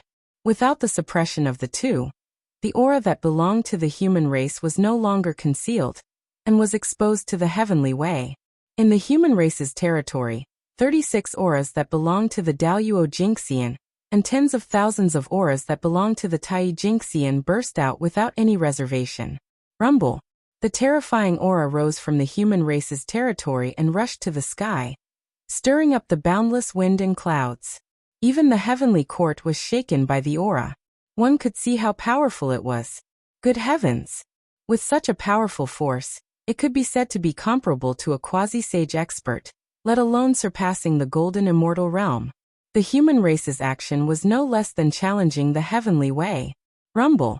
In the blink of an eye, the moment the human race's aura was exposed, the sea of laws at the intersection of heaven and earth shook violently as if it was enraged. Boundless laws swept out as if they were going to suppress everything. Clatter. The sound of chains rattling could be heard from the void. Then in the sea of laws, streaks of divine light descended and turned into divine chains of order that charged toward the human race. Swish, swish, swish, swish, swish, swish. Before the human experts could react, the divine chains of order formed by the divine light had already crossed the boundless void and arrived in the human race's territory. They wrapped around the human experts' bodies and locked them firmly. Then streaks of divine light flashed. The human experts who were entangled by the divine light had disappeared without a trace. They had been led to the heavenly realm. Not long after, more than half of the human experts had disappeared. However, while some people were slow to react, there were naturally others who reacted quickly. As soon as the river of fate disappeared, some people realized that something was wrong. Almost instinctively, they rushed into the heavenly palace. Thus, under the protection of the heavenly palace, these human experts were not sensed by the divine light and were spared. Even so, more than 80% of the human experts were still forced to ascend to the heavenly realm. After this incident, the human race's strength in the primordial world could be said to have suffered a great loss. When they were forcefully received by the divine light, their bodies were branded with the heavenly Tao. With this Tao imprint, even if their strength was suppressed, they would not be able to return to the primordial world in a short period of time. This was because with the heavenly Tao imprint on their bodies, they would definitely be rejected by the primordial world. They could only return to the primordial world after the heavenly Tao aura disappeared. There was another important point. The heavenly Tao aura on the imprint would disappear, but the imprint itself would not disappear. The imprints could be stacked. The more imprints one had, the harder it would be to get close to the primordial world. At the same time, when the imprints accumulated to a certain number, it would attract a heavenly tribulation, or even a heavenly punishment. This was a method used by the heavenly Tao to counter cultivators. It was to prevent cultivators from frequently exposing their strength in the primordial world. If they wanted to erupt once and leave, they could come back later. That was impossible. The loopholes of the heavenly Tao were not so easy to exploit. Those who dared to exploit the loopholes of the heavenly Tao would definitely pay the price. This was because the heavenly Tao would not reason with you at all. If they found a loophole, they would fill it. As for those who took advantage of the loopholes, they would kill them casually.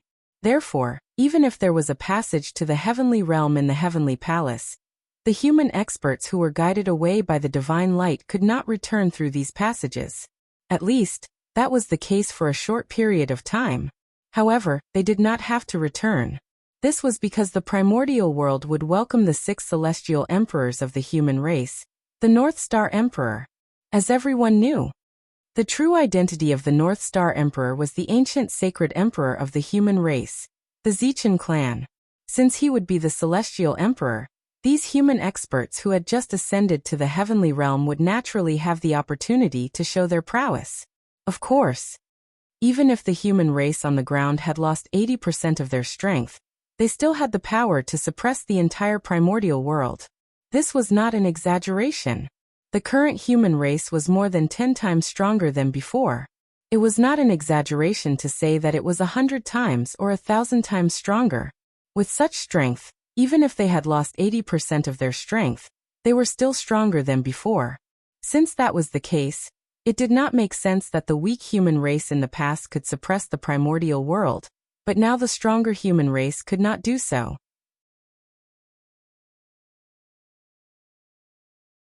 Good. Very good. The current human race finally has a trace of the shadow of the primordial world's great race. In the chaos outside the heavens, Feng Zichen sensed the changes in the human race, and he could not help but feel happy. Of course, he dared to show such a performance because he was not afraid that the three pure ones and the others would discover his relationship with the human race. That was because the North Star Emperor had achieved the Tao. As a good friend of the North Star Emperor, he would naturally be very happy to see his good friend achieve the Tao. On this point, no one could find fault with it. Unlike Feng Zichen's joy, the three pure ones' faces were completely dark. As for Zhuan and the other two, they were watching from the side. This time, the human race had prospered. Because of the Khanate ferocious beasts, the chaos of the demon sect, and the disaster of the chaos fiend god, most of the three pure ones' plans had failed. Especially the heavenly lord of primordial beginning. It could be said that he had suffered a great loss. No, it should be said that he had lost everything. Although the Grand Pure One and the Grandmaster of Heaven had suffered some losses, they had each obtained the position of the Imperial Preceptor. As for the heavenly lord of primordial beginning, not only did they not get anything but they also lost a lot.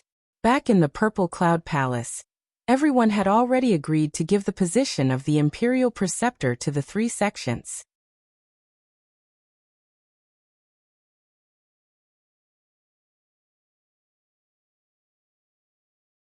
Chapter 663.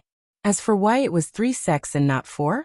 That was naturally because everyone followed the usual practice and excluded the Western sect. The matter in the East. How could he allow the Western barbarians to interfere? After the 3 sects obtained the position of the teacher of the 3 emperors, the Grand Pure One personally descended to the mortal world to teach the emperor of the human race, Fuxi. Although the identity of the emperor was noble, the Grand Pure One was the heavenly Tao saint. He was the spokesperson of the heavenly Tao in the primordial world. With such a status, he was definitely qualified to become the Sky Emperor's master. After Heavenly Emperor Fuxi, it was Earthly Emperor Shenong. However, at that moment, in order to protect the primordial world, all the saints had left the primordial world and headed to the chaos outside the heavens. Since the prime of Tongtian was not around, Xianqing took the Earthly Emperor as his disciple. Although the Earthly Sovereign status was much higher than Xianqing's, the Earthly Sovereign status was much higher. Moreover, Xianqing was far from being comparable to the Grand Pure One. But in the end, the Earthly Sovereign was also a human. On the other hand, Xianqing was the immortal master of the human race.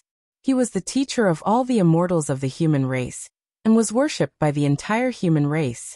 Therefore, as long as the Emperor of Earth was still a human, he would have to call Xianqing teacher. With this identity, Xianqing was naturally qualified to be the teacher of the Earthly Sovereign.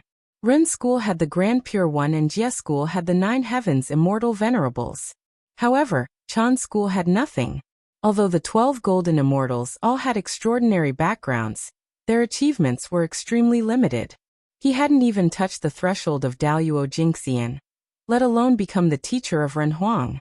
Furthermore, due to Fuxi and Shenong's exceedingly outstanding performance, the position of the Ren Huang changed.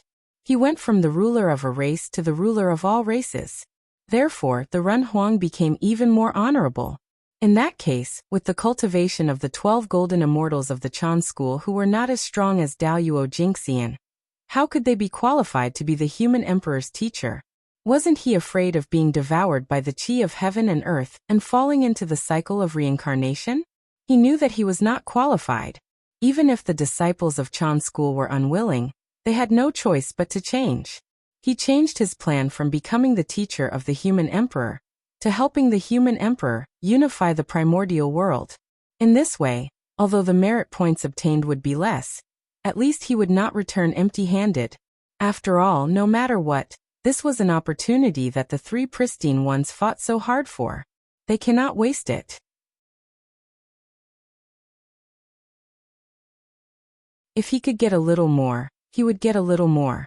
Unfortunately, the 12 golden immortals of Chan's school had a good idea, but they had overestimated their strength.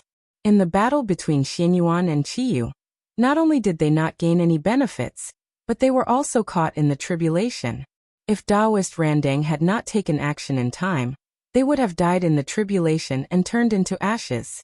After a great battle, not only did he not reap any benefits, he almost lost his disciple.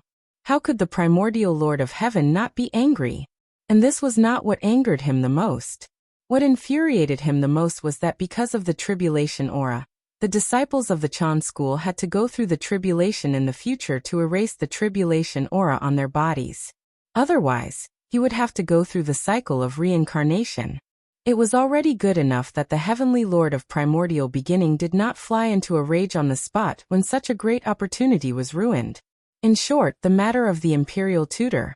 The primeval Lord of Heaven had suffered a great loss. After the three sovereigns were the 5 emperors. Since the 3 imperial tutors belonged to the 3 pure ones, then the imperial tutors of the 5 emperors belonged to them as well. However, the 3 sovereigns were too strong. With the strength of the 3 of them, they stirred up the boundless momentum and forcefully raised the position of the human emperor, causing the position of the 5 emperors to change. Once they succeeded to the throne, they would be the master of all races. With such an identity, the remaining disciples of the 3 sects were not qualified to be their teachers. If they forced it, they would only end up being devoured by luck. Just like that, the 3 pure ones' plan for the human race was broken in an unexpected way. The failure of the imperial tutors' plan undoubtedly had a huge impact on the 3 pure ones, because this caused their subsequent plans for the human race to be unable to be carried out. The reason why the 3 pure ones valued the position of the imperial tutor so much was not because of the merit. How much merit was there?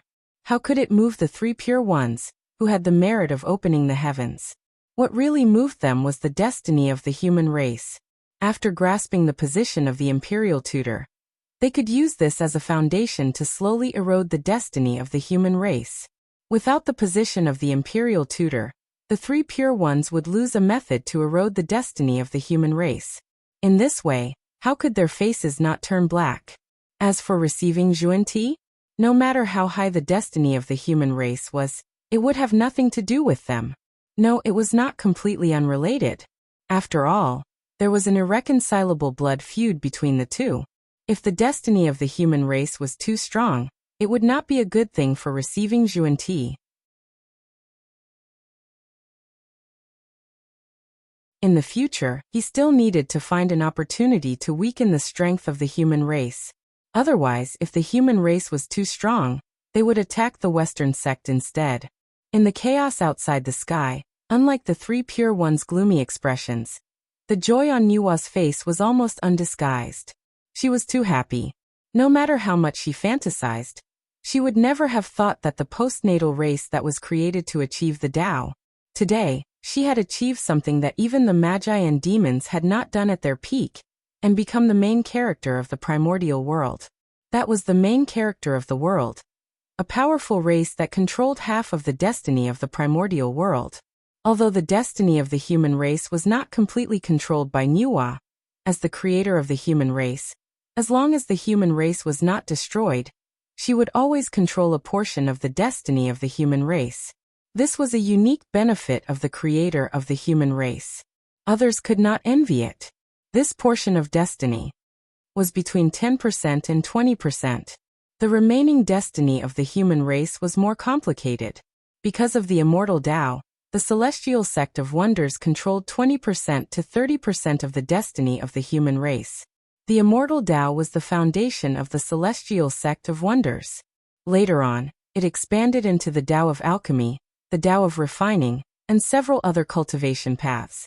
As long as there were people in the human race who cultivated these great Taos, a portion of the destiny of the human race would definitely flow into the celestial sect of wonders. This was something that could not be helped. To be honest, the reason why the celestial sect of wonders could dominate the primordial world was that the immortal Tao had become the mainstream of the primordial world's cultivation. The immortal Tao was the foundation of the celestial sect of wonders. In a sense, anyone who cultivated the immortal Tao was a member of the celestial sect of wonders. The power of the celestial sect of wonders could be seen from this. The destiny of the human race that belonged to the celestial sect of wonders was not unique to the three pure ones, but shared by the disciples of the celestial sect of wonders. However, the three pure ones made up the majority, about 90% of them. After the celestial sect of wonders, the heavenly court also controlled a portion of the human race's destiny, but it was not much. The heavenly court, as the ruler of the primordial world, his destiny was not born out of thin air.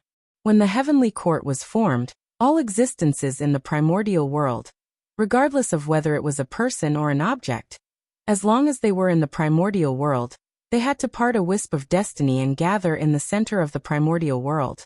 And this was the destiny of the heavenly court, and it was also the symbol of the heavenly court's control of the primordial world. As a member of the primordial world, the human race naturally had a wisp of destiny in the heavenly court. If the heavenly court had it, so did the Een court.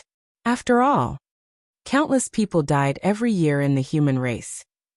After deducting the destiny in the hands of outsiders, the destiny that the human race truly controlled was only about 50%.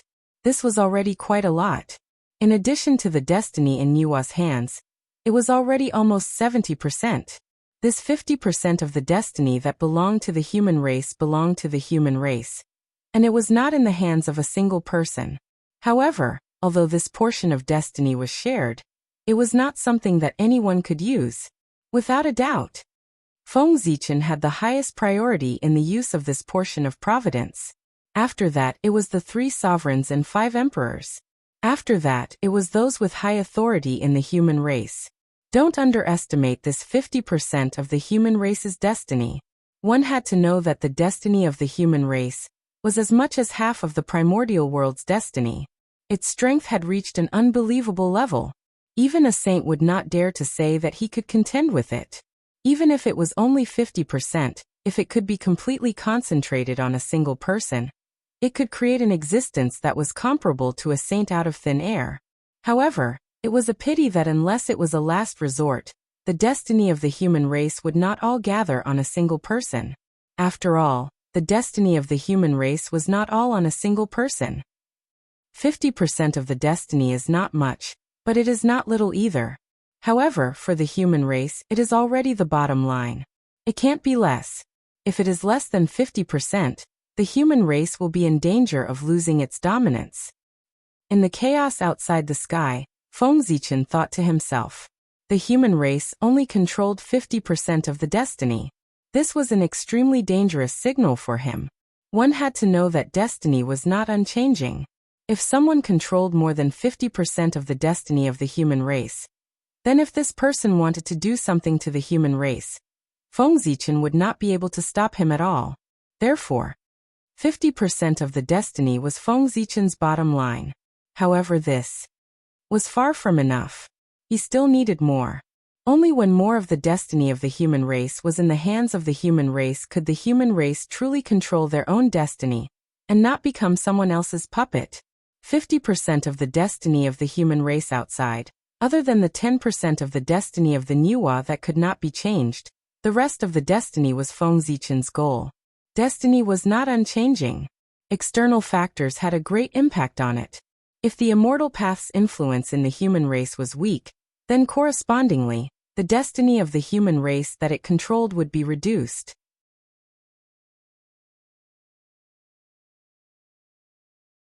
At present, Feng Zichen's primary goal was to suppress the immortal path, and weaken the influence of the three pure ones on the human race. And on this point, the North Star Emperor was already planning. Looking from the chaos outside the sky back to the primitive land. At this moment, with Emperor Shun's abdication, everyone elected you as the leader of the human race to rule the primitive land. However, due to the end of the Emperor's destiny of the human race, you was only respected as King Yu, not Emperor Yu. However, even though the Emperor's destiny of the human race had ended, the Emperor's aura of the human race did not weaken at all. It still existed in the form of a 9-clawed divine dragon, hovering above the ancestral land of the human race, emitting endless majesty that deterred all races. Perhaps, with the support of such a strong Emperor's aura, it would produce an Emperor's purple aura for the human race. It was not impossible for King Yu to take another step forward and become one of the 9 great emperors of the human race. What a strong Emperor's aura! Perhaps, this is where Yu's opportunity lies. With this, he can take another step forward and become a great emperor. If this is really the case, the destiny of the human race will definitely be stronger. In the heaven, the North Star Emperor could not help but exclaim when he saw the scene in the ancestral land of the human race. Such a strong emperor's aura could be said to be the foundation of becoming an emperor. As long as the human race could develop steadily in the coming days without any major issues, the matter of you becoming the Motherf * King Human King was basically set in stone. However, things would obviously not go so smoothly. That was because Heaven's Way had decided for the human race to prosper, and there were only 8 great emperors, the 3 sovereigns and 5 emperors. The extra one was obviously not within Heaven's Way's plan. This was going against Heaven's Way. There would definitely be countless tribulations accompanying it to cut off the possibility of the 9th great emperor appearing in the human race. The peace in the primitive land would not be maintained for long. That was because Heaven's Way had not noticed the signs of King Yu becoming an emperor. Therefore, the primitive land could continue to maintain its peace. However, once Heaven's Way noticed that something was wrong, endless tribulations would definitely follow and descend upon the primitive land to destroy King Yu's foundation of becoming an emperor. Heaven's Way. Then let's have a fight and see whose methods are better. Emperor Gaochen thought silently as he thought about the possible tribulations in the future. He had already expected the tribulations that King Yu would face when he became an emperor. After all, the birth of a great emperor was never simple. The birth of every great emperor would be accompanied by endless blood and fire.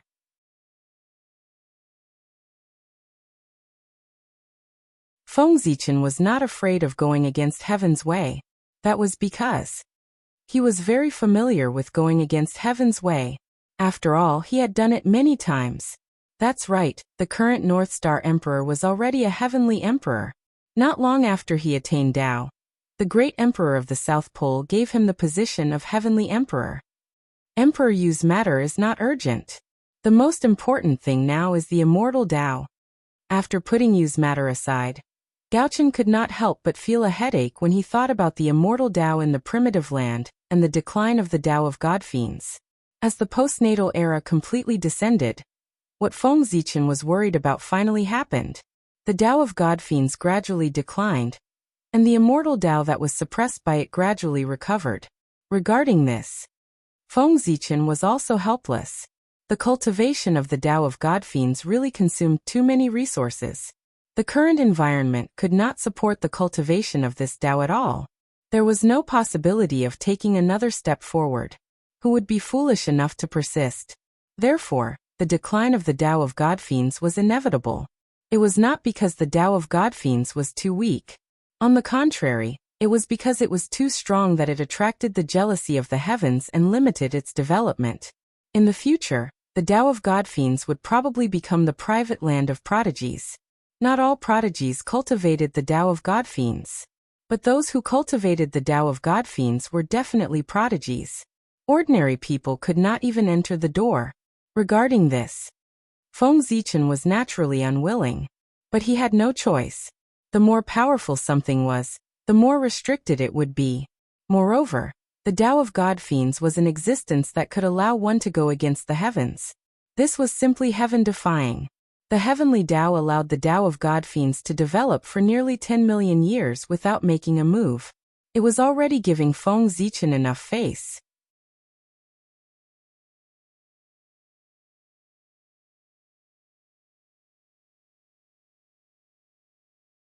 Chapter 664. Sigh. The times have changed. If the Tao of the God Fiend cannot be changed, it is inevitable that it will be abandoned by the times. Forget it. Since I have nothing to do recently, I might as well spend more effort on the Tao of the God Fiend to simplify it, and make it like the immortal Tao, suitable for the general public.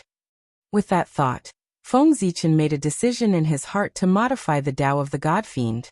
If the threshold of cultivation was too high, it was definitely not a good thing for a Tao path, especially one that was preparing to prosper in the world. If the threshold was too high, it was equivalent to rejecting the majority of living beings. However, if that was the case, what was the use of being able to produce world-shaking experts? If there were too few people, they would not be able to support a Tao, not to mention competing with other orthodoxies for the providence of heaven and earth. The longevity of a Tao path had nothing to do with whether it was the strongest or not. It had to do with whether it was the most suitable for all living beings. Compared to the Tao of the God Fiend, the immortal Tao was indeed weaker. However, its threshold was extremely low, and almost everyone could get started. And this was the advantage of the immortal Tao. In this world, there might be times when there were no prodigies born. However, there would never be a lack of ordinary people. The weakness of the Tao of the God Fiend was that it relied too much on prodigies. If there were no prodigies born in several generations, wouldn't the Tao of the God Fiend be cut off? Therefore, Feng Zichen thought of modifying the Tao of the God Fiend. To compete with the immortal Tao, the first thing the Tao of the God Fiend had to do was to lower the threshold. Otherwise, there was no need to compete. The Tao of the God Fiend had already lost from the beginning. Just like that, Feng Zichen was immersed in modifying the Tao of the God Fiend. Just like that, time passed by unknowingly. In the blink of an eye, 10,000 years had passed. Rumble. On this day, the heavenly court, which had not moved for a long time, suddenly emitted a huge fluctuation. A huge phantom of a stone tablet loomed in the sky above the heavenly realm. In an instant, a terrifying aura spread throughout the entire primordial world in the blink of an eye. It was like a mountain pressing down on the hearts of all living beings. What happened? Such a commotion naturally alarmed the great beings who were cultivating diligently. Thus, they all raised their heads and looked at the place where the aura erupted. A terrifying gaze shot out from the eyes of the great magics, piercing through the layers of void. Soon, it arrived above the celestial court. As far as the eye could see, there was a huge stone tablet standing between heaven and earth, emitting endless majesty.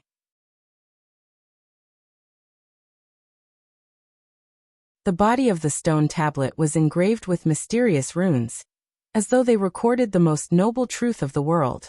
Endless Taoist rhymes swirled around them, making them look exceptionally mysterious.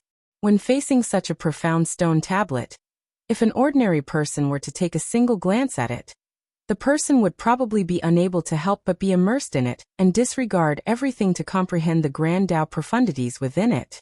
However, the great masters from the celestial sect of wonders were different. The moment they saw the mysterious characters on the stone tablet, a strong desire to destroy appeared in their hearts without any warning, urging them to destroy the stone tablet.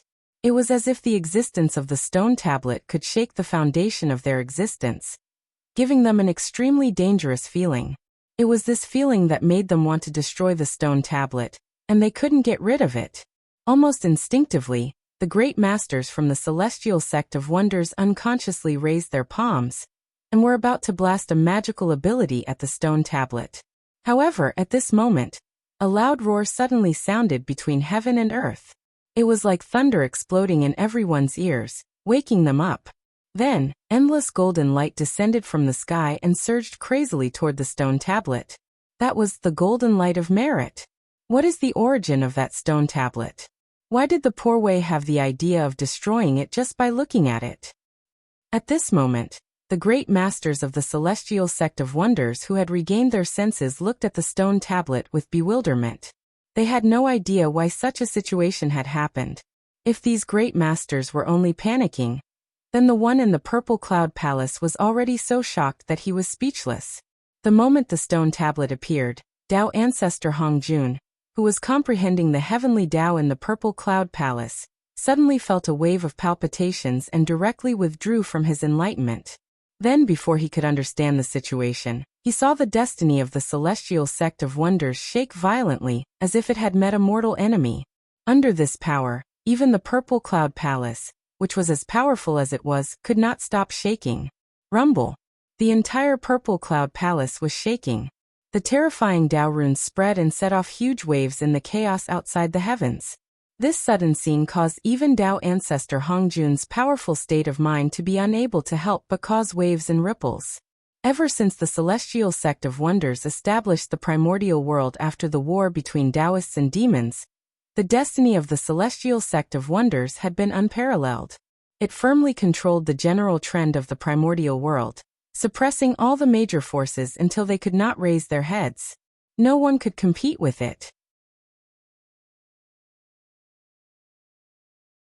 It could be said that the celestial sect of wonders was the pillar of the primordial world. Naturally, no one could shake such a powerful existence's destiny. But today, the destiny of the celestial sect of wonders was shaking violently out of the ordinary, as if it had met a mortal enemy. How could Tao ancestor Hongjun not be shocked? This kind of situation had only happened in the primordial era, when the demon sect was at its peak. Therefore, Tao ancestor Hongjun's first thought was that the demon sect had been revived again. But immediately he felt that something was amiss. Under the joint suppression of the 4 emperors of the heavenly court, the demon sect had been crippled. Even the demon ancestor Rahu had been severely injured, and would not be able to rise again in a short period of time.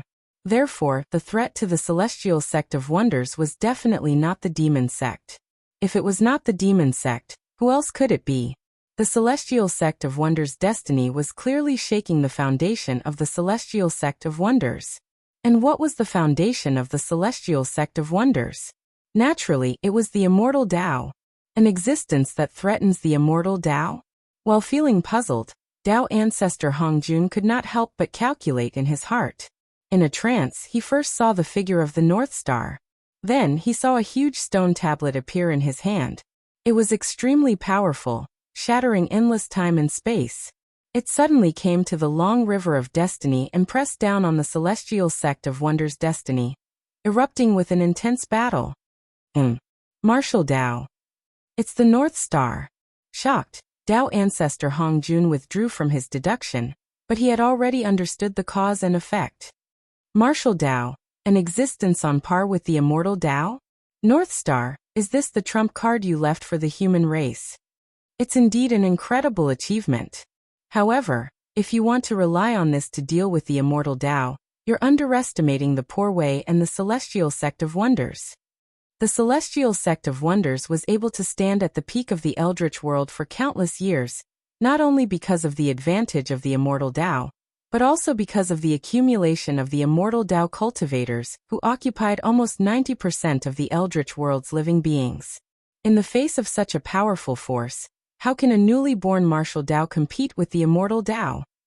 After understanding everything, Tao ancestor Hongjun only sneered coldly, and then he once again fell into a state of enlightenment. Even though he knew about the existence of martial Tao, he had no intention of doing anything to it. Firstly, martial Tao had just been born, and it was naturally protected by the heavens and earth. With the support of endless merit, others could not destroy it. Secondly, there was no need to. Yes, there was no need.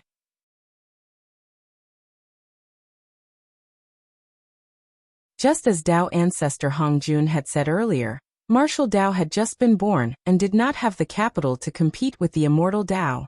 Did they really think that the power that the immortal Tao had accumulated over countless years was a joke? It could be said that, as time passed, the immortal Tao had long penetrated into every corner of the world, and became an indelible part of it. In the eldritch world, almost 90% of the living beings had chosen to cultivate the immortal Tao. This power, just thinking about it, was terrifying. Back then, The reason why the demonic Tao could compete with the immortal Tao was only because everyone was on the same starting line. And now, the celestial sect of wonders had long reached the end, but the martial Tao had just started from the beginning. With such a huge gap, how could the two compete? There was no comparison at all. If the immortal Tao was surpassed by the martial Tao under such circumstances, then it could only be said that the experts of the celestial sect of wonders were worse than pigs. They might as well all die of stupidity. In short, regarding the competition with the martial Tao, ancestor Hongjun could not be considered to have interfered. He had already merged the Tao and become a part of the heavenly Tao. Although the luck of the celestial sect of wonders was not something dispensable to him, it was not of much use. Moreover, anything that was beneficial to the eldritch world, even if it hindered the development of the celestial sect of wonders, he would still support it. This was the price of merging the Tao. He had no choice. Not to mention, right now the most important thing for Tao ancestor Hongjun was to pursue the realm of the Wuji Daluo Jinxian. Some mundane matters should not affect him. However, even so, Tao ancestor Hongjun did not do nothing. Just as he was cultivating in seclusion again, information about the martial Tao naturally appeared in the sea of consciousness of the second-generation disciples of the celestial sect of wonders. After all, it was the great Tao that he had created himself. Tao ancestor Hongjun had some selfish motives. Haha. Very good.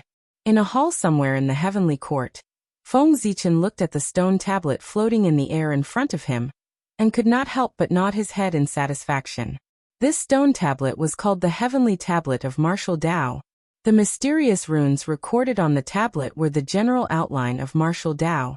And without a doubt, the so-called martial Tao was a simplified version of the path of gods and demons. Compared to the path of gods and demons, the martial Tao was undoubtedly much weaker. Not only was its combat strength far inferior, but even its ability to go against the innate heavens was also removed. This formed the martial Tao in front of him. However, although the martial Tao was weak, its threshold had dropped too much.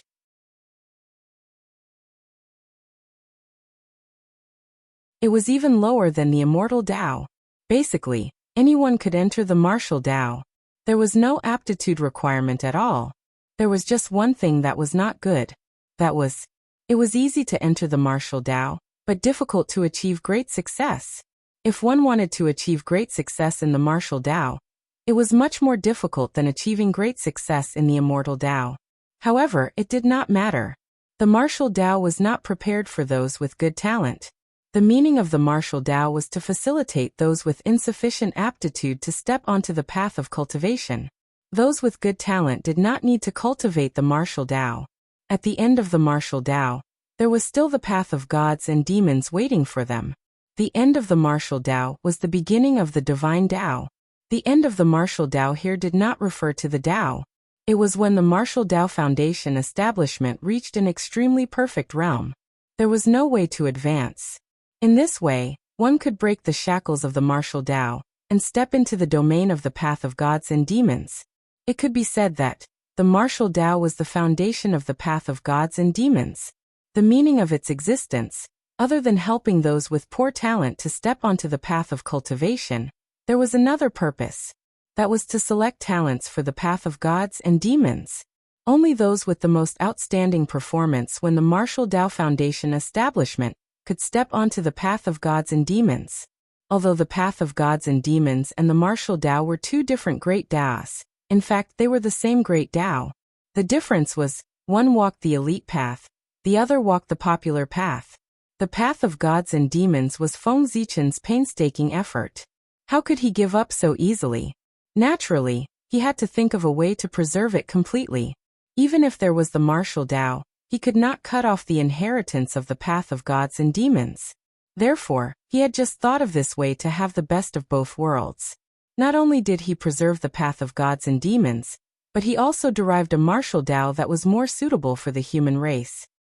The heavenly steel of martial Tao go. In the heavenly court, Feng Zichen raised his arm slightly and pointed out. Immediately, the heavenly steel of martial Tao shook. A wave of martial Tao true will soared into the sky and pierced through the 33 heavens. Then, The heavenly steel of martial Tao broke through the void of the heavenly realm and directly passed through the sea of laws. With an incomparable aura, it crashed into the human race's ancestral temple. Rumble. At this moment, the destiny of the human race shook. Almost at the same time, the cultivation method of the martial path appeared in the minds of all the human race cultivators. In just an instant, martial Tao spread throughout the entire human race.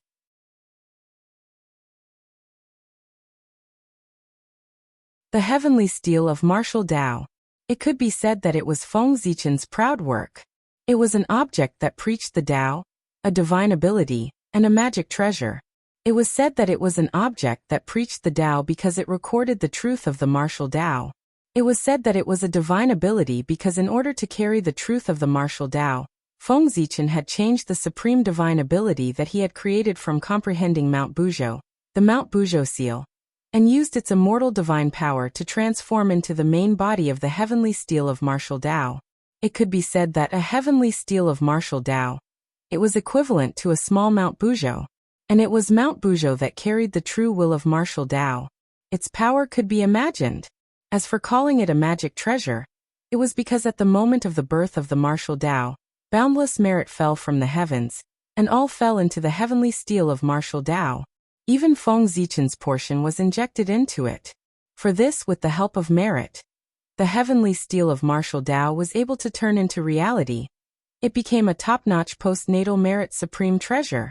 Moreover, the limit of the heavenly steel of martial Tao was not limited to this. As an object that preached the Tao, the heavenly steel of martial Tao carried the martial Tao. For this reason, it would definitely be worshipped by the human race in the future. In this way, the heavenly steel of martial Tao would not lack incense and willpower in the future. Unlike humans, magic treasures did not have spiritual intelligence, so they did not have to worry about the hidden dangers in the incense and willpower.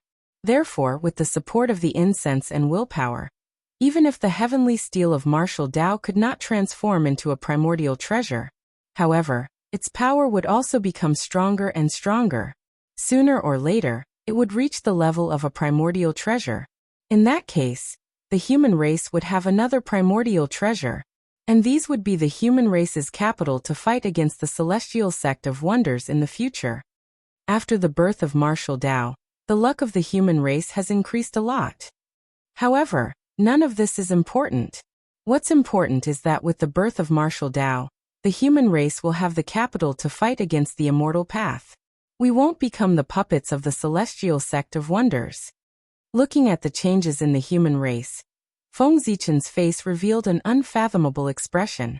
Of course, he could also think of what Tao ancestor Hongjun could think of. But what he thought was even further than Tao ancestor Hongjun. The times were always changing. Therefore, in the primordial world, there was no cultivation path that could guarantee that they could always adapt to the times and not be abandoned by the times because they were backward.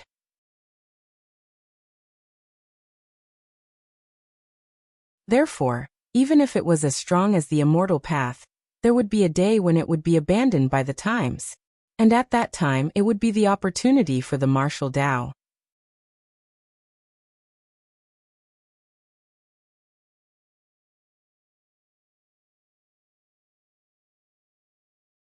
Chapter 665.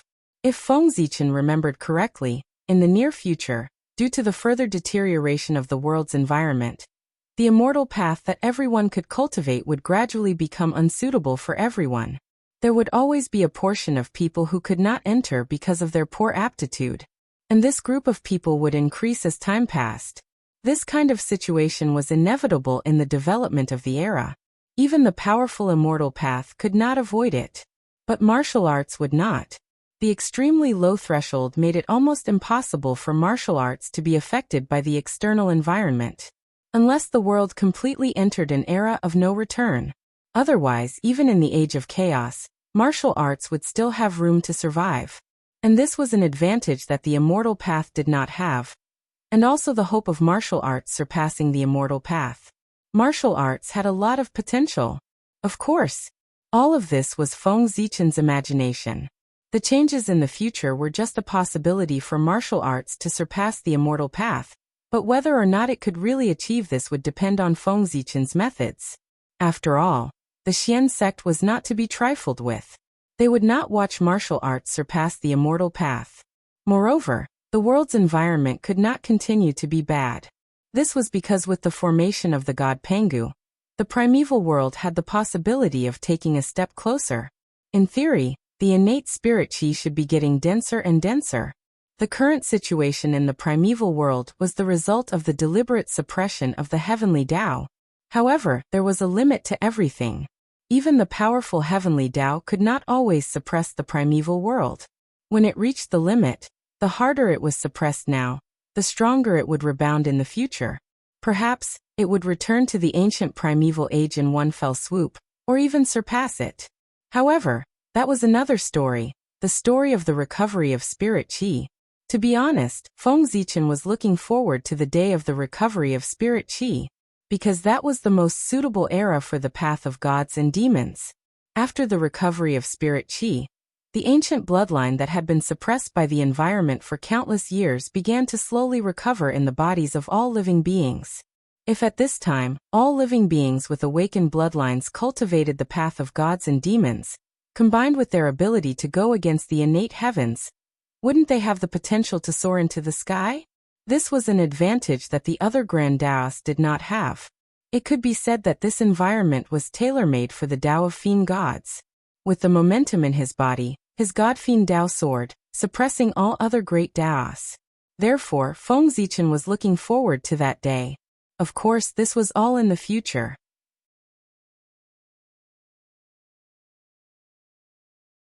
It was also a backup plan that Feng Zichen had deliberately left behind. If in the future, martial arts really lost to the immortal path, then the rise of the Tao of gods and demons would be Feng Zichen's last resort to deal with the immortal path. However, according to his original intention, he still did not think that the martial path would lose to the immortal path. Martial arts, a future enemy of the immortal Tao. Seeing the message that suddenly appeared in their minds, the people of the celestial sect of wonders were puzzled at first. Then they suddenly became alert. There were also many people whose eyes were emitting shocking killing intent. According to their thoughts, anything that could threaten the immortal path should not exist. The immortal Tao was too important to them. It could be said that their achievements today were not only due to their own efforts, but also the help of the immortal Tao. Without the immortal Tao, they would not have been able to step into the realm of Sage to be so quickly. Perhaps, they would have been in the realm of Daluo Jingxian for countless years before they could see the hope of breaking through. It was the appearance of the immortal Tao that allowed them to see the path after Daluo Jingxian. They did not know when it started, but the relationship between these great beings and the immortal Tao had long become inseparable. They were the ancestors of the immortal Tao, the objects of worship of countless immortal Tao cultivators in the world, and they had the karmic position of heaven and earth. If the immortal Tao fell, these halos would fade from the people of the celestial sect of wonders. The various blessings that came with it would also disappear. In this case, how could they tolerate it? Emperor Gaochen, is it? I didn't expect that in a moment of carelessness, this person would become a great threat to the immortal Tao.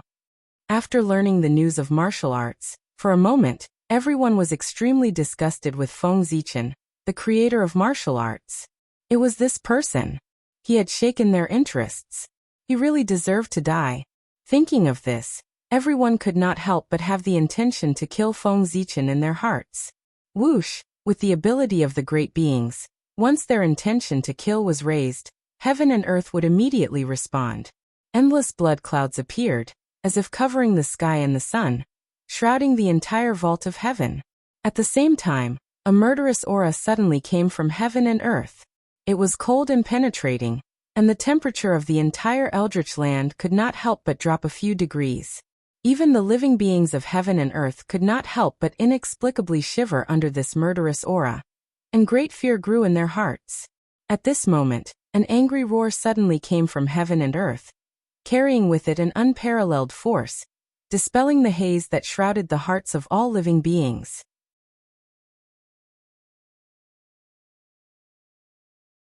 Impudent. An impudent voice came from above the celestial court, containing the fury of thunder, like the roar of the Tao, exploded in the Eldritch land, and in one fell swoop, extinguishing the murderous aura of the great beings of the celestial sect of wonders. This was Feng Zichen's voice. The murderous aura of the great beings of the celestial sect of wonders could be felt by all living beings of heaven and earth, let alone Feng Zichen. It could be said that the crowd did not hide their murderous aura at all, and with an extremely arrogant attitude, they went straight to the celestial court. This was simply a provocation, and it showed that the crowd did not put Feng Zichen in their eyes at all. How could Feng Zichen tolerate such an arrogant attitude of the other party? Not to mention, he had just reached the realm of the primordial chaos Daoyuo Jingxian, and was looking for an opportunity to establish his power, but now someone had taken the initiative to come to his door. Almost without hesitation, he directly roared with the unparalleled power of the primordial chaos, wanting to teach everyone a lesson. Humph! After the roar, everyone only felt that the dragon's roar was endless in their ears, oppressing their minds, and could not help but let out a muffled groan. Ha! You want to kill me with such ability? It's simply an ant trying to shake a tree, overestimating your own strength. In the celestial court, Feng Zichen seemed to have noticed everyone's performance, and could not help but mock them. This was a ruthless slap to the other party's face. As for keeping the peace, that was impossible. Ever since the birth of martial arts, no matter what kind of relationship he had with the celestial sect of wonders, he had now become a great enemy that would not rest until one of them was dead. The celestial sect of wonders. They absolutely could not tolerate him. Since that was the case, why should they show mercy? Naturally, they would seize the opportunity to humiliate the other party to death. Gao Chenyu. When everyone heard that, they were really embarrassed and angry. They were embarrassed because what the other party said was the truth. He was the primordial chaos Daoyuo Jingxian, and his strength was far beyond theirs. Moreover, he was the current celestial emperor. If they really fought, they would definitely not be a match for him. They were angry because the other party's words were too unpleasant. It was really infuriating. Gao Chen, you've gone too far. Just as everyone was unable to get out of the embarrassing situation, a bolt of divine lightning suddenly flew from the chaos outside the heavens and blasted fiercely toward the celestial court. Tai Ching divine lightning. Feng Zichen's pupils constricted slightly, but he recognized the origin of the divine lightning in front of him. It was the supreme divine lightning of the celestial sect of wonders, the Tai Ching divine lightning.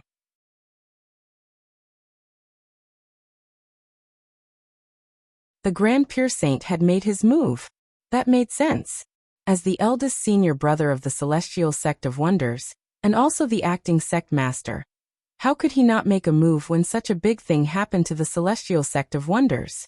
If he really sat and watched the group of celestial sect of wonders being wantonly humiliated by Feng Zichen without doing anything, then it could be said that the celestial sect of wonders' reputation had been completely lost. How dare you, Grand Pure Saint? How dare you attack the celestial court?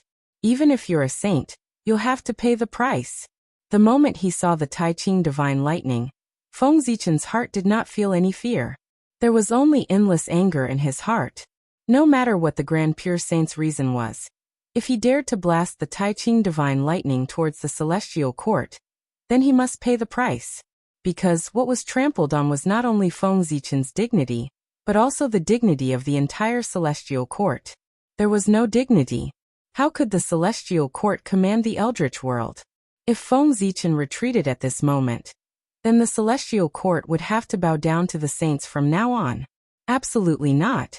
The celestial court was the orthodox of the eldritch world, and also the most powerful force in the eldritch world. Kill. Divine steel of martial arts. Suppress it for me. Furious, Feng Zichen activated the Mount Buzhou mark in his body. Combining the power of martial arts, it transformed into a gigantic steel that crashed towards the Tai Ching divine lightning. Martial arts supreme skill. Divine steel of martial arts. In an instant, the image of an ancient steel appeared from the void, exuding an enormous aura that could suppress all things, holding the Tai Ching divine lightning in place. The true meaning of martial arts in the divine steel of martial arts came from Mount Buzhou. If the Tai Ching divine lightning was in its peak state, it might be able to resist a little. However, Crossing the endless chaos had already consumed too much of the Tai Ching Divine Lightning's power. As such, the current Tai Ching Divine Lightning was no match for the Divine Steel of Martial Arts. Boom! The Divine Steel of Martial Arts shook, and the image of Mount Buzhou appeared vaguely, exuding a monstrous aura that suppressed the surrounding space. One could see that the Tai Ching Divine Lightning was unable to resist this power as it kept shrinking. In the blink of an eye, it turned into a lightning pearl and fell into the celestial court. Boom! After that attack, the remaining power of the Divine Steel of Martial Arts did not dissipate. It broke through the endless void and charged towards the chaos beyond the heavens. Taoist Tai Ching, when you return from the chaos beyond the heavens, we will settle this karma. The North Star Emperor put away the lightning pearl formed by the Tai Ching Divine Lightning and snorted coldly.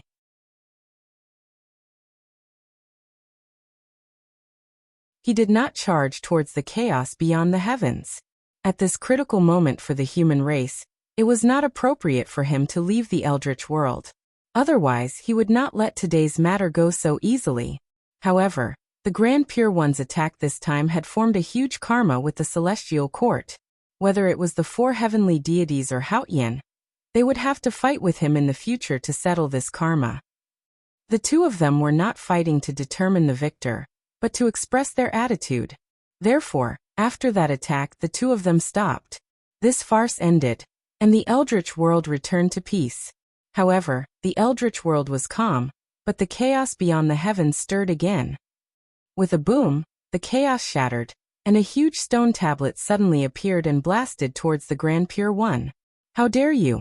With a roar, the Grand Pure One waved the horsetail whisk in his hand and brushed it towards the Divine Steel of Martial Arts.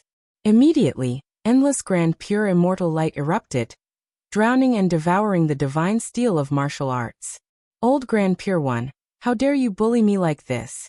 The moment the Divine Steel of Martial Arts shattered, Feng Zichen casually threw out 1,000 elephant Divine Lightning at the defenseless Grand Pure One.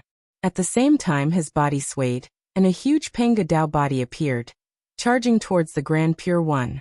As one of the four heavenly deities, how could Feng Zichen, the great emperor of Ziwei, not react when he saw the Grand Pure One attack the celestial court? Rumble! Panga's Dao body appeared. It was hundreds of millions of feet tall, and was accompanied by boundless Dao runes. With every move he made, an unparalleled power erupted, shattering the surrounding primal chaos. This was called the extreme of strength. What? You? How can your physical body be so strong? I'm afraid even if Di Jiang comes back to life, he won't be so powerful. The appearance of Panga's Dao body, Feng Zichen version, for the first time brought a huge impact to the Grand Pure One. The vast and violent aura made his eyelids twitch, and he felt a sense of oppression. Oh no! This beast is too powerful.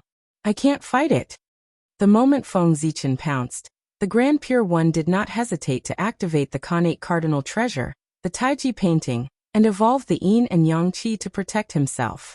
Feng Zichen was unfazed by this, and continued to throw a punch. He wanted to use the power of the Taiji painting to verify the power of his physical body. After the baptism of the Great Tao, his physical body had undergone a shocking transformation. His strength had reached an unbelievable level. Strong, unimaginably strong.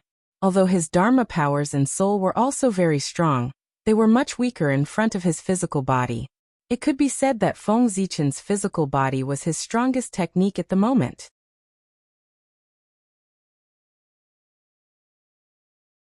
He could shatter the Tao with his bare hands. The power of a single attack could shatter the world. Boom! When Feng Zichen punched out, even the powerful Tai Chi diagram could not help but creak under the pressure. Then the Yin and Yang Qi that it had evolved shattered, revealing the Grand Pure One inside. Oh no! In his field of vision, a fist kept enlarging. The Grand Pure One did not have time to be shocked. He hurriedly took out the Heaven-Earth Mystic Yellow Merit Pagoda, and placed it above his head. Wisps of Heaven and Earth Mystic Yellow Qi hung down to block Feng Zichen's punch. With a bang, Feng Zichen's punch collided with the Heaven-Earth Mystic Yellow Pagoda. Although it did not break through its defense, it sent him flying. Very good. In the distance, The Grand Pure One stood up in a slightly sorry state. His face was no longer as calm as before. There was only endless anger. Fellow Taoist Ziwei, let the poor Wei experience your supreme method of suppressing the primordial world. As soon as he finished speaking, the Grand Pure One had the heaven-earth mystic yellow pagoda above his head. He held the Khanate cardinal treasure, the Taiji painting, and charged towards Feng Zichen with a murderous expression. All right. I've long wanted to experience the methods of the leader of the saints. With a thought, Feng Zichen faced him with his bare hands. He could not use the Hongmeng Daozhong. The Zhouxing painting was no match for the Taiji painting. Since that was the case, he would use his physical body to resist the Taiji painting. Anyway, with the strength of his physical body, it was no weaker than a middle-grade Khanate cardinal treasure. Boom. As soon as they fought, the disadvantage of Feng Zichen's insufficient realm was highlighted. He was almost suppressed by the Grand Pure One. However, the Grand Pure One could not hurt him. You're tuning in to the Li Mei's Wuxia Whispers YouTube channel. We're so grateful for your support, and don't forget to subscribe to join us on this incredible journey through captivating stories. Your generosity through donations truly makes a world of difference, as it's the primary source of revenue that allows me to expand and enhance this channel for you. Thank you from the bottom of my heart for being a part of this adventure.